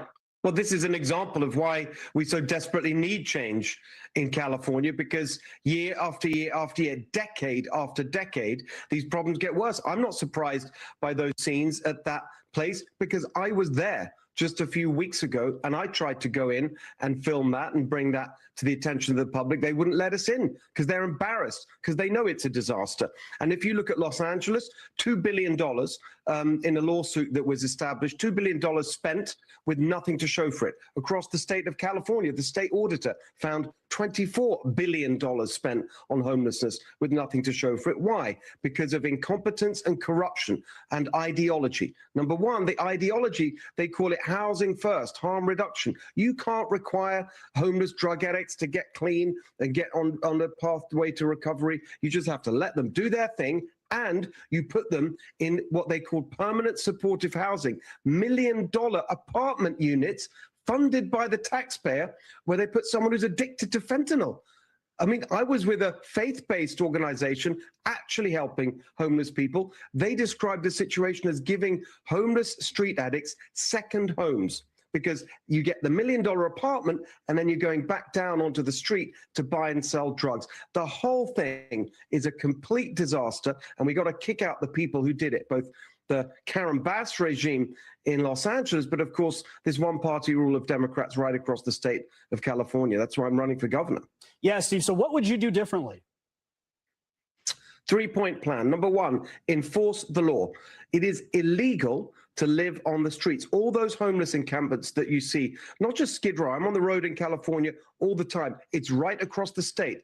Every major city, every big town, you remove the homeless encampments. It's illegal to camp on the streets. Number two, you get people into drug treatment. You get them off the streets and off drugs, and it cannot be a choice. It has to be mandatory. Number three, of around 80% of people who are homeless have either severe drug addiction or severe mental health problems. You got to spend the money that we've got in abundance on mental health treatment so you get people back on track. It's actually just common sense, but these incompetent ideologues in California aren't doing it.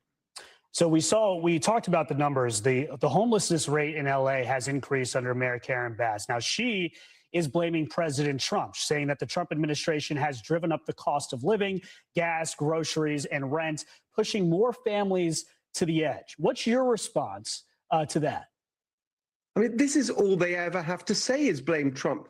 Who's pushed up the cost of living? Excuse me, we have the highest cost of living in America. President Trump is also president in 49 other states where the cost of living is much lower. It's Democrat policies in California that have pushed up the cost of living, the highest gas prices, the highest housing costs, the highest utility bills, groceries, the most expensive in the country, all because of the policies of the Democrats. And my opponent, Javier Becerra, who's an even bigger disaster than Gavin Newsom, wants to double down on the same policies that have brought us to this point. My plan is very simple. Cut all that bloat and bureaucracy and taxes, $3 gas, cut utility bills in half, your first 150 grand tax-free. That's how you reduce the cost of living.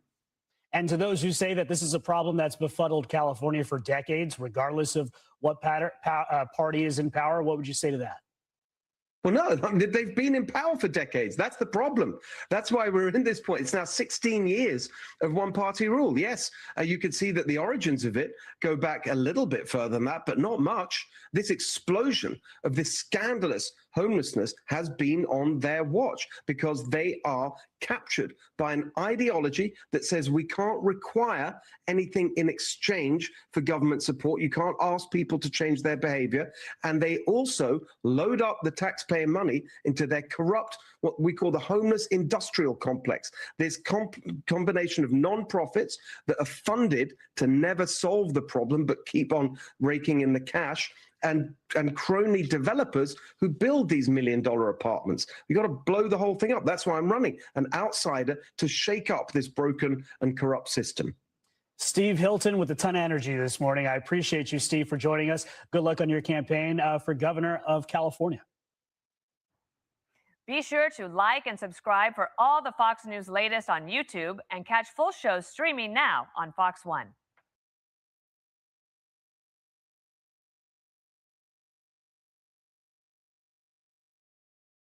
Distressing new report says after 2 years of declines, homelessness in LA is once again on the rise. The Los Angeles Homeless Services Authority says there are more than 75,000 homeless people in LA County. LA Mayor Karen Bass has made the homeless crisis a central issue of her administration. She says cuts in state and federal funding are to blame.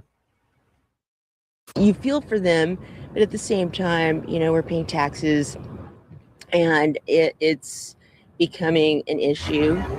More than 73,000 people are experiencing homelessness in the county of Los Angeles, a 1.2% increase in the county, 3.4% increase in the city over last year. That's according to data released by the LA Homeless Services Authority, or LHSA. I see people on the streets no matter where I look. You know, it's really awful, but with the current economy and how everything's are going, I'm really not surprised. Volunteers combed through Los Angeles in January, physically tallying people living on the streets or in vehicles, and combined that with counts from interim housing facilities. LHSA says there needs to be more funding for permanent housing. We are at serious risk of seeing similar results in future years if we cannot ensure that we have housing opportunities for people to move into. Since 2022, Los Angeles spent more than $300 million on Mayor Karen Bass' signature initiative, the Inside Safe program. The city says more than 6,000 people moved into temporary housing through Inside Safe. But LHSA data shows about 41% of participants returned to homelessness. Mayor Bass released a statement blaming the increase in homelessness on the rising cost of living and funding. We have dealt with unbelievable uncertainty from the federal government.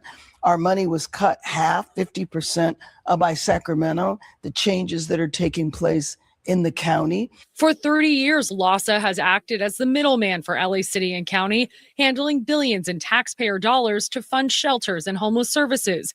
Now it's facing operational collapse. It is vital that LAHSA prevail in its lawsuit against HUD. The LA region simply cannot afford to lose access to permanent housing resources for over 11,000 people. Last month, the Department of Housing and Urban Development, or HUD, suspended federal dollars following an investigation which they say uncovered hundreds of millions of dollars in unaccounted for taxpayer money at LAHSA. Now, LA County and City are also cutting ties. The county just launched its own homeless services department, stripping LAHSA of more than $300 million. And the LA City Council says it is drawing up plans to pull its funding to manage the crisis directly. LAHSA fiercely denies allegations of fraud and has sued HUD to restore funding.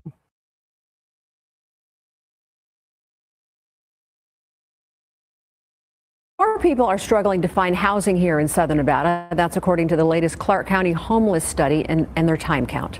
8 News Now anchor Sasha Loftus joins us live in studio to break down the numbers and the support offered.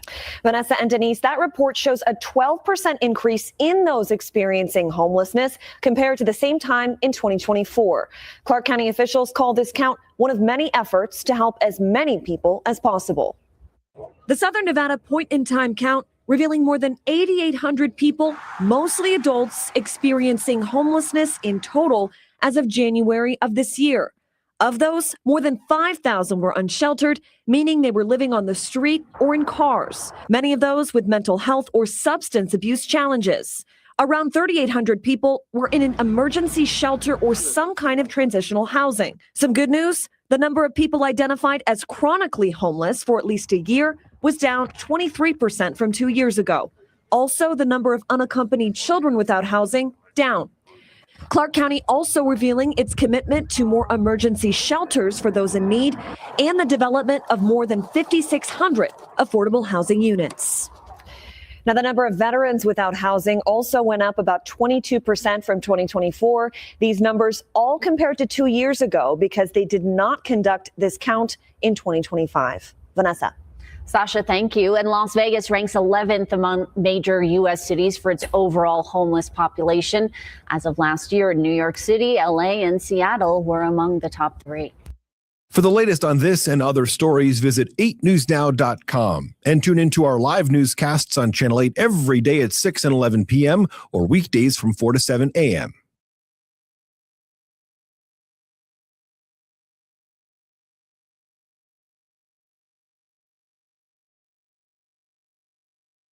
Charlottesville is taking another step to address homelessness in the city with millions of dollars going to the Salvation Army. Dakota Griffin has the details from tonight's meeting. It is an important, critical piece of one option that needs to be available. City Council voted to approve $3 million for the expansion of the Center of Hope, a homeless shelter in the area. The $28 million project would add about 15,000 square feet to the Ridge Street facility. Bed capacity would more than double from 55 to 114, and the dining area would grow from 60 to 120 seats. Supporters say this would help more people get connected to resources. If we can move with them so that they do not return back to that homeless or without housing situation, we know that we're just going to strengthen that cycle. The vote comes as the city prepares to clear the encampments along the Rivanna River by September 1st and open another shelter at Holiday Drive. A few people who spoke at Monday night's meeting raised concerns about the shelters. When genuinely available, appropriate housing options become available, people should be offered those options voluntarily, not forced out by a deadline. For some people living in the encampment, going to a shelter is not what they want to do. We live how we want to live, and this is how we want to live. You cannot control this by putting us into a shelter. City Council did acknowledge the Salvation Army is a high barrier shelter, but say the expansion would give more people another option. In Charlottesville, Dakota Griffin, 29 News. So we live how we want to live. You can't First force here on it. Fox 21, the city of Colorado Springs now has a dedicated homeless response team. It's made up of 15 different departments focused on one thing, cleaning up the community while making sure people have access to services. Fox 1's Austin Sack visited an encampment to see what the city is up against, Austin. Yeah, Rachel, the mayor said repeatedly today the city isn't creating more government. Instead, the new team will help existing departments work together more efficiently. Now, crews are still cleaning up encampments like this one, while the new response team will focus on challenges like housing and supportive services, ultimately leading to employment. You don't have to travel far to find a homeless encampment in Colorado Springs. This one is on the southeast side of the city, right behind the King Supers on South Academy Boulevard and Hancock Expressway. It impacts our neighborhoods, our businesses, our public spaces, our parks. And I want to be clear, there is no silver bullet solutions for homelessness because there is no single cause. Cleanup is still a focus, the mayor. but a new homeless response team is bringing together 15 different departments to stop people from moving one place to the next. So with certain encampments, we have outreach workers going first. How do we permanently close encampments? And so it's taking our communication and our coordination to the next level so that we are working under shared standard operating procedures and really working to make those meaningful reductions in homelessness. The city plans to do this by doubling down on what works and doing less of what doesn't. The measure of this work will not be in how many initiatives that we launch. It will be whether fewer people are living unsheltered. It'll be whether people move out of homelessness more quickly. It'll be whether people are employed, whether they feel better, whether they're healthier. Local organizations like The Place, a nonprofit focusing on serving the younger homeless population, supports the plan. We, in collaboration with a lot of the other agencies doing the similar work that we are, look forward to working with the city to just maximize the impact that we can have. CEO Chris Johnson says they've seen an increase in people at their drop-in services center. He believes more coordination around encampment cleanups would benefit everyone involved. The youth do fear when law enforcement comes out to the area. And we find that when our outreach is out there and we make good, clear connections, we become an alternative location to go to, which then engages those youth in our process of connecting them to services that can support them. Our strategy is straightforward. Respond to the challenges on the streets today while investing in longer-term solutions that reduce homelessness tomorrow. Over the next year, the city will work toward reducing unsheltered homelessness by tracking how quickly people move through the system and into housing. The homeless response team will also provide quarterly updates to City Council, with the first scheduled for September 8th.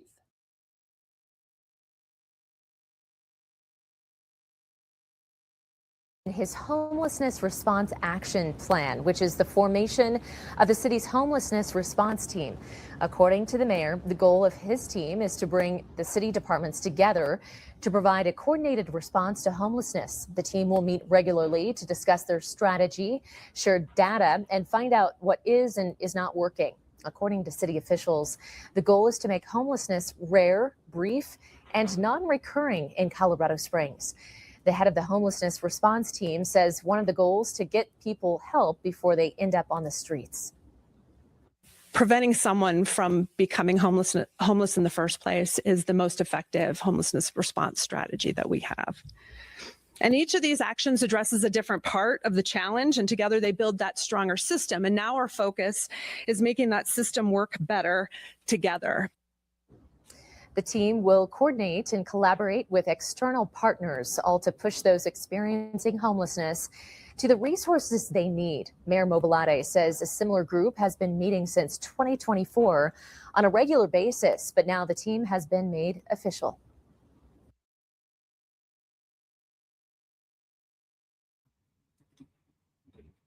City leaders in Denver say they are really pleased with the early results of the city's new performance-based contracts for homeless shelter providers.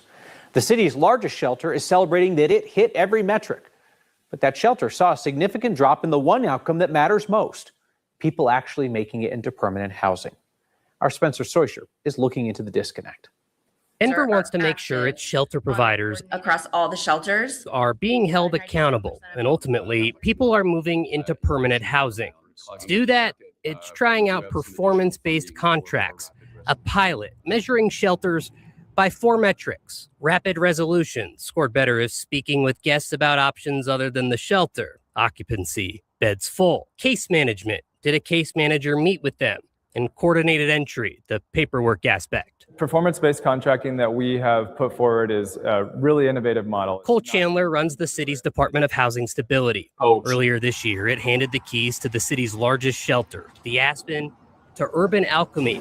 And Urban Alchemy just aced its first test. I'm looking at the Aspen now, and you guys have met every single metric. The city is comparing Q2 of this year to Q2 of last year, but the Aspen's rate of getting people into permanent housing when they leave dropped from 58% to 34% year over year, a 24-point drop, the largest of any shelter in the pilot. Even with that, the city is calling this a success because they hit all the metrics. And with the lack of federal vouchers, that becomes really difficult. The department is blaming pulled federal housing vouchers for the drop, not the shelter. For the last 18 months or so, we've seen a drop in investments in federal housing vouchers. Wouldn't say there's an issue with the metric. Urban Alchemy is cool with the performance-based contracts and the metrics. They say the permanent housing drop is an initial impact from people adjusting to a new operator. Sometimes we're just not the right fit for everyone, and sometimes our guests are just not ready. The metrics might get tweaked, but the city says they believe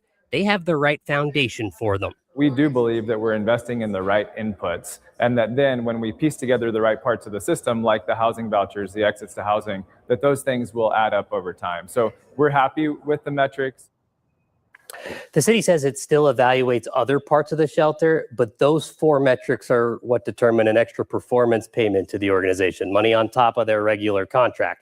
There was controversy surrounding Urban Alchemy when they took over that shelter. The organization had controversies in other cities. However, council members who seemed resistant to them then said today they're very pleased with how they're running the shelter, Kyle.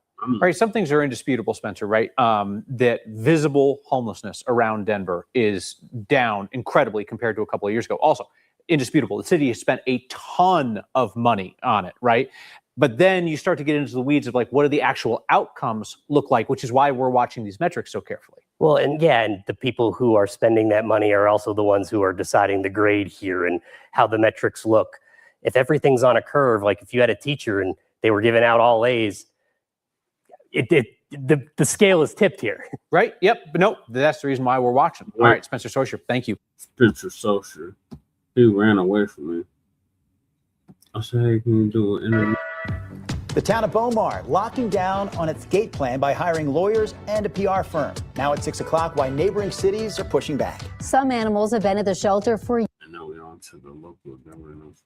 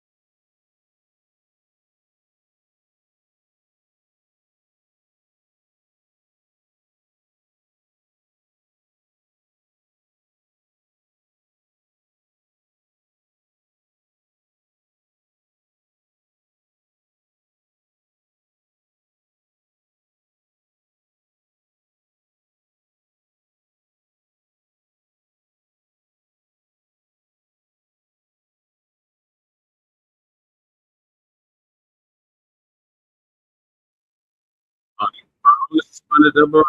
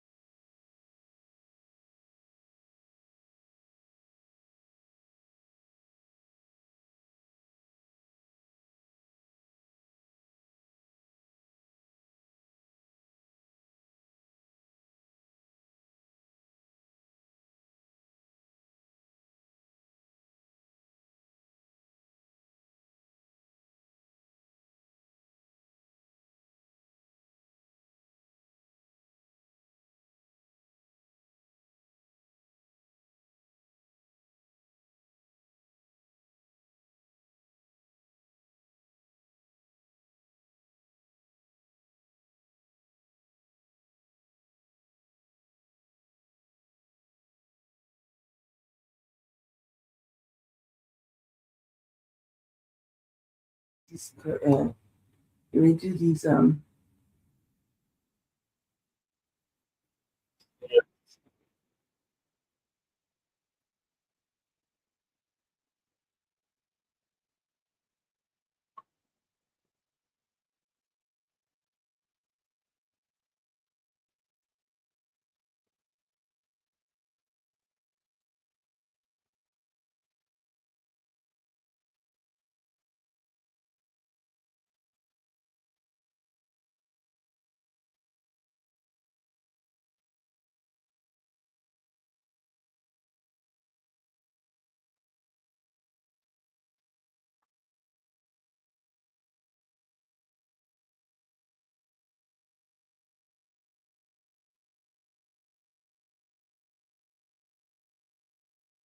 It is.